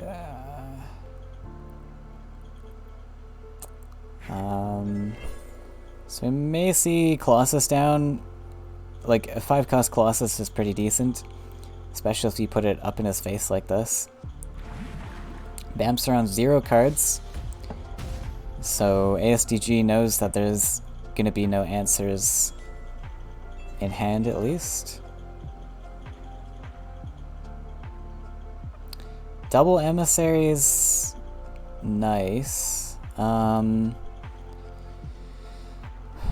Oh, he's thinking of going face. I really like clearing this frog, I think.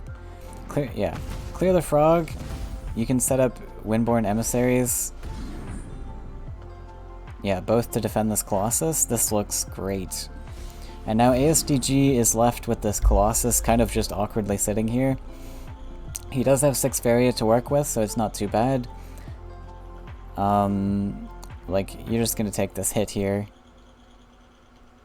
Put him down to 8 life, but life total doesn't matter. Usually board control is gonna be your way to win, especially in decks like this. There's no indirect damage except Ninja Toad, which, like I mentioned, we've already seen 2 of. So your life total is, it really doesn't matter. You just want to be setting up these collections like bamserr's getting off here. Oof, Flash Wind, great. We get a full clear plus the bloatfly. Looks good.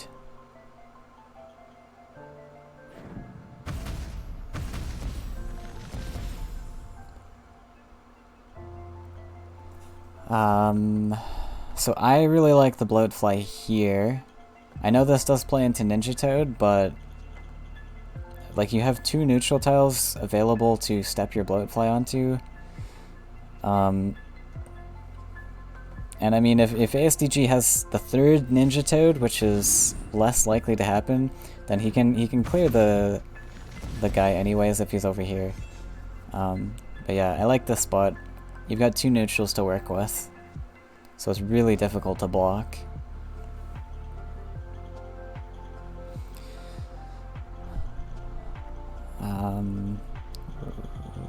Yeah, aggressive Colossus can come down, and that's a little spooky. Since bamserr has no answers for it right now. I'm gonna take a draw.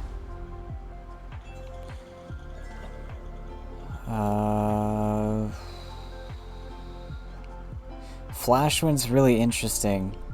He goes for the draw though. So there was an option to like build a land and like do double neutrals and move this away. Yeah. Ah, sorry. Yeah, I like this better. You just get double bloat flies.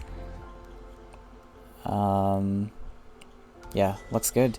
You're even lining up a 7 attack vulture with this. It's a little unfortunate. Like bamserr is gonna be struggling here to keep his board pressure up, but yeah. There was an option to put something else aggressive like the 6/6. Because you know bamserr's struggling for options, but you know. Okay, so we're definitely gonna see vulture and champion both, I think, and yeah, we just champion the 6/6 backwards. I think I want to see vulture on this spot, like next to the lake.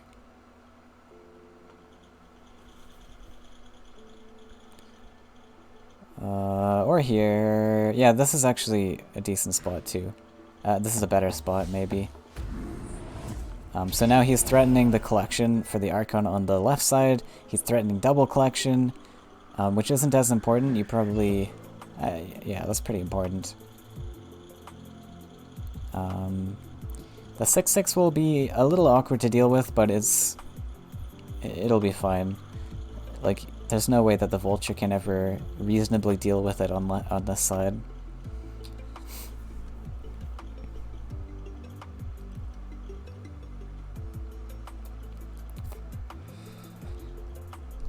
So, what is ASDG gonna do here?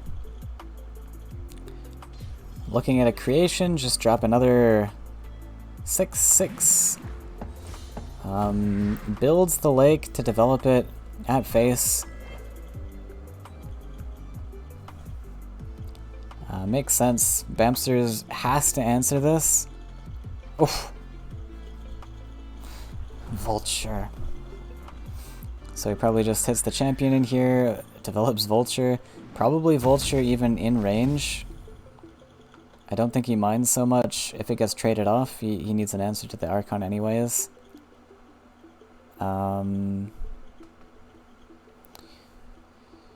You've got 6 Faeria here now too. You get to collect, play vulture and demon wing. Yeah, that looks great. Yeah, I like the vulture on right side, I think.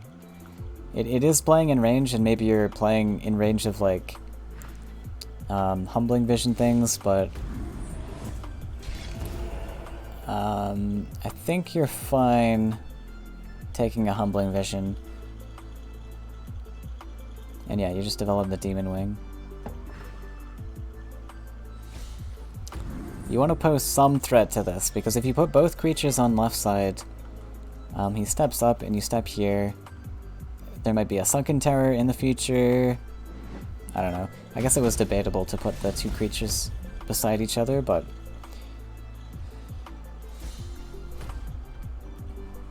Alright.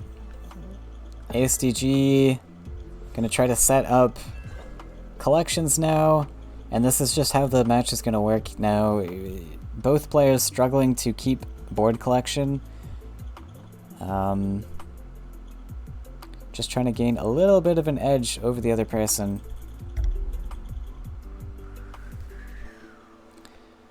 Tower! And here's why ASDG stepped here instead of into this spot, because of Celestial Tower. He wanted to dodge that. I think developing the Sky Captain is okay. You've got a little bit of time to work with now, but he goes for the Manta. You have a little bit of time. Oh, the third Ninja Toad is now here.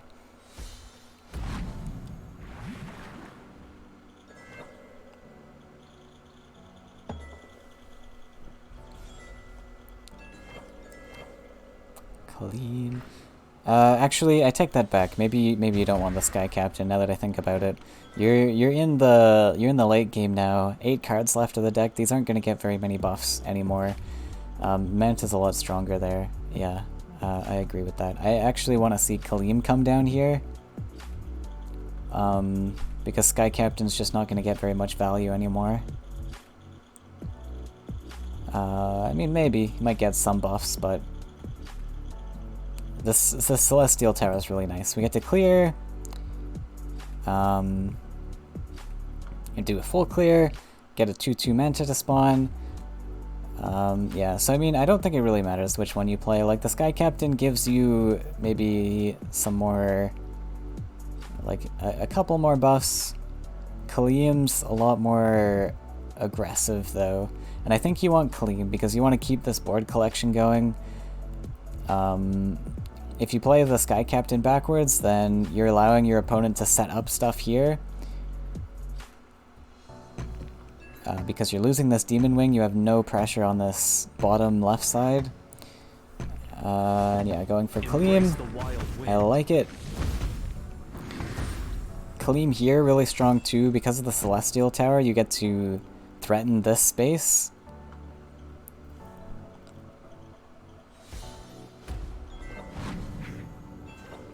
Ninja Toad being used up.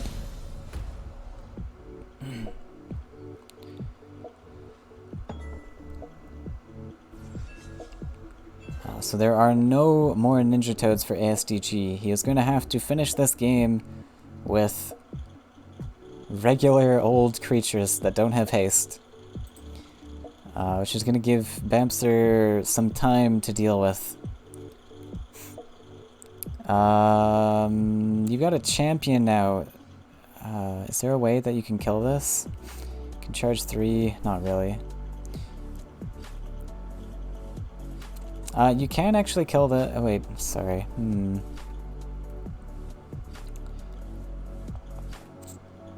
No, I don't think there's a way.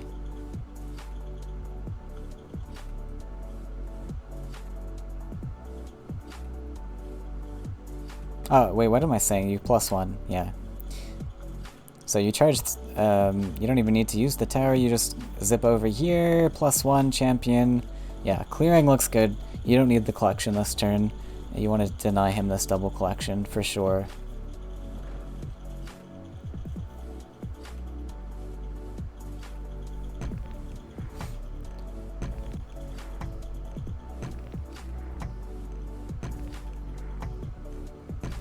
And champion coming down is pretty huge.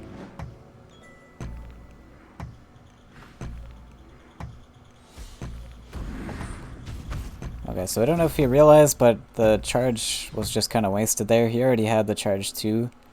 Didn't need charge 3 for that. But probably won't matter too much.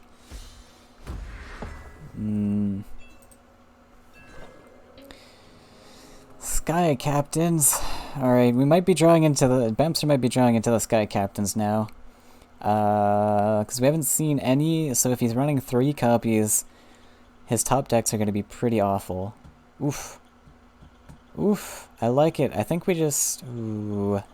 What do here? Go face? Or... Yeah, go face, bamserr says. You can even use one of these... followers as a blocker or something. I don't think you're threatened by the 6/6 just yet, though. There's no way that he gets to face. You can get a collection here, but it's not really worth it. I think you just drop Sky Captain.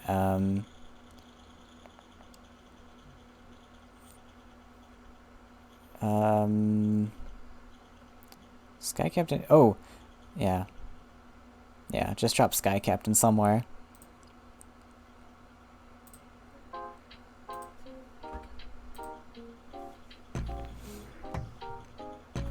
Whether you play the follower this turn or not, I don't think it matters. The follower, like, you're not going to collect from this well anyways this turn, next turn. So, like, you could just save the follower for next turn. Actually, this step is pretty nice. It stops the 6/6 from moving up, so I like it. Fair enough. That's quite solid.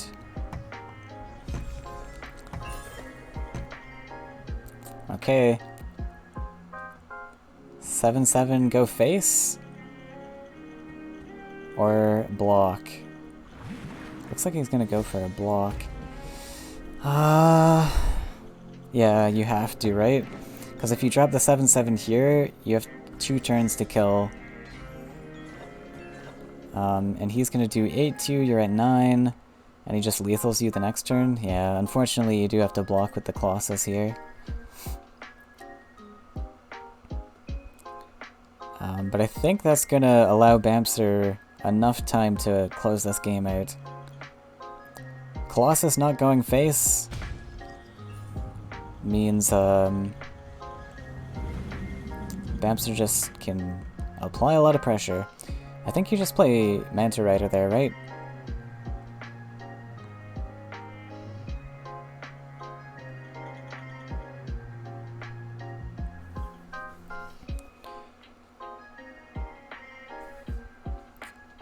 Like you can step this guy over to block. You can use the other follower to block the lake spot. You just take a collection. Drop the other Sky Captain to block your lakes.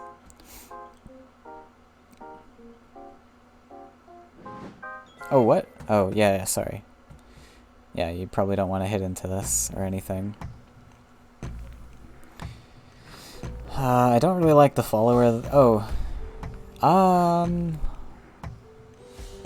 Okay, that's fair, I guess. Blocking this. Yeah, fair enough. Yeah. Okay, I like it. Otherwise, he can value hit with the 6/6 and then value hit the 7/7 into this. Yeah, okay.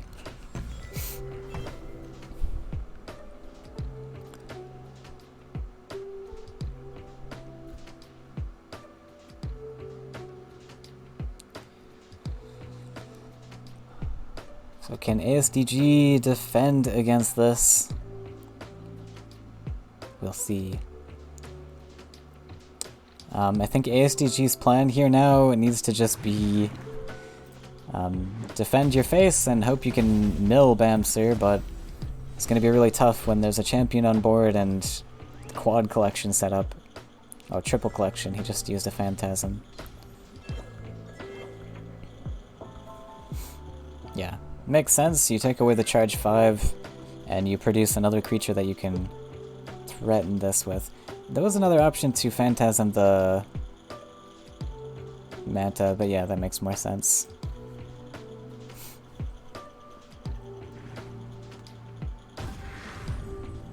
Oh my god, the charge 3 phantasm.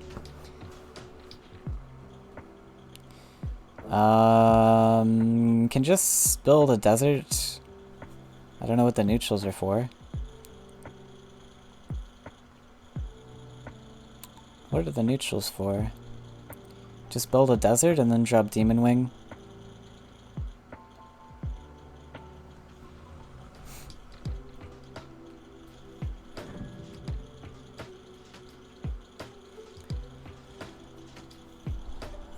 You can even like drop the desert here if you wish. Wait, is he gonna do a value trade? I think you want face hits. I mean, it doesn't matter so much, but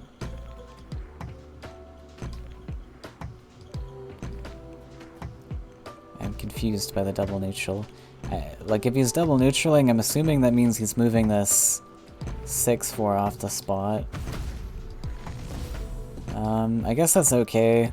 Like, you still get to develop the Demon Wing, and he still has to hit the 5/5 into it, and then he loses all collections. Yeah, okay. Fair enough.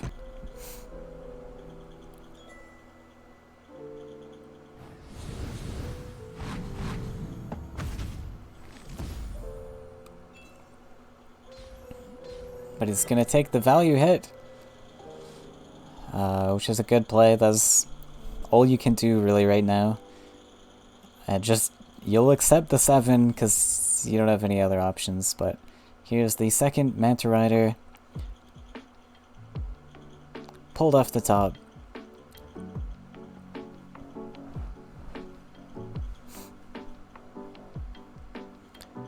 So I think we're just gonna see a face hit.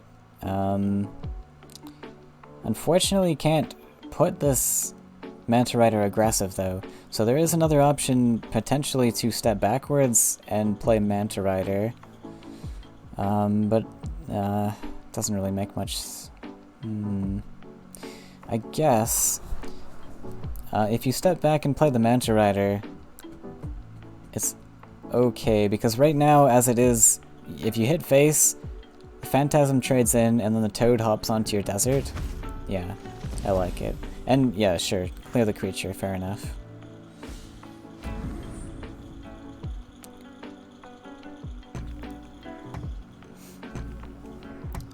Also, you don't need any more Faeria, I think, so you maybe want to just start stepping your 2/4s to block. Because as it stands right now, 1 Colossus at face can provide the lethal, because you're going to take at least 1 fatigue damage this turn, I think. But I mean, he also has to deal with the 7/5.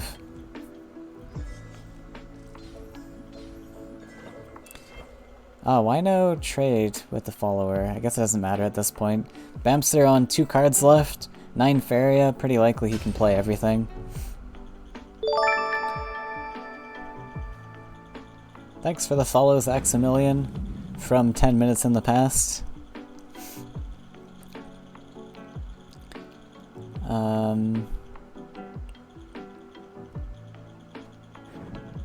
The last creature was the Sky Captain. So Bamps are gonna try to step up all these creatures.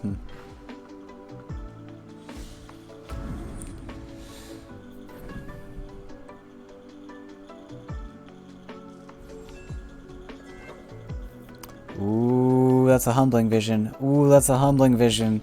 This might be game winning right here. This allows that humbling vision to only need 1 Toad to trade in. And then he can block with the other Toad. Oof.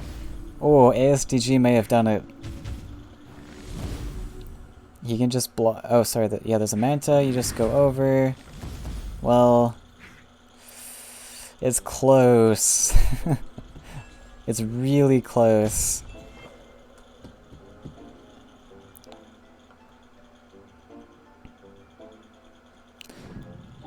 So he just steps to the side, hits this, and then drops aggressive vulture. Wait.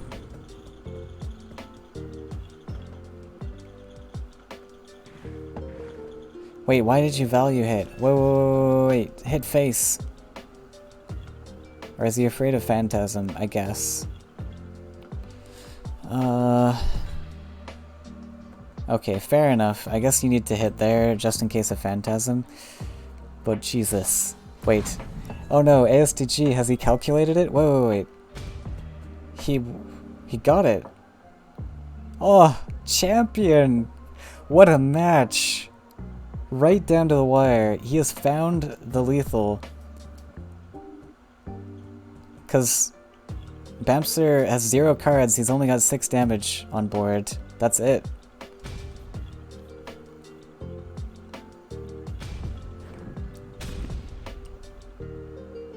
Oh, what a game. What an opener for this series. That was a match. Wow, well played by ASDG. Calculated the lethal in the end, and that is only game 1. That took a lot of time from the players' time banks, so we could be in for quite the interesting series.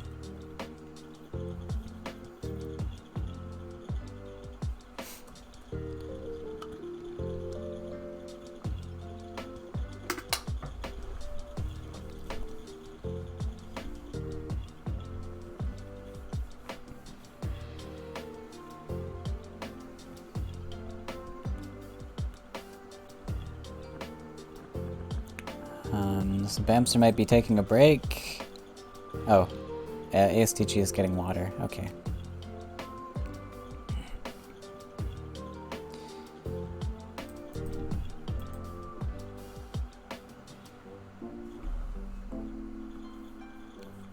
Yes, that was a long match. So what is bamserr going to use to counter? He's got his other yellow list with the Oath to Oblivions, and he's got Carassius. To fight blue.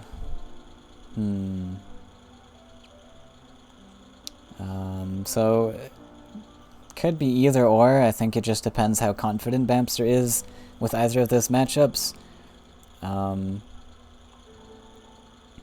don't really know the Oath list all that well, but I think I'd probably try with Carassius myself, just because I'm more confident with it, but we'll see what bamserr picks. The Oath to Oblivion stuff seems like a bit slower a matchup. You've got like 5 deserts for most of your cards. I think he's running like Desert Twister, Oath to Oblivion, Champion, and blue can be quite a fast deck. It applies a lot of pressure early. So you might have a better chance with Carassius.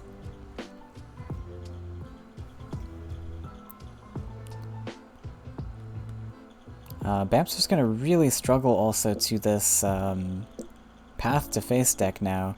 I just realized I don't think bamserr should have started with the Flyers list, because the Flyers seems like a really important one to counter the Path to Face.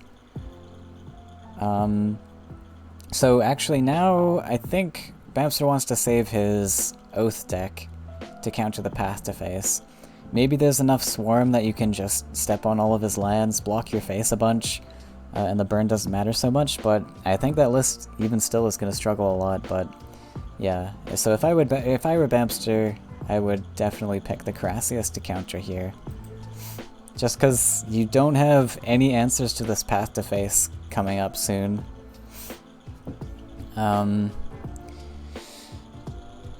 Yeah, Flyers would have been kind of nice for the Path to Face matchup.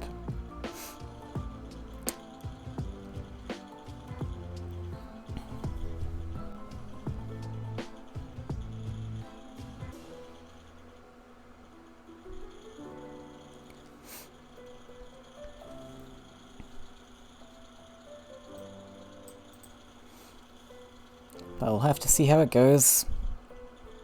Carassius, very strong against decks that don't have indirect damage, as I've mentioned before. So, can do pretty well against blue, I think. We are waiting on bamserr now.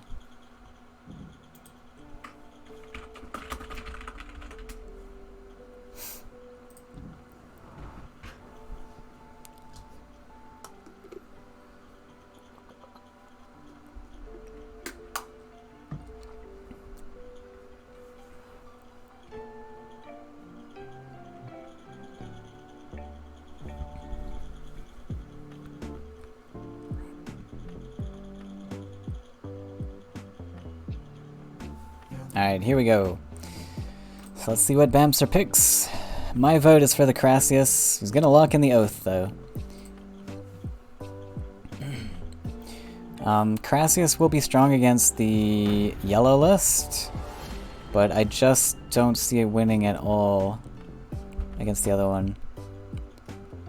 Like, it's gonna be really sketchy if this list loses. So I think bamserr needs to win this matchup. If he doesn't, it's going to be really tough for him. If he does beat it, then he'll probably be okay. So we'll see how it goes.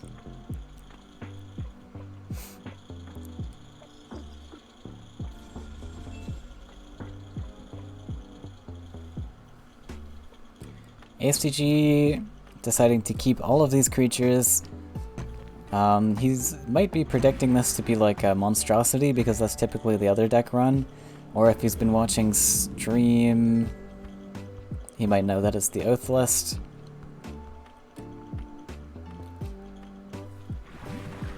Oh my god, the Aurora start again?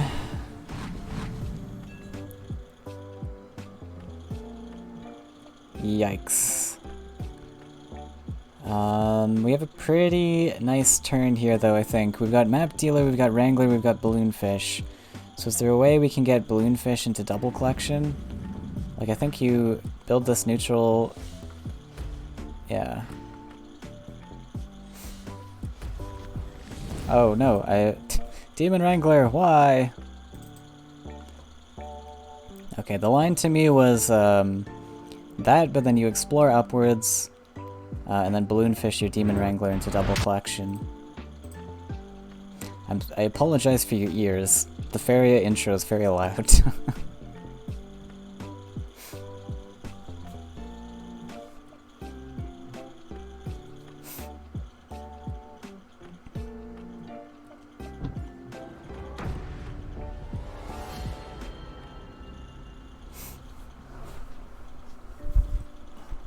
I feel like we should ban Demon Wrangler from tournaments just because of the spectate crash.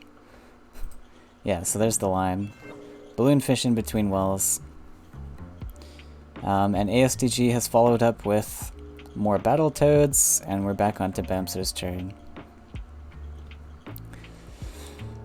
Yeah, so the swarm will be a problem. I think we can, like, just get, like, Manta Rider aggressive, retreat the Demon Wing. Oh. Retreating Demon Wing's a bit unfortunate because he just double neutrals, but... if you force that double neutral out of him, I think that's okay.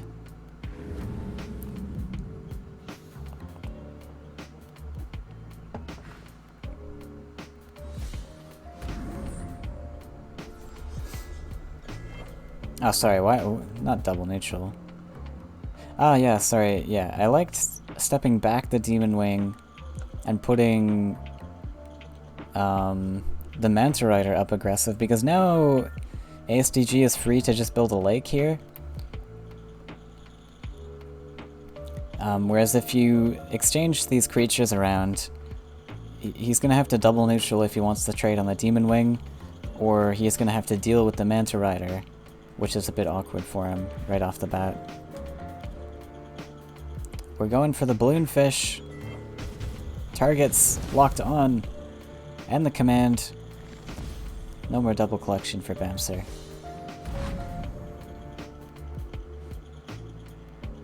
Pretty solid. Now ASDG might just actually retreat his creatures. Nope, gonna stay. Merchant!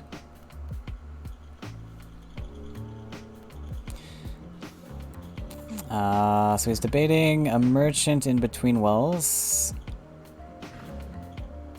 Alright. Oh, wait, on left side too. Oh my god. Salamander. Can't quite play it this turn, but I'm curious why he put the Manta over here though. I mean the merchant over here. I guess he was thinking he might find a creature to play here. And if he puts the merchant here, Toad steps over and then you can't even retreat. So I guess that's fair. But, like, you have this desert to build. Maybe just build this desert, put the merchant here, you get this collection, and then you can retreat next turn. I would have been fine with that. Oh, you should also, in my opinion, like, build this next desert up here. Because you want to clear all these toads and stuff off with the salamander in the future. And you're just shy of like a double neutral play here. Or like put this desert anywhere except defensively like this. Because you want to be able to double neutral somewhere, get the salamander clear. So either here in this spot or maybe like up here, somewhere else aggressive. We're gonna get the ninja toad to clear the husk.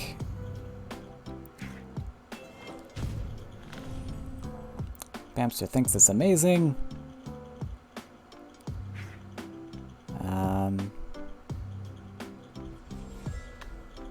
Alright. And ASTG playing around the salamander.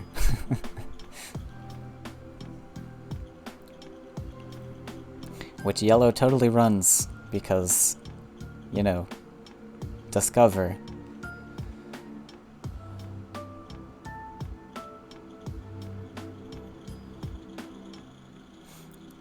Alright, so storyteller.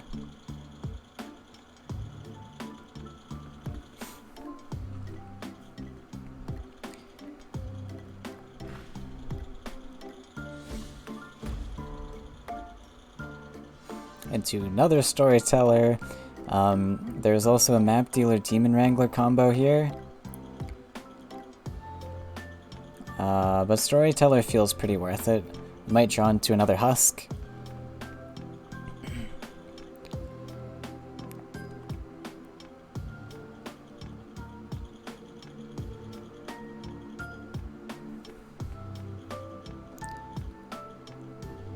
Yeah, just do teller, see what you draw first.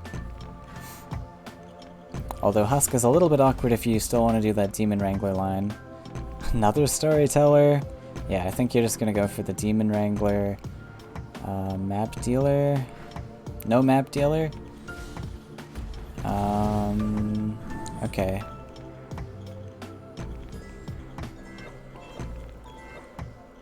Doesn't matter too much how you do it. And he does have Oath to Oblivions in the future to make use of these map dealers. So not a big concern. Actually, is he running Oath? Did we see any Oath to Oblivion last game? I can't even remember now. I feel like we did.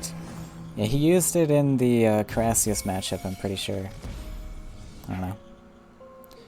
Was that a protection? Ooh.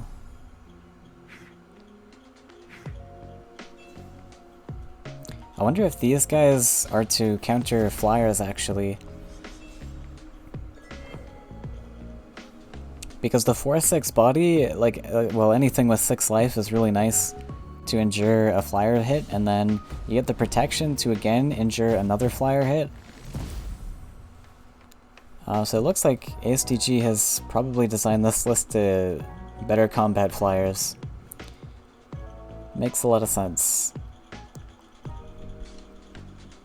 I actually really like this bring, now that I'm thinking about it. Like, if you can sustain against flyer things, I don't actually know if he runs Frogify, but Frogify is pretty nice for, like, Monstrosity.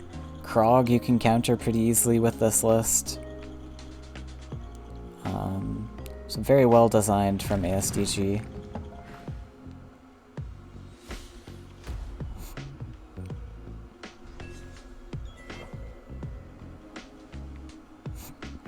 Bamserr. Oh, he built the mountain? Whoopsie.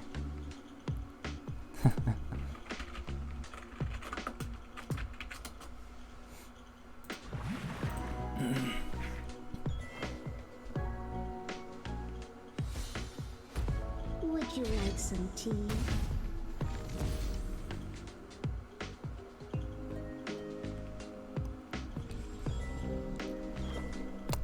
Yeah, it looks like ASDG is slowly getting a handle of this game.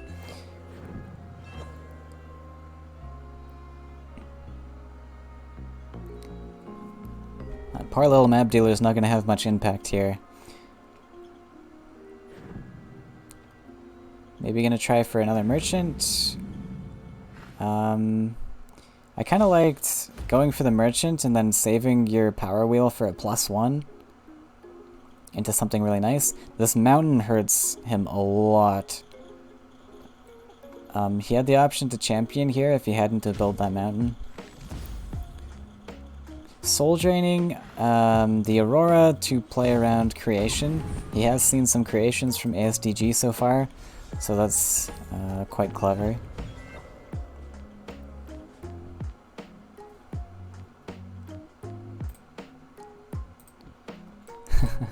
Okay, so yeah, there are oaths in his list. He's looking for them. Down to 15 cards, no oaths. But I mean, he's gotten all of these merchants and storytellers so far.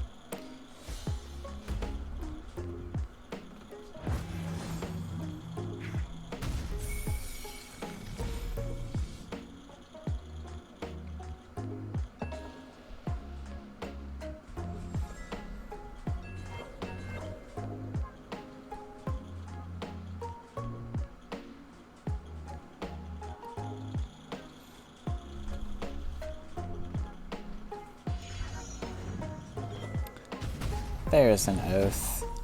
Unfortunately, this is not a great turn for Oath.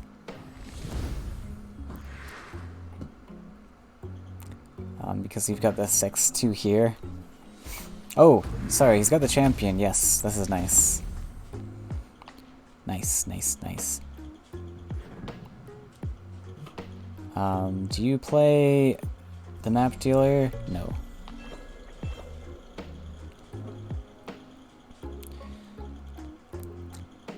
So he's gonna lose out on collection because of not playing the map dealer. This Ninja Toad gets to hit in. Yeah, this is such a nice stat line against flyers. Like, look, this champion can't contest this unless you've got like Spirit Theft or something. Gabrian Warden's really solid. Even these guys are pretty decent against flyers with the 6/6 bodies. Again, just because they survive the 5 damage hits. I've got Twister. See, the thing that I'm just sad about in this like Oath list is that Monstrosity just works so much better with all of these tools. Like, you play an Oath and you just get a 6/3, which is like not even that threatening, right? So like these Desert Twisters like don't even do much for you because your only like teleporting tool things are the Oblivion Riders. Like the best tool is going to be your Manta Rider, but like Desert Twister doesn't even add much to the Oblivion Rider, right? Since it's already got charge 3, it's got a huge amount of mobility attached to it. And then you got Champions, which also don't really need the Desert Twister. They've got a ton of mobility attached to them as well. So like your Desert Twisters will help your Manta Riders a little bit, but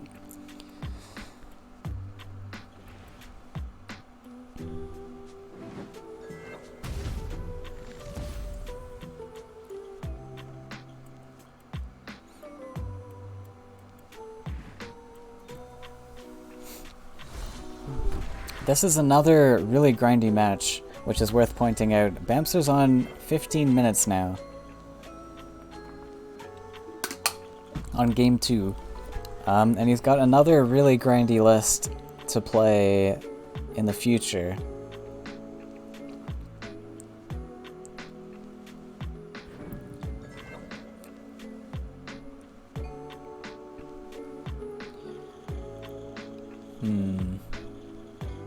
Yeah, these 6 life stat things are just super awkward.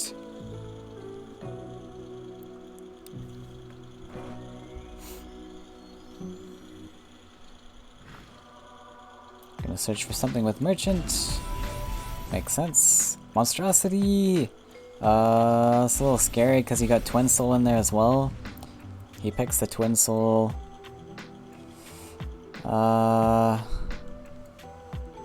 I guess that makes sense. I mean, you kind of need to...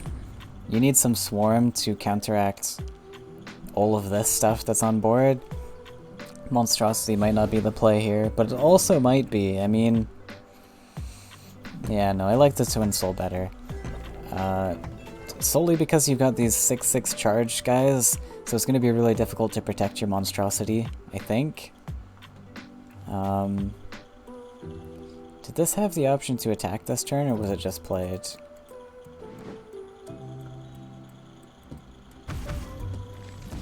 Because... yeah, it's tough for Monstrosity. It's just really tough to protect it, so...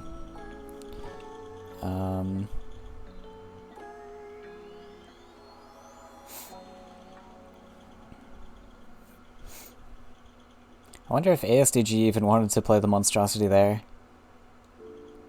What does he have to work with? Probably not. He's got better tools here. Monstrosity is quite expensive. Like Glide Hopper is maybe better. You've also got these flyers to deal with. The 5 life can hurt a little bit. So he probably just wants to play more efficient things like Prophet of Tides or something.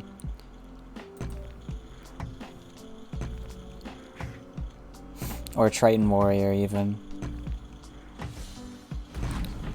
The cheaper Faeria costing things. Where's this guy going?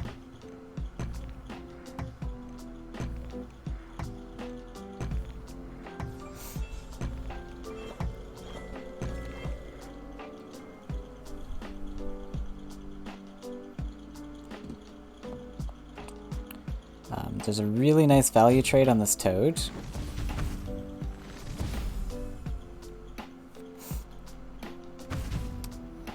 And then what? Are we gonna clear this 6/6? See what we draw. Another champion. This is a nice value hit.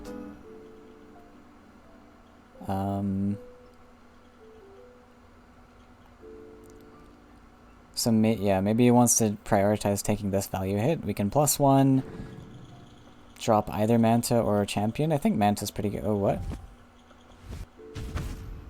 Ooh, I don't know about that. That feels like a mild waste of the Desert Twister. I really like the value hit. Oh, okay, he's gonna take the value hit anyways. Okay, I mean, that's okay. You've got all these creatures on board now. Any top deck Humbling Vision? Yeah, okay.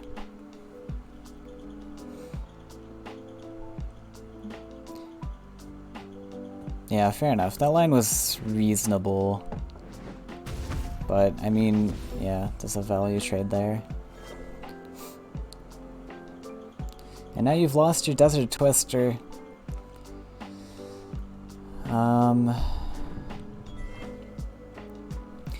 Like with the value hit over on this side, it was going to be difficult for the guy. I guess he could have, because he had the 4/4 here, he could have Humbling Visioned the Manta Rider, and he gets a value hit of his own.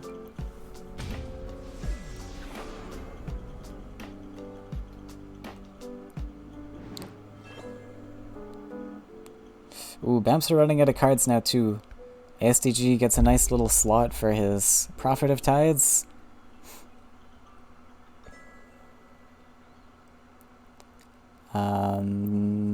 But going for Glide Hopper instead.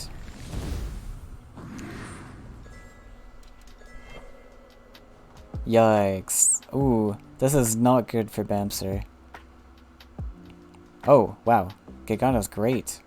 Okay, this is gonna save his life a little bit from all these husks. You definitely don't want to play the second one. But,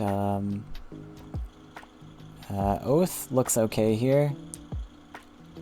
Putting an Oath on this neutral spot lets it contest many, many tiles on the board.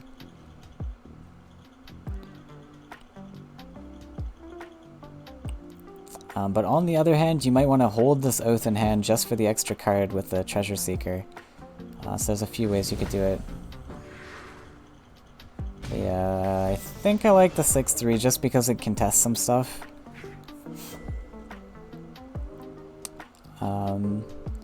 But bamserr is gonna have to be very careful on how he plays his next couple turns, because of his dwindling card collection. Gigana is gonna be quite important.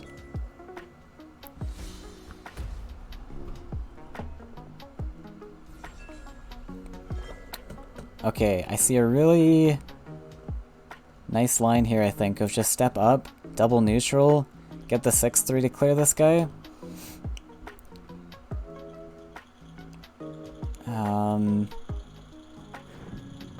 Then maybe just drop champion somewhere. Or is he gonna get champion to kill this? You could also alternatively develop a desert. Use your teleport here. So, yeah, again, you're losing these cards for the treasure ship to give you cards back in your deck. But you are applying a lot of pressure. 1, 2, 3. Yeah, so like using the Desert Twister here is really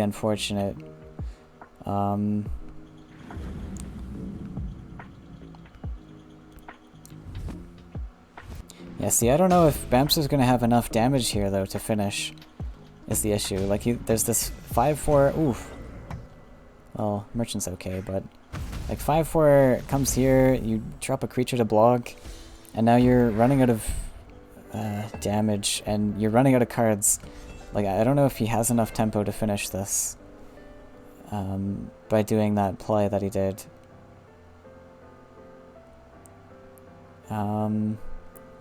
Like, I really liked the double neutral line because it preserves the cards in your hand so you can actually get Ghana your hand for more stuff. All of this has to go face. You can't defend anymore, I think. Like, you've got 11 life to work through. That's a lot of life. If you put this guy defensive... I don't know how you're gonna find the lethal. Oh, he's gonna go for the treasures? No. Oh, oh, okay. He already played 2 treasures. That's fair, that's fair. Globe! Oh my god. Okay, Globe changes things. That just might auto-win you the game now. So now...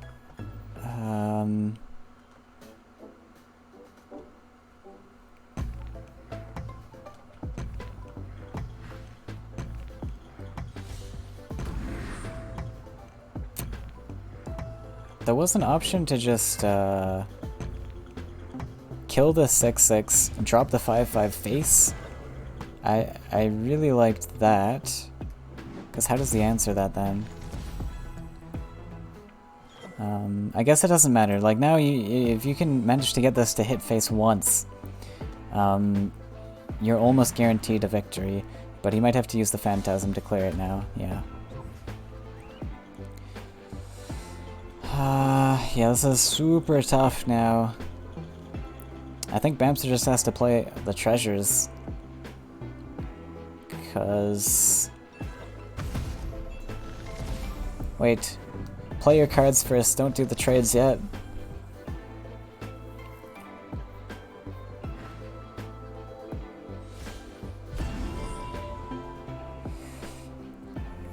It's not gonna help. Okay. I think you just play all 3 treasures now. You're gonna die anyways. Like, you might as well try and get a treasure to close out the game. Yeah, he's just gonna go for it. He's picked the Royal Judge. Was that the play? I guess you can give protection. Yeah, you get the key. That makes sense. Too bad you can't play it, but that's okay.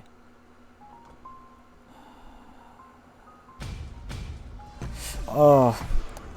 Okay, now ASDG can fill in the lands though, right? I think that's okay.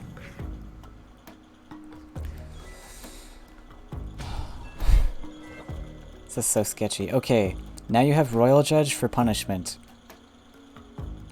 Right? Can you do that? I don't know if that's worth it though. Because you need 12 Faeria, which means you need to +1 for the Royal Judge. And then you're just putting 1 key here and the other in an irrelevant spot. So double neutral might be the better play. Just double neutral here. Play both Guardians, yeah.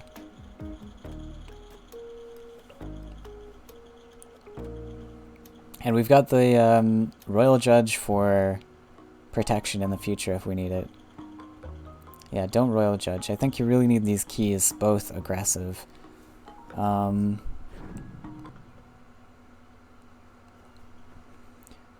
That's the way you win this.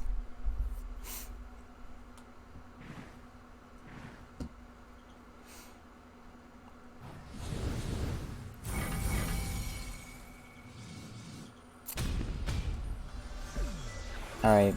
Ooh. He has to... Wait a sec. He has to win this turn. He just did 4 to himself with that fatigue. So he's doing 5, then 6 next turn. No, he gets... oh. He has 1 more turn. This is super sketch. So on bamserr's next turn, he draws 1, he takes 5. Husk ends turn 6. Oh, sorry. No, he has to win this turn. Yeah, he can't do it anymore. Well, that's gonna be it. Sad. Yep, ASTG is gonna take this match as well. And now bamserr's gonna have a really, really tough time, I think.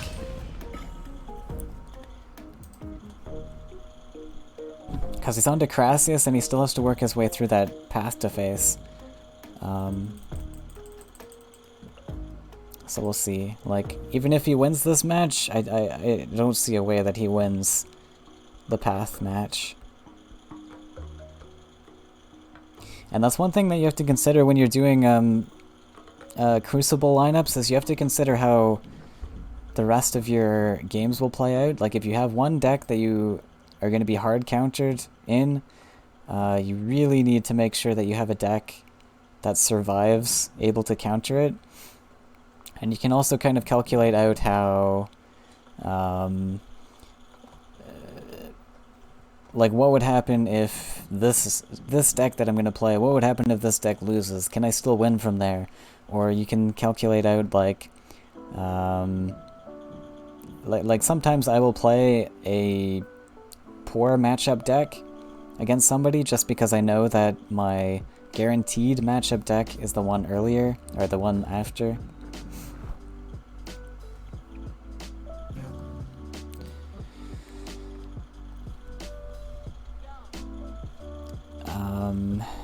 Alright. So, Crassius versus Blue. This Blue is just conquering this game. I think it was a very strong pick by ASTG.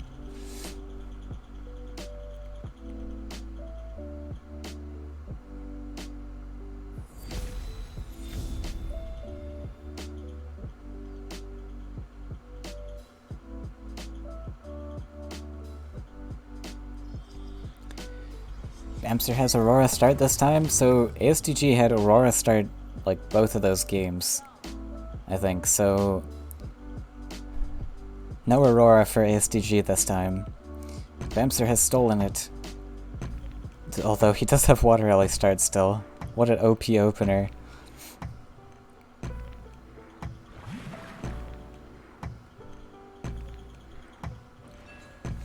And Prophet is going to be huge in this matchup.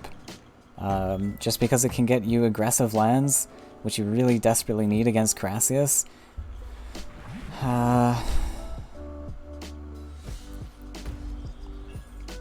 But bamserr has a very strong start, so I think bamserr will do just fine in this matchup. He's got 7 minutes! Jesus. Hey, I'm sorry, bamserr. I don't want to pick sides here, but I don't see a way you win this. You're already unfavored in the future lineups, but 7 minutes on the clock? I don't know what you're waiting for here. Go, go, go, go, go.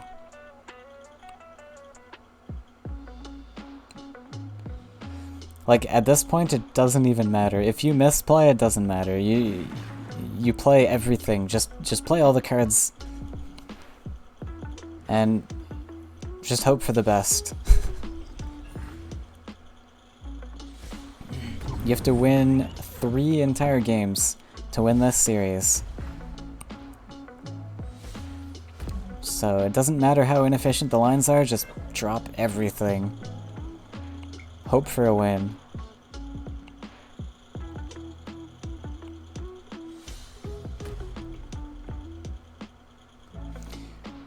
This is another really huge point in tournaments, is the time bank.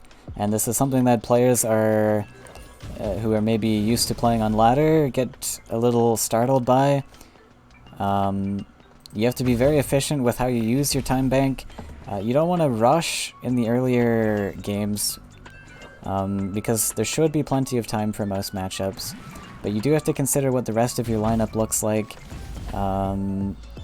Like if you have slow grindy lists like bamserr has in his, so he's got Crassius, he's got this really slow Oath list. If you have these more grindier lists, then you have to realize that you're going to be using up a lot of time bank in the later games. And the same goes for if your opponent has a grindy list. You have to realize that it might be a grind to beating their lists, so you may even need more time bank to fighting those lists. Just not necessarily the amount of time that it takes to take each turn, but just the fact that it's going to take many turns to beat that matchup. Would you like some tea? Because one turn, no matter how fast you take it, can take a significant amount of time.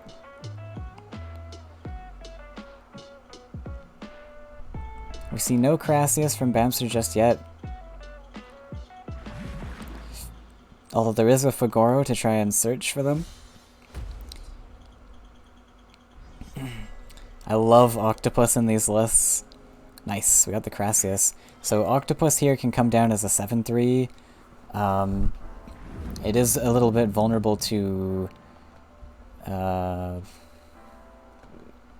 well, yeah, it's a little bit vulnerable to Ninja Toad. Honestly, here you have Crassius, so you probably just do the Fagoro and Crassius. Try and draw into the combo pieces. That's a lot more reliable. The sky is only the beginning.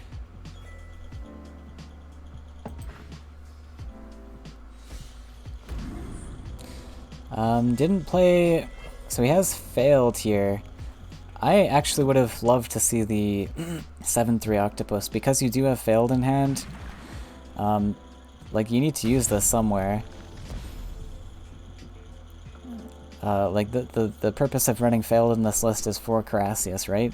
So, you could just risk playing the 7-3 Octopus, risk playing into Octopus, or you could play the 5-5 and just have a little bit more damage for this Colossus. But I think with failed in hand, you kind of just want to hold your Crassius. There is a Biomancer now, so we can failed Biomancer, play the Crassius to block. I'm so smart, I astound myself. Oof, Balloon Fish. Really good defensive tool.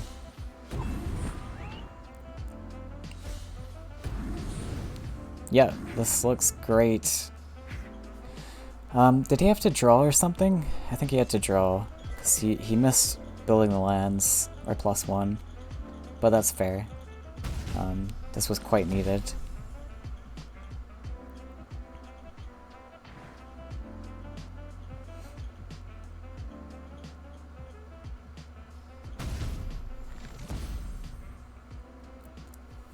We're gonna Aurora the 7-3. Oh, what about Ninja Toad Aurora? Is that a consideration? Would you like some tea? No, he just wants to save his Colossus there, which is fair. Ninja Toad can do some work later on.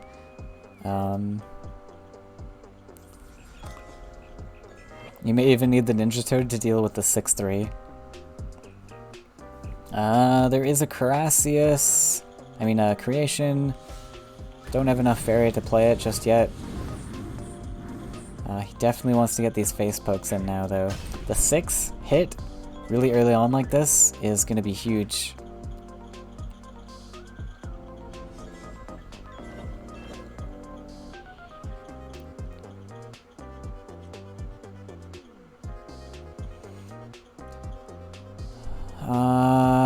So what does ASDG do here? Honestly, I think ASDG's plan right now should be ignore his face, clear all of the stuff at your face, and try and waste bamserr's time bank now. Force bamserr to actually find the lethal himself.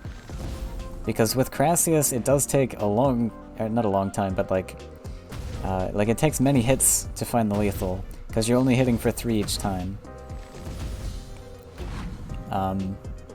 I mean, at this point it doesn't matter. I mean, bamserr, there's no way that he can win 2 more games at 5-minute time bank.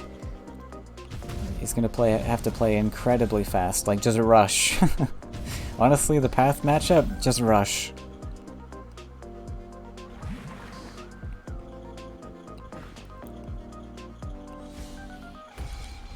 (7-3)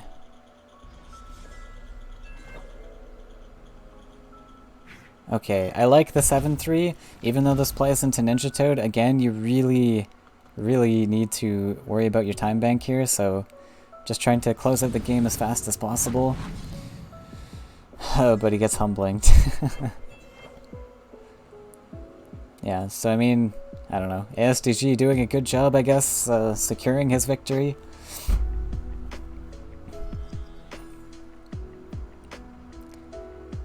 Alright, now hit face. Would you like some tea? Wait, what? No! I guess you're just dealing with the collection. Okay, fair enough.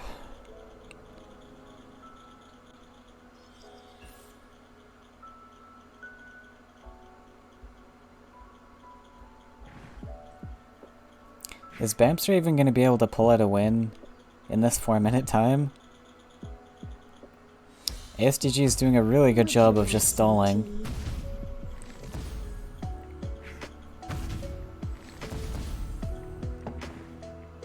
And ASDG sitting on a healthy 20-minute time bank. There is a mage in that, but it cannot be played. So he goes for a draw, trying to top deck the other failed, maybe. I think at this point you just step up your... yeah, that makes sense. Wait. Wait, now you can't play Maginata still. What? Wait, hang on. You get 5 collections to 6. Okay, you can, you can.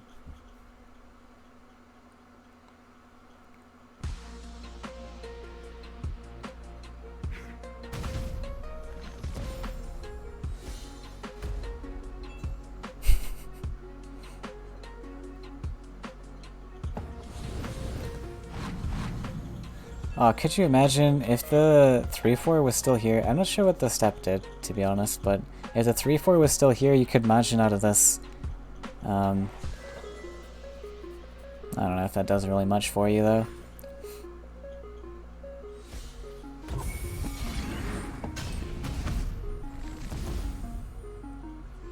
But yes, here's the victory. bamserr's got 3 minutes now.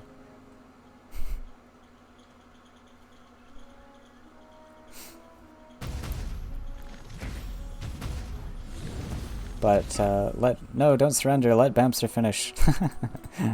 Oh, he's giving him a chance. He's giving him those extra few seconds to win the last 2 games, I guess. Alright. So... I don't know what to say here. Just, I don't know, throw your lands towards his face. Speed run this, play as fast as you can, and if there's any strategy at all for ASDG to run here, it's to run the yellow list, because you save your best counter for last, and force bamserr to play really fast and make mistakes, but I don't know. At this point, bamserr already is going to have to play incredibly fast. Alright, let's see. I liked keeping the Biomancer there, maybe? I don't know. Water Lily is pretty nice, though. Alright, how does bamserr win this? He doesn't, right? I don't know. Just brush. I don't know. I don't think you win if you rush. I guess you go sides. But you're gonna have to play so incredibly fast.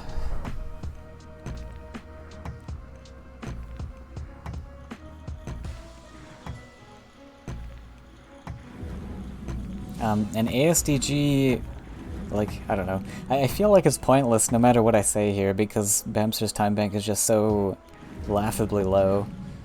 But, I guess, just to make a comment on if your opponent is running low on time bank, maybe if it's actually manageable for them to come back, you yourself want to make your turns fast, so that you take away that thinking time from your opponent as well. You don't, because... in this case, bamserr is allowed to think on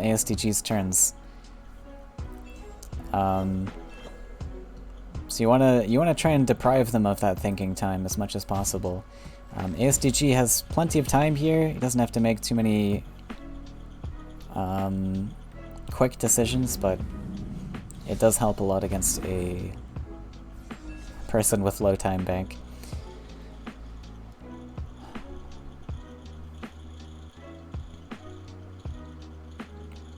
But we're gonna take down the time.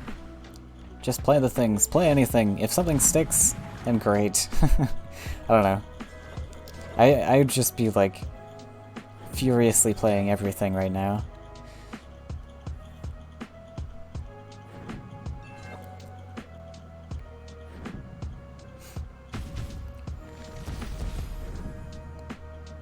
But bamserr doesn't even have an option to win this anymore anyways.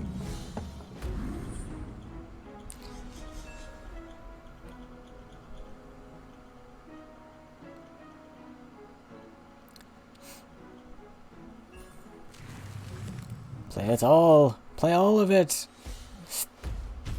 Oh wait, okay. So what I liked there was hit the Manta with the frog tosser, and then if you frog tosser the Manta, you get to double. Whatever. Maybe that was the better one. It doesn't matter.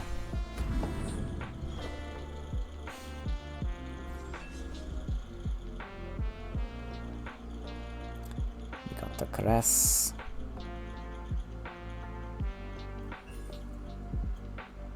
Oh, he played one already, right? So he gets to creation this.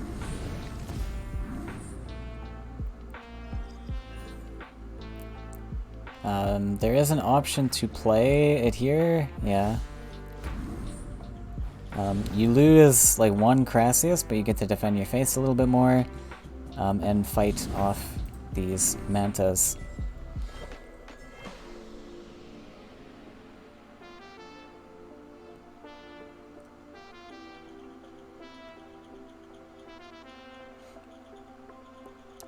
Okay, so here, like, ASDG can afford to slow play a little bit.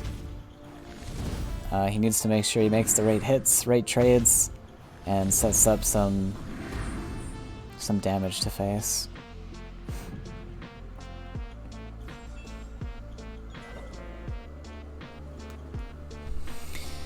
Ooh, it's a frog tosser.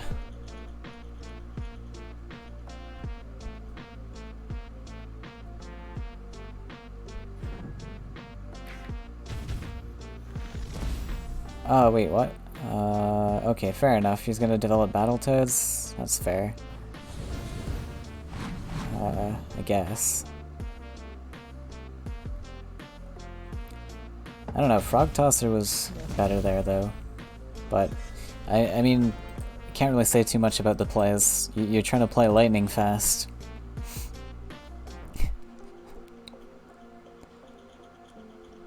I really would have loved to see this game move on to the final one, and just see like a lightning plays.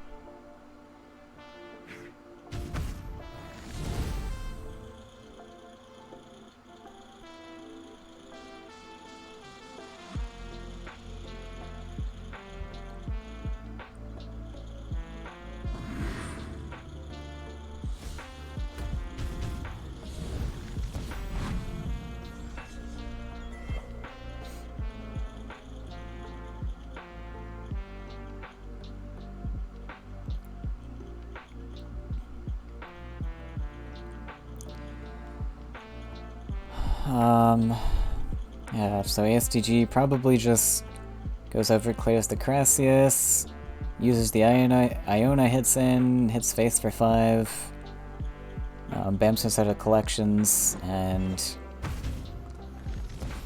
ASDG can set up the Sky Captain. Probably takes a draw as well. Oh, what? Draw last. I mean, draw first. Should have played the Sky Captain first, yeah. But whatever, doesn't matter.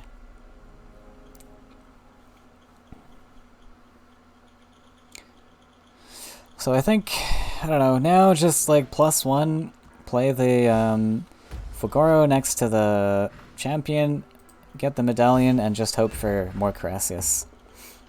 Goes for Balloonfish. I guess that's fair too, I don't know. I don't know.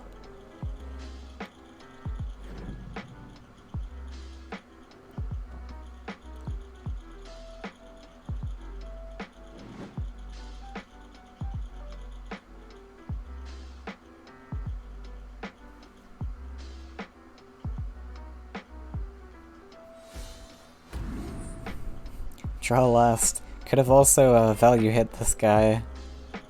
It doesn't matter. Probably don't want to do that anyways. Alright, go bamserr, go! Let's get one win!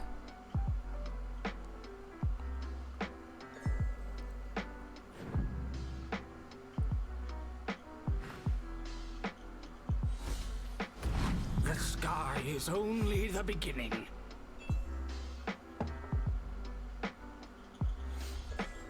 Maybe ASDG's hand will slip, like, 3 times and he'll accidentally surrender.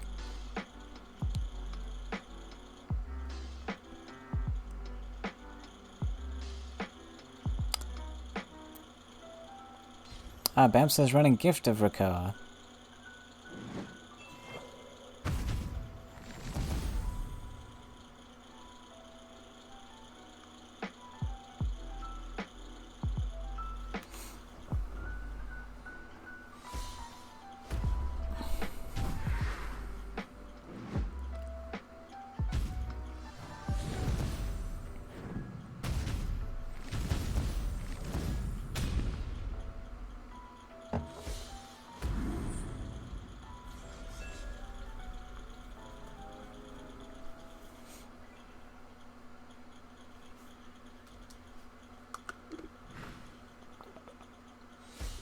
I'm so smart, I astound myself.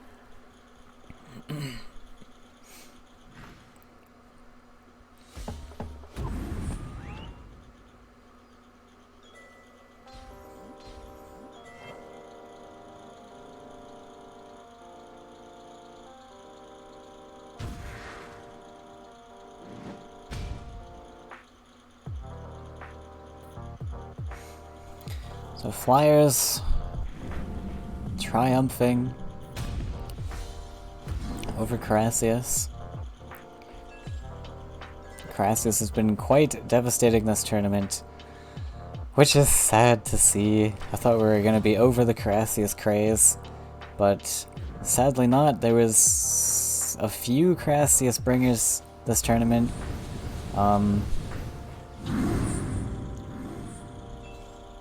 Yeah. And I think, honestly, I don't know.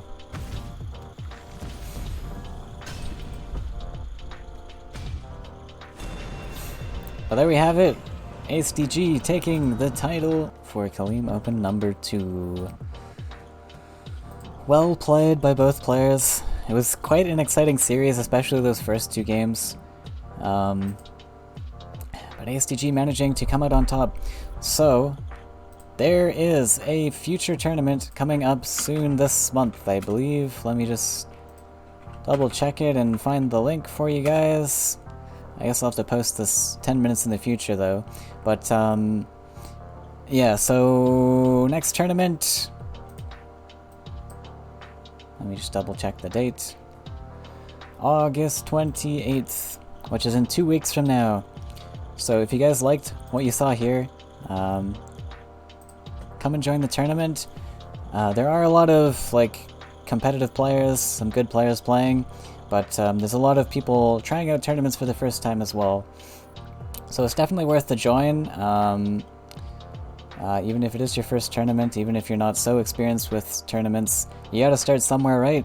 And these are always a good experience. You learn a lot from them, especially because ladder can be a lot more casual and janky. If you want to improve your Faeria skills, I definitely recommend joining in on the tournaments. But that's going to be it for Khalim Open number 2. So take care, guys. I'm gonna go eat. My belly's grumbling. And we'll be back in 2 weeks with the next tournament.